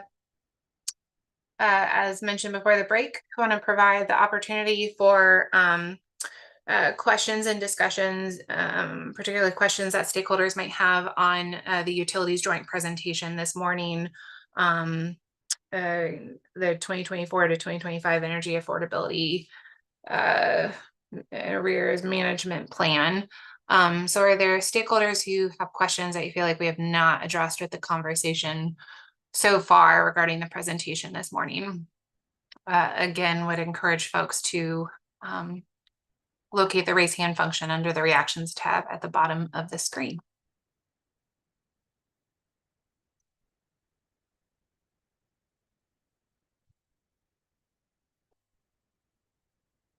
Attorney Raswick. As always, thank you. Commissioner, can you please clarify, do you want it on the entire filing or just what we've talked about this today? I am now, thank you for the question. I am trying to broaden us back up to anything within the presentation we received this morning. And I think Mr. Bumpin is here. If we need to pull the slides back up, he can, but I'm soliciting questions on any portion of the presentation. Great. So I just have a quick question around, I think it was Eversource who said that if a customer gets a SEEP award, that it would be dealt with as prospective payments on the account. Is that correct? Yep, And if this so, is go ahead, I'm sorry. No, I apologize. Please finish the question so I can answer whole. So if that's so, Teresa, how is that communicated to the customer? How is it reflected on the bill? Yep.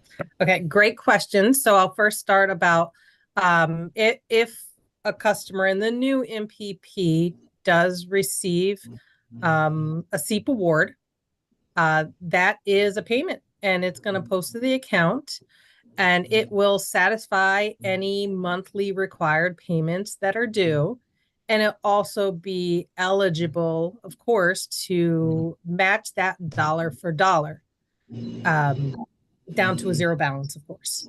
Now, the second part of it is the communication. So part of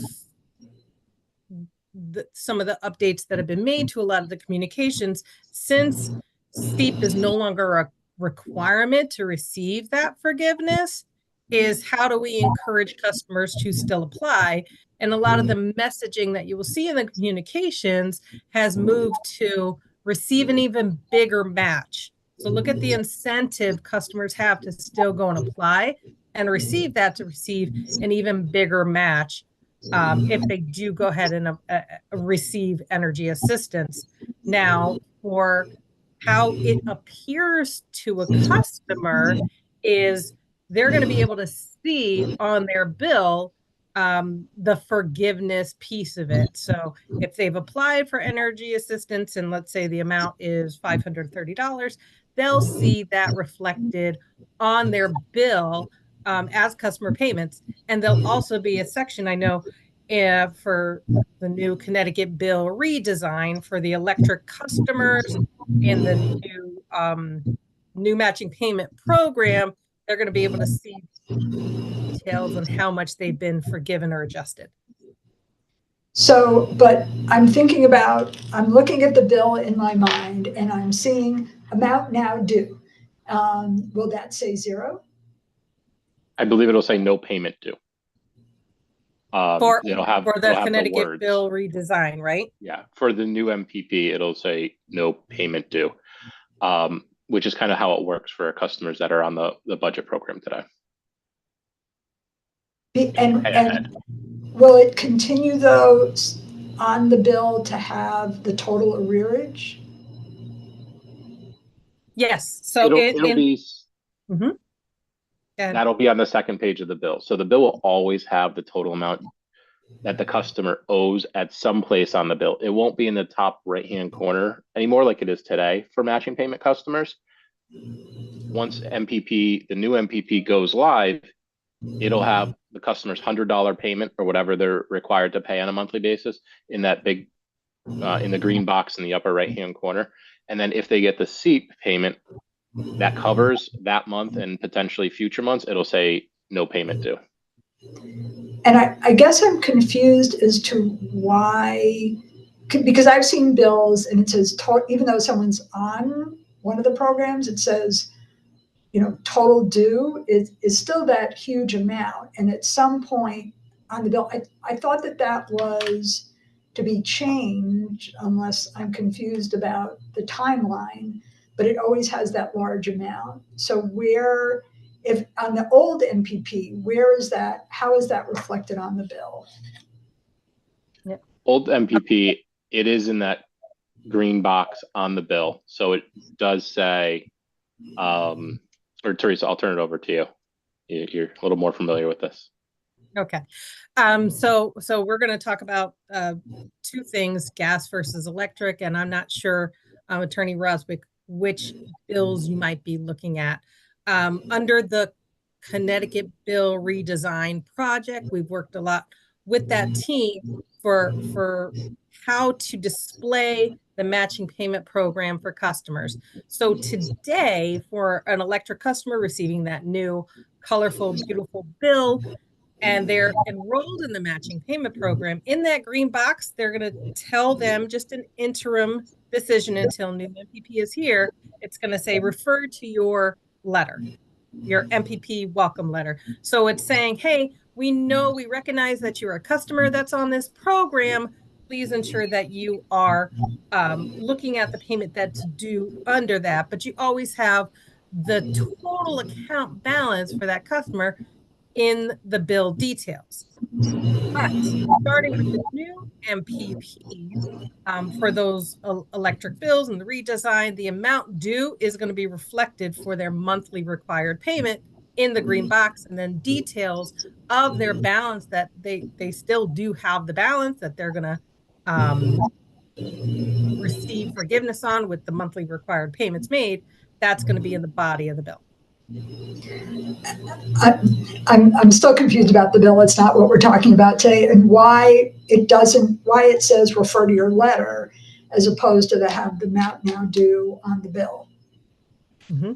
So a matching payment program is a payment plan, and on the Eversource utility bills, if you are part of a payment plan, those are not reflected on the bills. We came up with an interim solution because the matching payment program is being redesigned, and with that comes we're going to have the ability on our color electric bills to now display that amount. But we want to make sure that customers are aware, hey, you're part of this program, the matching payment program right now. Interim, we're giving them a message about it. And we also sent them a letter when we put this message on the bill to say, hey, this is where you are. You're a matching payment program customer. This is going to be reflected, a message on the bill, so you can make sure that you remember that you're part of this program. Okay. Customers find it confusing from our perspective. Yep. I guess my other question is about, just to clarify about the distinction between MPP and New Start, or the new MPP. So I believe it's in the difference between Eversource and UI. Under Eversource's MPP, the customer has, if they fail off twice, they don't have the opportunity to re-enroll for a year. Is that correct? No. No. Customers can always make up the payments that they're missing to enroll on the program. But if they even can't within the year. Because if, as Pira said earlier, if they can't afford to make up the payments, then they can't re-enroll for a year. Is that correct? Correct, for 12 months. Stay out. So if there was a stay out paper period, I think that's the clarification here, is if they failed for missing payments and they've been removed from the new matching payment program, if they can't make up those required missing monthly payments, we're still going to be looking for payments until 12 months after the time that they've been removed. So it's not saying we're keeping them from enrolling for 12 months, but after 12 months, they're coming back as new to the program, and we won't ask them to make up those 2 missing payments. But the reality is that most of those clients aren't going to be able to afford to make up the arrearage, and they're going to be in a position of getting shut off if MPP is their only option. Whereas under New Start, they can re-enroll, I believe, after, if they've been off a month. Is that correct? It's not after a month. Well, for New Start, currently they've been able to re-enroll in that program. So if they've missed consecutive payments and they've been removed, they've had the ability to return to the program without making up that missed payment. Right. And if you make the determination that it is financially more advantageous for them to remain on New Start, because that then gets rid of the arrearage after a year, how long is that going to extend out, that ability to still enroll in New Start? But once enrolled in New Start, I mean, if they fail the program at any point, it's not offered after that. And I think that's part of the proposal. So they can continue on. Okay, thank you. My other question is about the people who have had their service terminated or are threatening and are not hardship coded. What is the conversation between, what are the call center reps directed to say to the customers when they call and they say, my service has been terminated? I mean, does it start off with, what can you pay? So Attorney Roswick, this is Tim McGrath. I'm the director of the contact centers. I'll take that question. No, our CSRs will always start to try to verify and validate financial hardship and go through that entire process first and foremost before they have a discussion going through what is allowed regulatorily before asking for any sort of payment. And Mr. Baji, if you have anything else you wanted to add, please feel free to do so.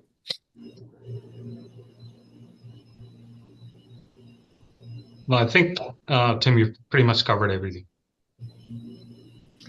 And what's the training for the CSRs around that? Because we have very varied experience in terms of even customers who are hardship eligible who have been turned off. So I can take that, Tim, if that's okay. So, Ms. Roswick, our CSRs, we take them through our quarterly refresher training for the authority approved script, which starts from as soon as the customer comes in. We start off with hardship pre-qualification for every customer that we're speaking with, and then we explain our area of forgiveness programs, which is MPP and New Start. If the customer is not eligible for those, then we get into offering the customer a monthly flat plan, which is the longest duration, 18 months, and the lowest monthly payment. And that's what we offer to the customer.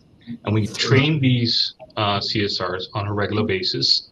And with that, we also monitor their calls. And also, for every customer that comes to the call center, we have our upfront IVR, which offers all these options to the customers upfront prior to them getting to the CSR. Right, I appreciate that that's your training protocol. We can just, I mean, and you should let us know when there's something that the communication doesn't quite happen, who we should contact around that. But thank you. I don't have any more questions at this time. Great, thank you. Others with questions?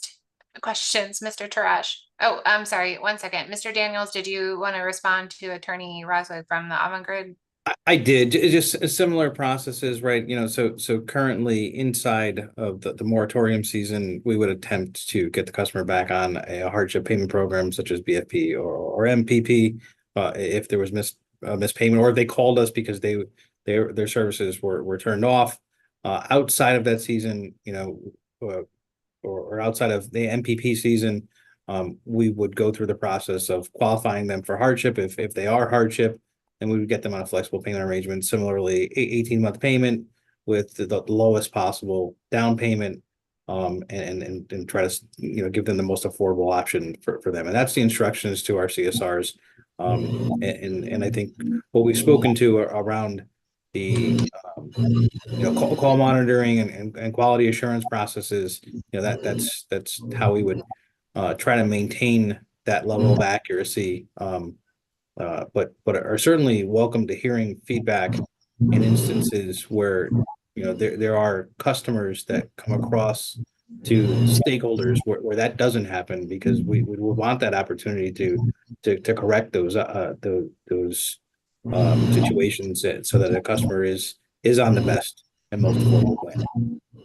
Thank you. I just think there's been some confusion perhaps with the CSR since the end of the moratorium, because we're getting there's not enough information that's being disseminated to very at-risk customers, but we'll follow up. Thank you so much. Yeah. Great, thank you. I'll give the floor to Mr. Tarash. Thank you, Chair Gillette. Mike Tarach, Policy Associate for Operation Fuel. My question focuses on Motion 7, the company's joint attachment 1. On page 9, the companies propose the consideration of a financial means test for life-threatening customers who are protected. I'm just wondering if the companies can describe what a financial means test would look like through the customer's perspective on that.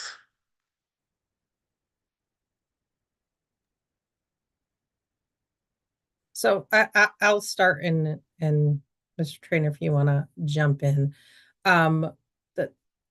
Like any customer, if they're experiencing a financial hardship, or they say they have limited income, medical customers as well provide verification or proof that you're qualifying for the guidelines that the 60% of state median income, the state guidelines that have provided, that provides the opportunity to enroll in programs that help with forgiveness of balances, right?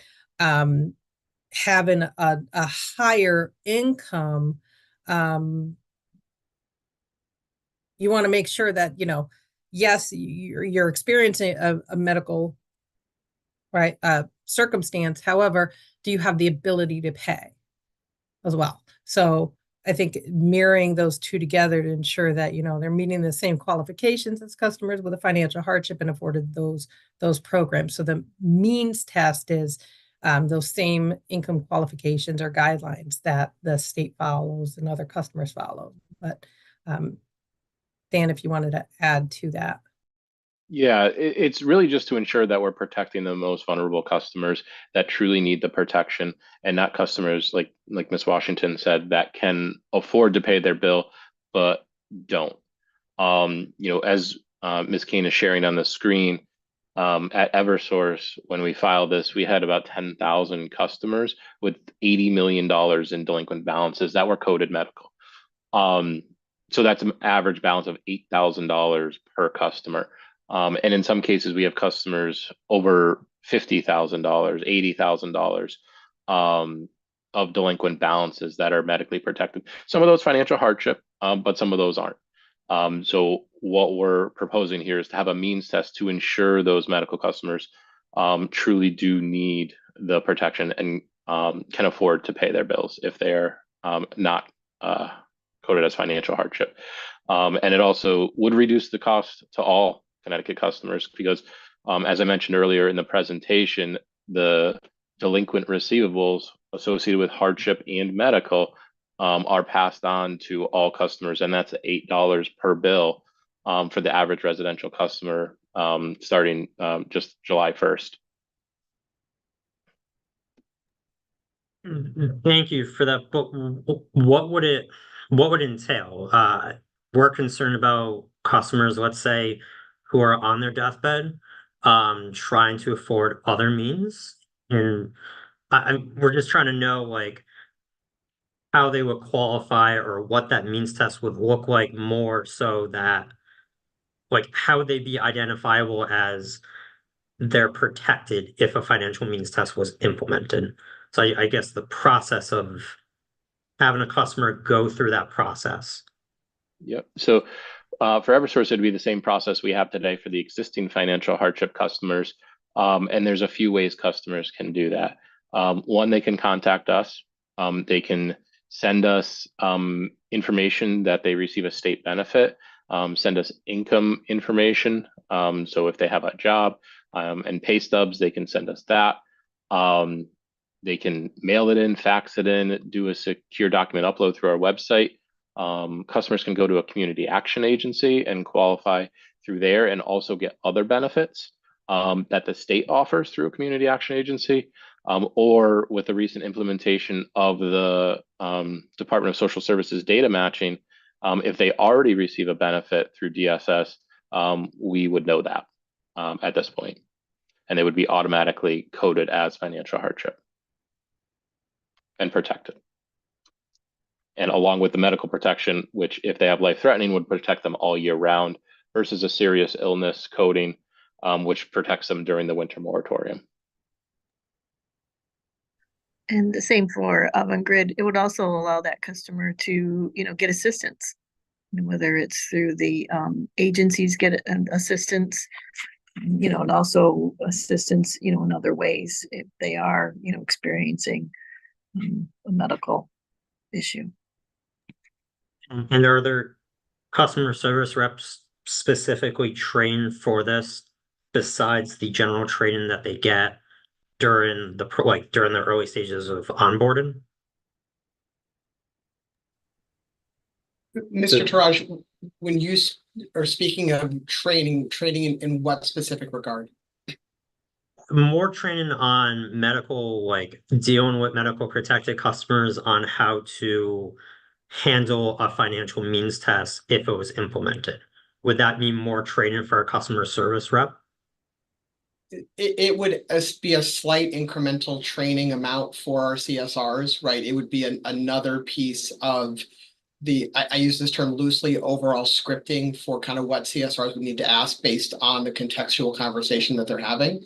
But that's something we would add to both our new hire training than our regular quarterly refresher training we have every year. Okay. Yeah, and then just to expand upon that, so that would be just a small modification to our existing training material. And before answering a phone call, those CSRs who handle that call type would receive that training. Okay. Okay. Yeah. No, those are the end of my questions. Thank you, Chair Gillette. Thank you. Other speakers, Attorney White. Hi, I just have a handful of questions based on this morning. So let's see, my first questions are directed to UI.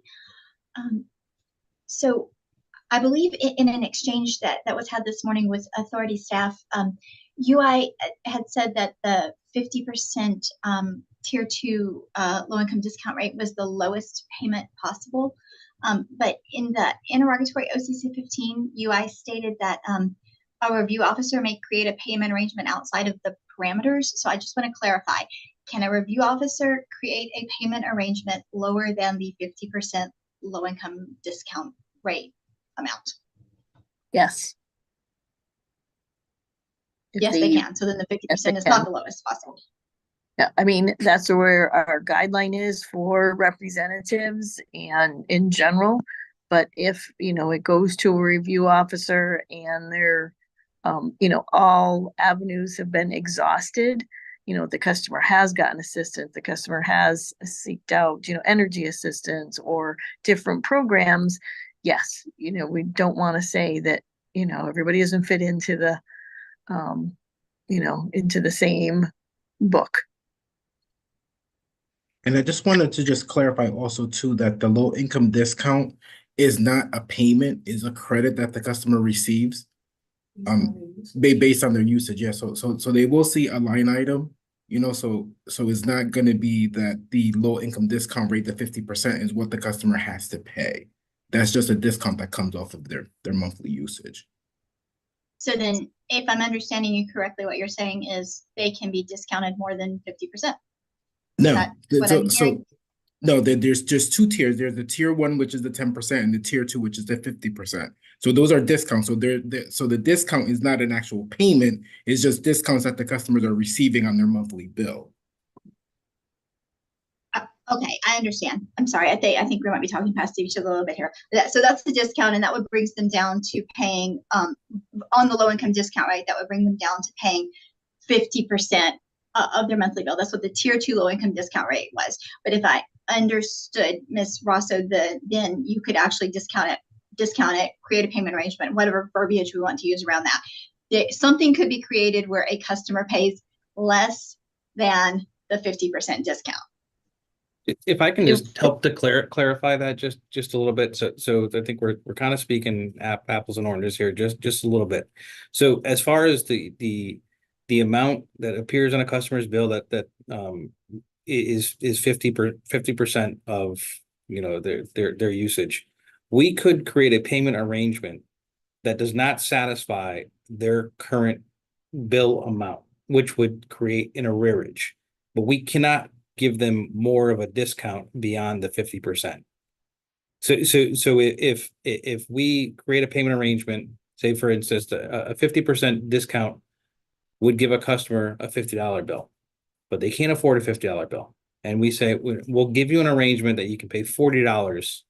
Now, we're not excusing that $10 difference. That's going towards their arrearage, but for a time being, they will be able to pay the $40, which is less than would have been required given the 50% discount, if that makes sense. Well, and also your budget. So you have higher month bills and lower month bills. So on average, a customer, if their summer bills say are 100 and their winter bills are 50, their payment could be the $75 rather than being their full amount of their bill being $100 one month and maybe 50 in other months. Is what you're talking about outside of MPP? Let me just leave it at that. Is this in MPP or is this outside of MPP? This would be a part of MPP, because if you could be on a flexible payment plan to obtain the same thing, or as in MPP, because in MPP, you're taking all of your last 12 months usage and averaging that out to get a monthly payment. And then of course, we'll match that payment, as well as if they get SEEP, we would recalculate it, and that would lower their payment even more. And then of course we would match that as well.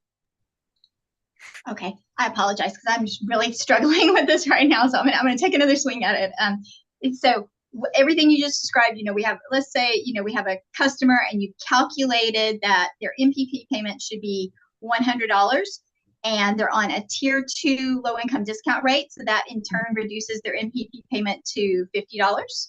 And then you calculate something with SEEP, and I'm just going to make up some numbers here, that in turn reduces their MPP payment to $40.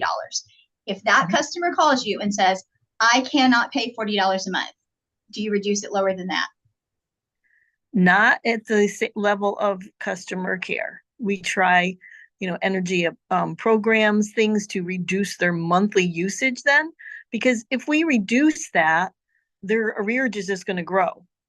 And so we're not really going to get anywhere with that customer if we've discounted 50%, they're getting the 50% discount off of their usage, and we've taken into account their SEEP.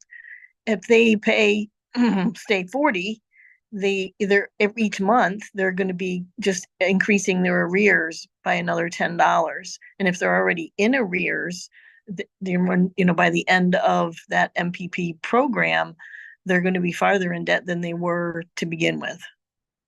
And then So also to them.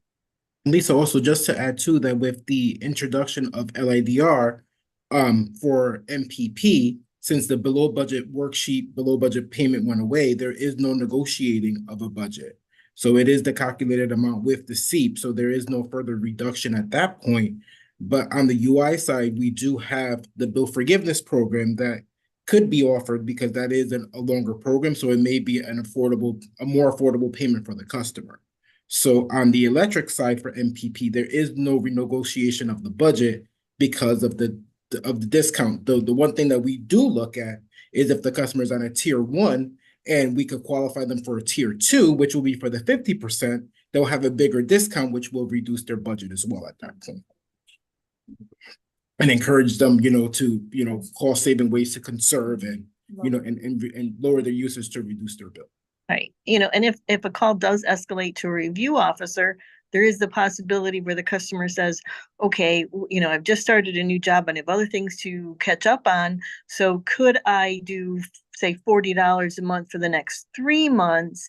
And then after that, I could do $60 a month. So maybe it was 50, they reduced it to 40, and then for 3 months, and then for 3 months after that, up at the $10 to make up the difference. So there's different things that can be done, but ultimately, of course, we don't want the customer to end up worse off than they started. And those things that you were just describing there, is that for a customer on MPP? That would be for any customer. Okay. So what I think, I guess I'm still struggling with, and maybe the answer is there isn't one. Is there a floor? Like, is there a spot at which we know the customer literally has reached the lowest payment available and we know there is no more room for negotiation? I think maybe we need to be clear that the exception that Lisa just shared is more an exception basis. I think your question referenced to review officers. We may tend to give them a little bit more leeway on extenuating circumstances, but I think in general, it's what the team described before, that there are very specific guidelines as far as what the lowest can be. And the review officer could be empowered on a very exception basis, if that helps.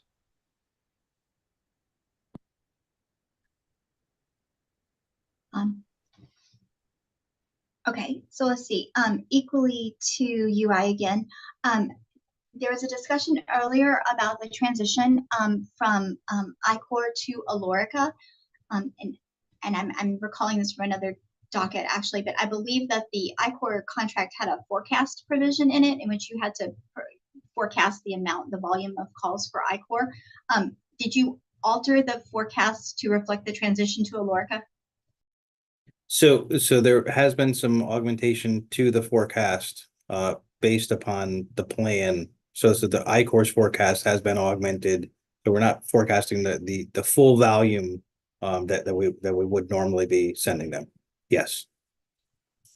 Okay, and so you've projected that out then for the transition period from where you would be going, and if depending on what the authority determined here with the insourcing versus not insourcing, you would alter that forecast accordingly, or is it all gone? You've created the forecast right now such that as of date certain, all of the calls are either going to be at Alorica or at UI, or alternatively all at Alorica. So either way, you've already altered the forecast accordingly. We've altered the forecast for the next 90 days, right? So we lock in our forecasts, and there's a provision within the contract that has us pay a percentage of the forecast as long as it's locked in within 90 days. So alterations to the forecast within a 90-day period, we wouldn't be able to reduce the amount that we're paying, but on a moving forward basis, yes, it would be less forecast to volume to iCore.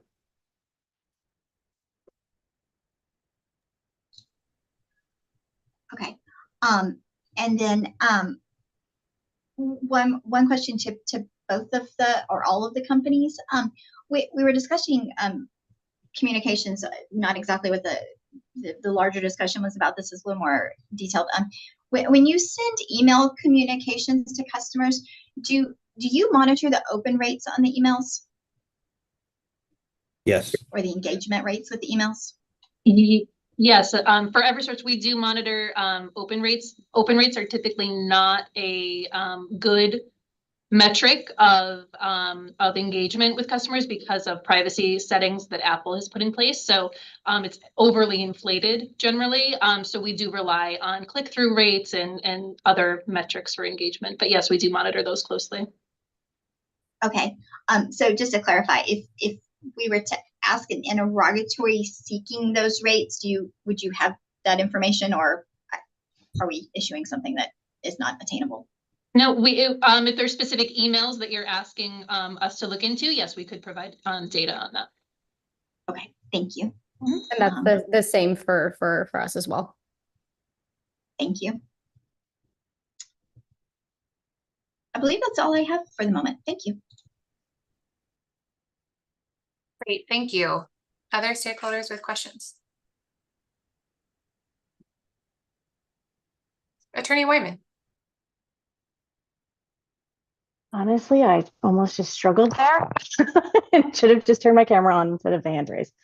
I have just a few questions, some of which I may be choosing to do later based upon some of the conversations we had earlier today.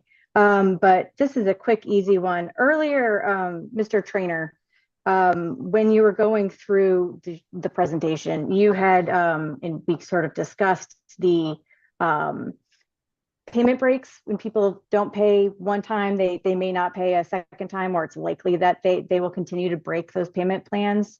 Is that just your general of what you've seen, or do you have some metrics backing that up? Oh, I think you're muted. I'm sorry. About that. Yeah, so we do have measurements on that. We did look at some data comparing 2019 to 2023, and we included that data in CAE 09. Thank you. I appreciate it. I might have just missed that one. So you're welcome. No problem. There's a lot. There's a lot of data in there. So thank you. I think you're off the hook, so to speak. The rest of mine, I did lose sound briefly because you gotta love headphones. So if this question was asked earlier in the day, I apologize. But this is to UI regarding the Alorica transition. In OCC 47, if I had the right thing open, where it is the Alorica contract. Is that the final version that you're using to implement this transition, should it be approved?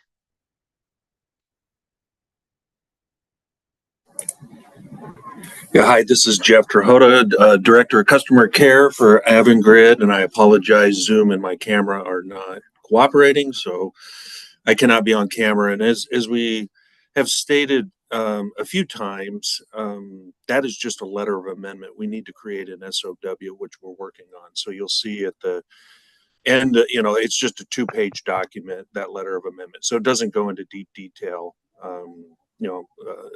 additions to quality and other things, but it mainly just focuses on price and timing.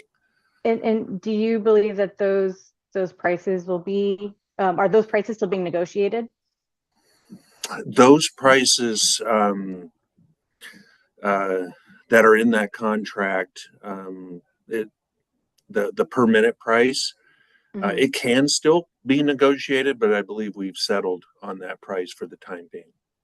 And the per minute price is per the average handle time minute. Is that correct?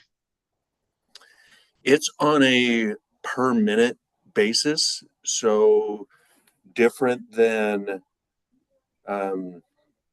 if you look at the governing MSA, it's a price per call with a defined number of seconds. And this does not have that in there as a defined number of seconds. So we're leaving it open to HT, which we still need to manage that.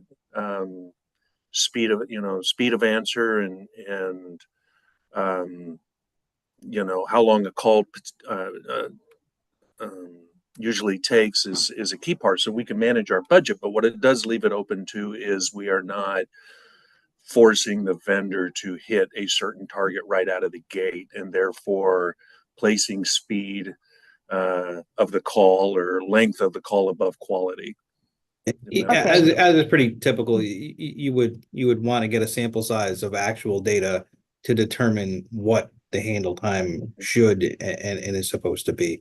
And once we've determined that, then we'll use that as a basis to set the cost per call rate. Okay, that's helpful. I just wanted to make sure I understood that sort of schedule on here.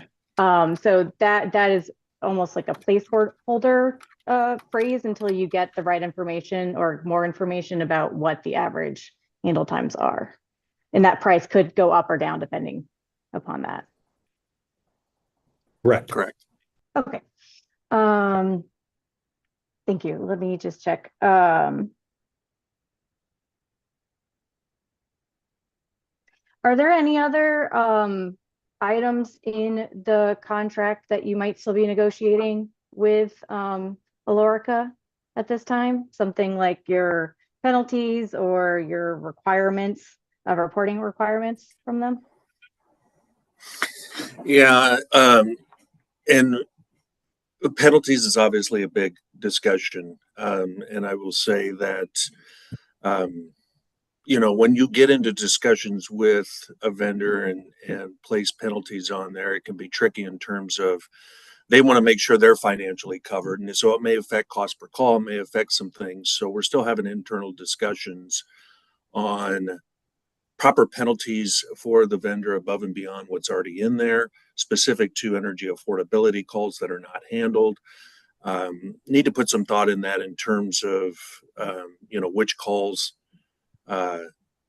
would be eligible for that penalty and how we can get a proper number of them and so on and so forth. So that's still open. Also, quality in general is obviously a huge point. The whole reason we're doing this, how many quality reviews we're doing, who's doing them, is still open for discussion. And right now we're focused on obviously the transition and trying to glean out as many opportunities to improve quality, both at Alorica's pit, seeing conversations with Eversource in their journey. So everything is and anything is still on the table, but quality and cost, are the two main items. Okay, thank you. And earlier on, or a few minutes ago, you were speaking to Attorney White about the forecasting with ICOR, that provision in the contract, and the how you're sort of phasing out the forecasting. You're lowering the forecasting amount because of that provision. Does the forecasting you have with ICOR affect the ultimate transition time to Alorica, or is it reasonable to assume that there might be a time where you're paying ICOR a bit more for calls they're not handling because you're under that forecast? Well, so a forecast is, it is possible, and a forecast is just that. It's a forecast, right? It's not based upon actual volume. So as much as we try to use a sound methodology for forecasting, we use workforce management best practices to forecast call volume. There are times where your forecast will be 20% off or 15% off, and the provision is to pay 90% of the forecast. So yes, if for some reason the transition to Alorica is faster than anticipated, then there is a potential that we could be paying for call volume that isn't handled by ICOR. But the reason why we have that provision within the contract, it's pretty typical for any BPO contact center, is they need a 90-day lead time to procure their staffing, right? So they're going to go out and hire the amount of workforce needed to handle that call volume. So if they go out and do that and then they don't get the calls to recover that cost, they put that provision within the contract to make themselves whole. So we would honor that in that case. Yeah, no, thank you very much. That is all I have for questions. If I could I just want to bring some clarity to some topics that were discussed earlier today, and with respect to quality assurance monitoring, and I had mentioned that the 25% of calls being monitored at Alorica. Just wanted to make it clear that those are our internal resources that are listening to those calls, along with a small amount of Alorica resources. So the exceeding majority of the calls that we're listening to during this transition period are being listened to by UI and Avangrid SMEs. And also just want to make it clear that the 25% of the calls that we've listened to thus far, that's not a sustainable target. We would transition to a much lower amount, probably closer to that 10 to 12 calls per agent per month. But the focus here is to make sure that we're getting off on the right foot, correcting any bad behaviors from the beginning to set ourselves up for success in the future. And then additionally to that, we talked about the who listens to ICOR's calls as well as Alorica's calls, and we do have an internal QA team. We have 2 analysts across the UIL companies, and they do listen to a portion of vendor calls in addition to listening to internal calls as well. And we might have them do some special listening, especially when we have new hire classes, saying, can you listen to this particular agent's calls, over the next week, because we want to make sure that we're given enough feedback. So we do have internal resources listening to external vendor calls, not just for the purpose of calibration. So I just wanted to make that clear. Thank you. I believe that was authority staff's question earlier, so I don't know if there's anything else they might have on that one, but for my questions, I'm all set. Thank you. Yep.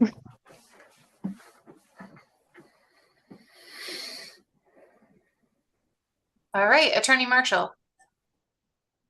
Thank you, Chair. I just had a handful of questions, and I do apologize if some of this has been covered already. I've been on and off the technical meeting today, just balancing other things.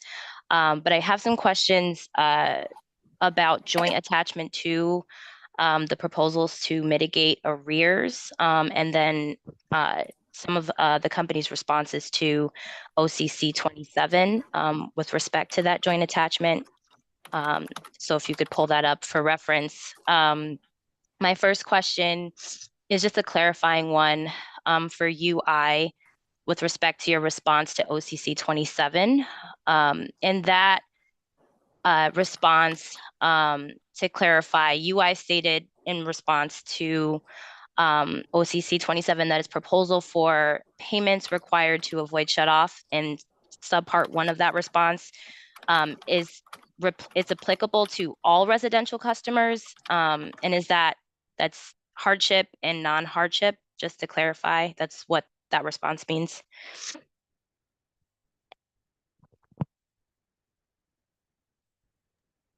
It's Kathy Wasselneck.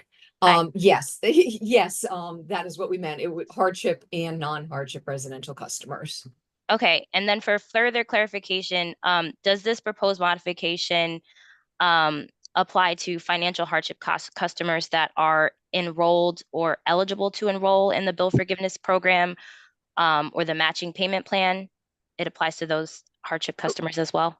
This would be for customers who outside, let's step back. If it's a hardship customer, if we're outside of moratorium in the way that the plans currently work, that's when it would kick in. With new MPP, we're going to have new rules. BFP is going to potentially go away. So it's, it's kind of depending on the situation, what time we're talking about. If it happened today and it was a customer who was not eligible to get back on MPP because let's say they didn't receive their SEEP award, then we'd be looking at getting that customer on a flexible payment arrangement, and we'd be looking for that type of a down payment. Okay. And you said it depends. There's a distinction between if it happened today or after Yeah. the new MPP and potentially BFP going away. Yes. So what would be the difference after with all the new changes? So, well, with new MPP, they could enroll any time of year, whereas currently they can only enroll between November and May 1. So, but going forward, we're looking at, if they call us in June or July and they qualify, they could get enrolled in MPP.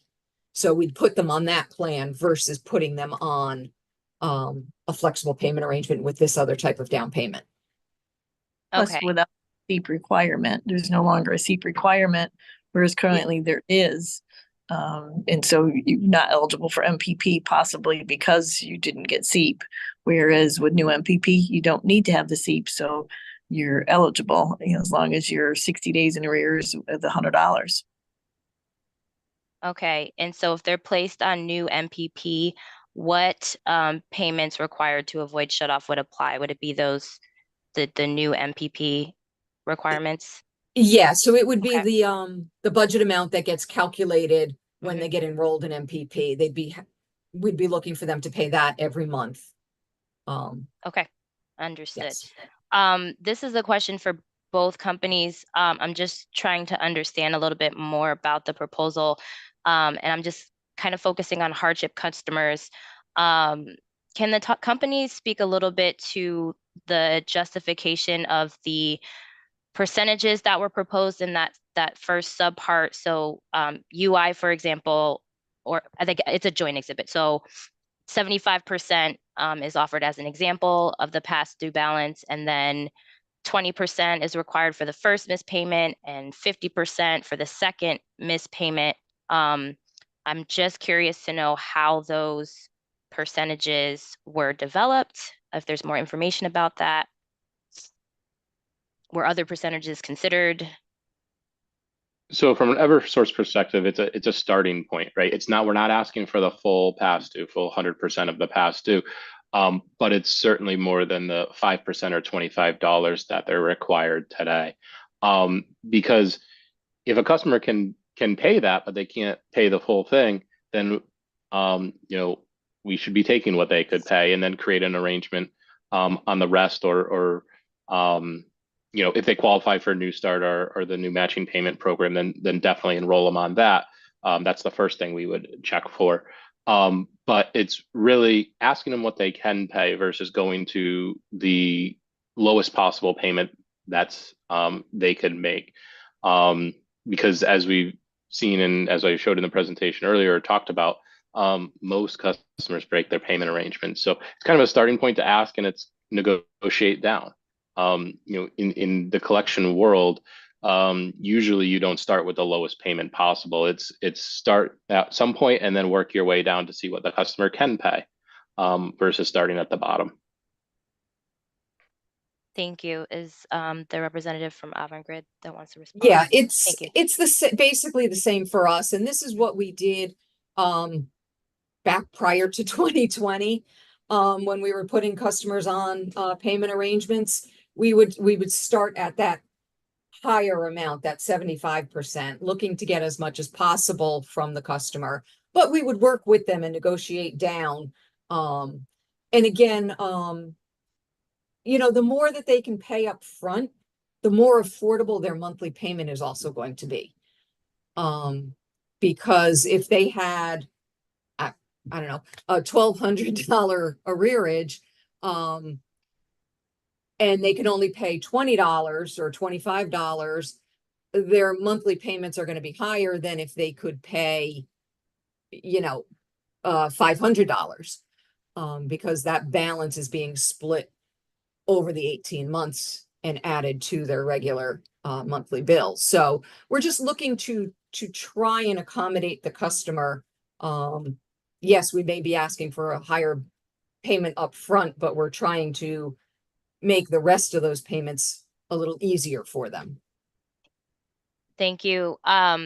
Again, for both of the companies, do the companies have information about whether hardship customers specifically have been able to afford the payments to avoid disconnection as they are now? So with the lowest monthly payments being offered, is there any data, any information, anything that the companies can pull from to talk about whether hardship customers have been able to afford this, even where we are today? Well, it's certainly become a lot more affordable with the low income discount rate for customers, either the 10% or the 50%. And when we know a customer it has a financial hardship, either by pre-qualifying them when they call in, or through, whether they told us that information before and we have their information, or through the new DSS data matching, we'll direct them to MPP or New Start, whatever programs they qualify for, because that's the lowest payment they could have either on MPP or New Start. Even when new MPP comes in, it's the same story. It's going to be the lowest payment. A flexible payment arrangement will always be higher than a New Start or matching payment program payment. So if your hardship, the best thing for you is MPP or New Start, and that's where we direct them to. And at this point in time, we have over 50,000 customers in Connecticut that are on the New Start program, which is much more than we've ever had before.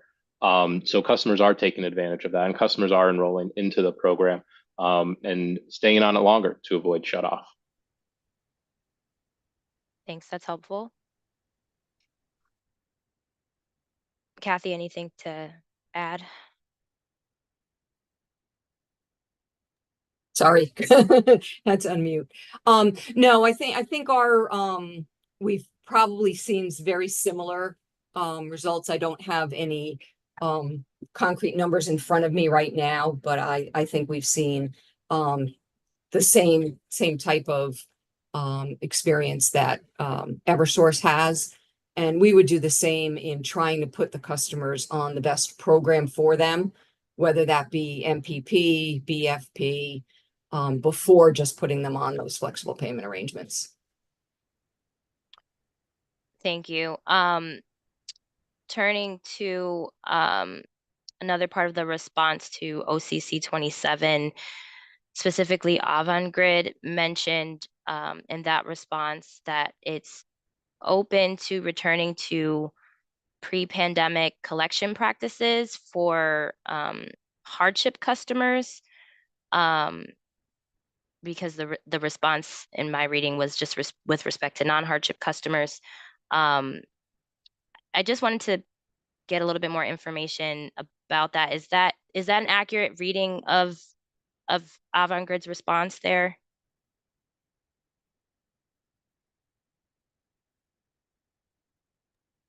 Sorry, I'm just rereading.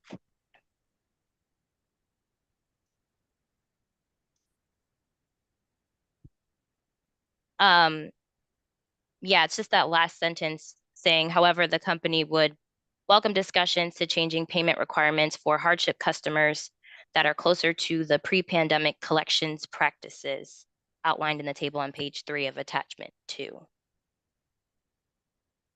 Yeah, so we were just like we were in our presentation this morning, going, trying to get back somewhere, where we used to be on what we would ask for or request when a customer, had a disconnect notice or was disconnected, to like the, in our presentation this morning, to avoid shut off. It was that you had one opportunity at 20% down, versus now it's 5% or $25, and then the second time maybe 20% down, getting away from that 5% or $25, because paying just $25 on arrears balance, and then waiting a couple of months and then you get another shut off, the customers are just getting farther behind. Yeah, I think in general, we weren't trying to say we were a proponent of returning to pre-pandemic situations. We have, we're open to discussing this, but we want to address the issue where we feel that perhaps we've gone, perhaps to a direction where we aren't doing the customer any favors and they're unable to pay down those arrears over a reasonable period of time based on some of the suggestions we have made in the filing. Thank you. Thank you for clarifying that for me. And also from Eversource's perspective, does Eversource have any interest in returning to pre-pandemic collection practices at all? I just wanted to clarify Eversource's position on that. So at this time, I mean, we really just started collecting, started the collection processes for hardship customers just a couple months ago. So that's why we felt it really wasn't the right time to kind of propose something different, because we don't know how customers are going to react. With getting disconnect notices that they haven't gotten in the last 4.5 years. So, potentially in the future, yes, but we kind of wanted to use like a wait and see approach to see, what was the reaction from hardship customers? Are they going on the programs? Like now we know they are, and then, when new MPP comes in, but this was really focused on non-hardship customers. It's kind of taken like smaller steps to get to, not necessarily pre-COVID collection practices, but something in between pre-COVID and where we're at today. Okay, thank you. Those are all the questions I have. Thank you for everyone that responded, and I'll turn it back over to the chair. Thank you. Are there other stakeholders with questions?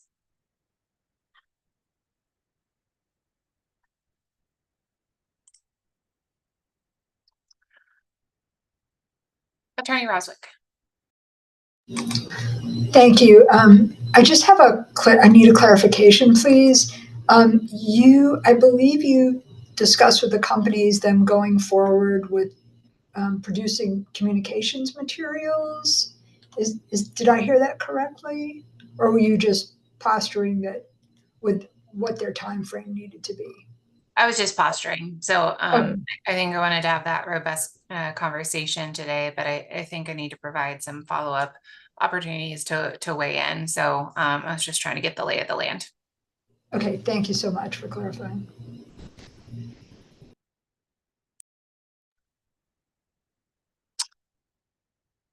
There are folks with questions. I should be clear. I think earlier it was asked if there were stakeholders with questions on the company's presentations from this morning. The company's presentation included, at least Avangrid's portion, included their motions. So if there are stakeholders who have not asked their questions that they had on those motions, I want to make sure that folks know to do that now. As we are approaching the end of our planned agenda and unplanned. Mr. Tarash. Yeah, thank you, Chair Gillette. Just a quick clarification on the presentation earlier today about the mitigation proposals. We talked a lot about the point of starting to ask what customers can afford. Going through that process, Operation Fuel filed written comments, and our comments speak for themselves and our position on that. But and what if the situation changes for a customer? Let's say in April they can pay a certain amount, and then let's say in June they get laid off or something like that. So obviously their financial situation changes from June from April. Like, I'm just seeking clarification on what if that occurs for the customer. Yeah, so that's a good question. And from the Eversource perspective, there's a couple things that could happen. And it depends really on the customer's circumstance. So this is a circumstance where a financial situation has changed, right? So the first thing we would do if the customer is originally non-hardship and they enter into a payment plan, and then they're like a couple months in, like your example, and they call us saying something happened, they can't afford it, they could always reset that plan. Meaning that if they're on the plan and they paid a few months in, we could set it back to 18 months. And what that would do, it would lower the monthly payment. And it really depends on how many months they have paid in, what was their down payment, to determine what their new payment would be. What we would also do is pre-qualify them for hardship. That's the other option. Like if they lost their job, they might now qualify for hardship status, which we would then, instead of keeping them on the 18-month payment plan, we would look to see if New Start or matching payment is the better option for that customer. So it really depends on each customer's unique circumstance, but when they call in, those are the kind of processes that they would go through with a customer service representative in order to determine what options are available. And just to supplement Mr. Trainer's answer, our CSRs receive active listening training every single quarter to listen for things like, I've been laid off, I lost my job, I have a medical situation that has changed my ability to make payments. And they go through all of the things that Dan mentioned, pre-qualification, looking at MPP, New Start, then the best 18-month payment plan, right? So that they don't generally ask the question, well, how much can you pay? And then we do the same thing with regard to the payment plans. You know, if someone is on one of those payment plans, an 18-month payment plan, and they call us and they can't afford it, as long as the plan is still active, we can renegotiate that with them and make the payment lower, extend it back out to 18 months. But as Mr. Trainer said too, if somebody who got laid off, we're going to try to requalify them for hardship and get them on a better program for them. So we're always going to try to work with that customer. Thank you. Yep, thank you again, Chair Joelle. First, other questions?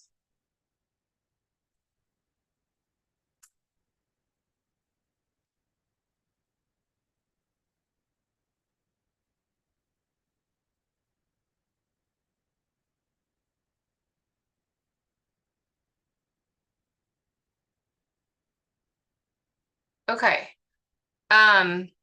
Just open it up once again more broadly. If there are stakeholders who had questions or comments on any energy affordability topic that was noticed for this docket, now would be the time to raise those questions or comments before we move toward adjournment.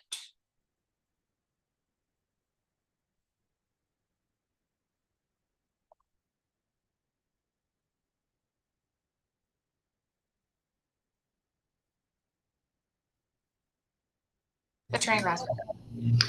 I mean, I have some concerns about other of the proposals in the general filing that weren't discussed this morning. Do you want those now, or do you want those as part of comments as they go down the road? I'm happy to receive them today with more details and comments. It's really up to you. If you want to share some outlines of those concerns, it might spark us or others to have follow-up discovery too. So I'm happy to give you the floor.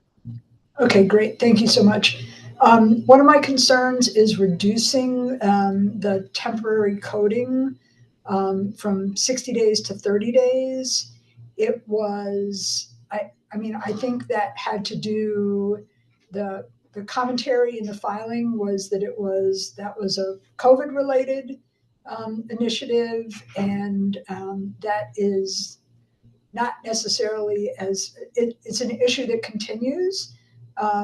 Customers or our clients have had a lot of challenges around uploading documents.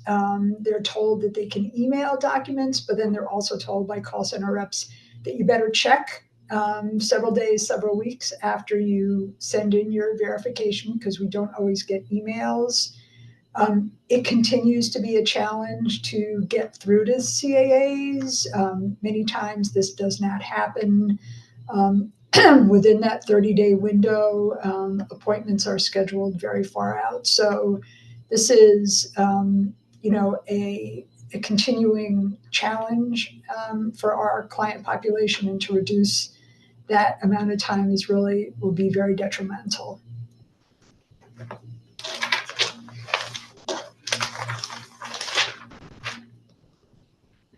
And excuse me, let me just check really quickly.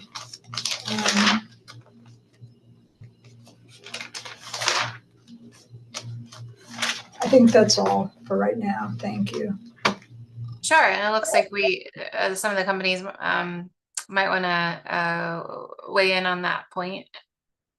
I see Ms. Washington. Yes, I just wanted to add to that. Great point. We did propose to certainly return to the 30 days. I think it's important to add that there is the full data matching with the Department of Social Services, which reduces that barrier to assistance. So certainly if there's clients that are coming and they want to validate their financial hardship, again, adding in the options of submitting that, visiting with a community action agency, but I don't want to lose sight that newly this year, that full data matching is happening, and it's happening on a monthly basis. So we can certainly capture those customers in that manner.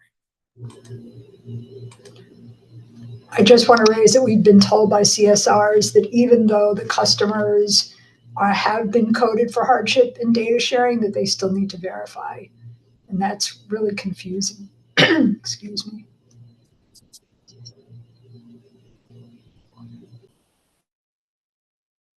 I'll share a little additional background on this. Since I think Dan showed that PowerPoint up front that showed the vast majority of household income verifications are now done through the company. And we're processing within days. We have a different set of intake methods at Eversource, but we're still not supportive of any customer emailing that documents because it is so not secure from a cybersecurity perspective. And you've got PII, publicly personally identifiable information, unique information that can be stolen from very confidential documents. So, but the old school USPS mail, faxing and uploading on the website are great. And then the temporary protection that was giving them 30 days now gives them that one-time 60-day protection, but during the winter moratorium. So during the non-winter moratorium, and Ms. Roswick, that might be, I'm not sure if that's what you're speaking to, but we always do appreciate, I think you sent over a customer complaint sometime in the last month, and we were able to research and resolve the facts on that one. But I think that it was just one additional area that we thought could be extending or making Connecticut's arrears an outlier on top of double the length of the payment plan duration without breaking, and double the amount of payments without breaking, and now double the amount of time that your service is protected while waiting to submit your document. So we're doing it. We're doing it well. So that's we thought that would be a helpful suggestion.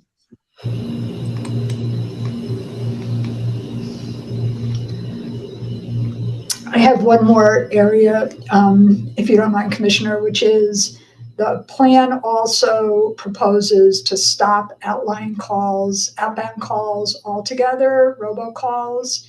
And I know there is disagreement on that, but as we talk about the importance of communication, stopping that really restricts down the ways in which my client population who does not access online communication finds out about programming. I mean, I think on some areas, when you talked about customer surveys, there is outbound calling that goes on.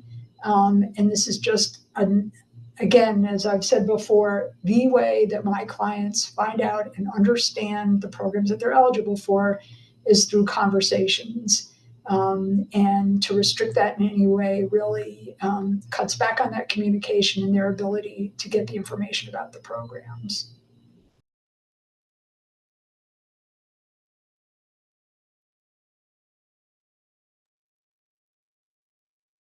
I can add to that as well. So the pros and cons. The cons are that the scammers are out and they take advantage of our most vulnerable customers, our non-English speaking business owners. They're targeting the elderly.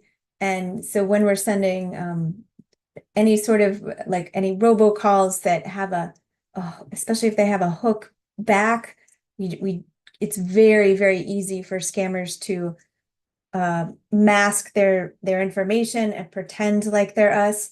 So I think it's that we're trying to balance. And it's a bunch of bad actors out there scamming, but maybe there's a way to hone that for customers. We do capture customer preferences as far as email, text, and phone call alerts. If customers opt into those alerts, that can be different. But if they haven't opted into those alerts, into notification via phone call, that's where we're pretty sensitive, so we don't want anybody to be tricked. Both good intentions. Yeah, I think we can be conscious of the security aspects and perhaps have a method of using it and yet still requiring, customer validation or things like that, so that there can be a way to validate who the customer is, or it's simply just a message and says, call the utility company or go on the website for more information, something like that, similar to like a text message might be. So we could probably brainstorm some options using the methodology while still understanding that there are security risks that we need to care for sure. But yeah, more and more people are not trusting texts as well as phone calls because of the obvious growing scamming opportunities that people are taking advantage of.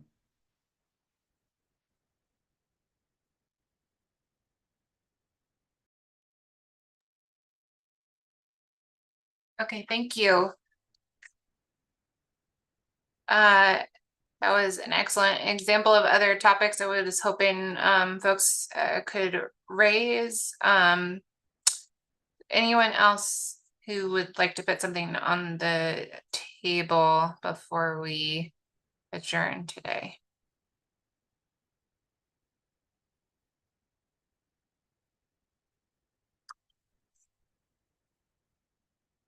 Okay. All right. If not, that brings us to the end of our agenda, which means that we will, when we do adjourn in a few minutes, we will not be coming back tomorrow. As I think we've gotten through the initial material that we had scoped for the hearing, for the technical meeting, excuse me. So there were next events listed on the agenda. And I'll have to go back with my team and take a fresh look at that, as I think we have some ideas from today's conversation that may be better issued through written comments rather than interrogatory. So you might see a combination of both. So I would ask that everyone make sure that your contacts are updated on the service list and that you're paying attention to any additional opportunities that the authority issues for interrogatories and or written comments. And that pretty much covers it for today. Is there anything else for the good of the group before we adjourn? I just want to share, I know everybody feels this way, but Chairman Gillette, I think this is the most fulfilling engagement we've had in years. And it feels like, yep, we can do this. We can do clean slate. We can rebuild trust. And we really want to do that. We're all in. And you've definitely seeded some extra engagement and excitement today across all of us. So we appreciate that a lot. Thank you. Excellent. Thank you. Appreciate that. So let's go back to our respective camps. And I think of giving you a preview of some of the questions that we're going to come back with. We'll pose them formally to make sure that everyone has a chance to react. And then we will go from there. So I want to thank everyone very much for the robust conversation that we had today, for the presentation this morning, for the diverse engagement that we have from stakeholders this afternoon. Really appreciate it. And I look forward to the continued conversation and brainstorming. So with that, we will adjourn, and with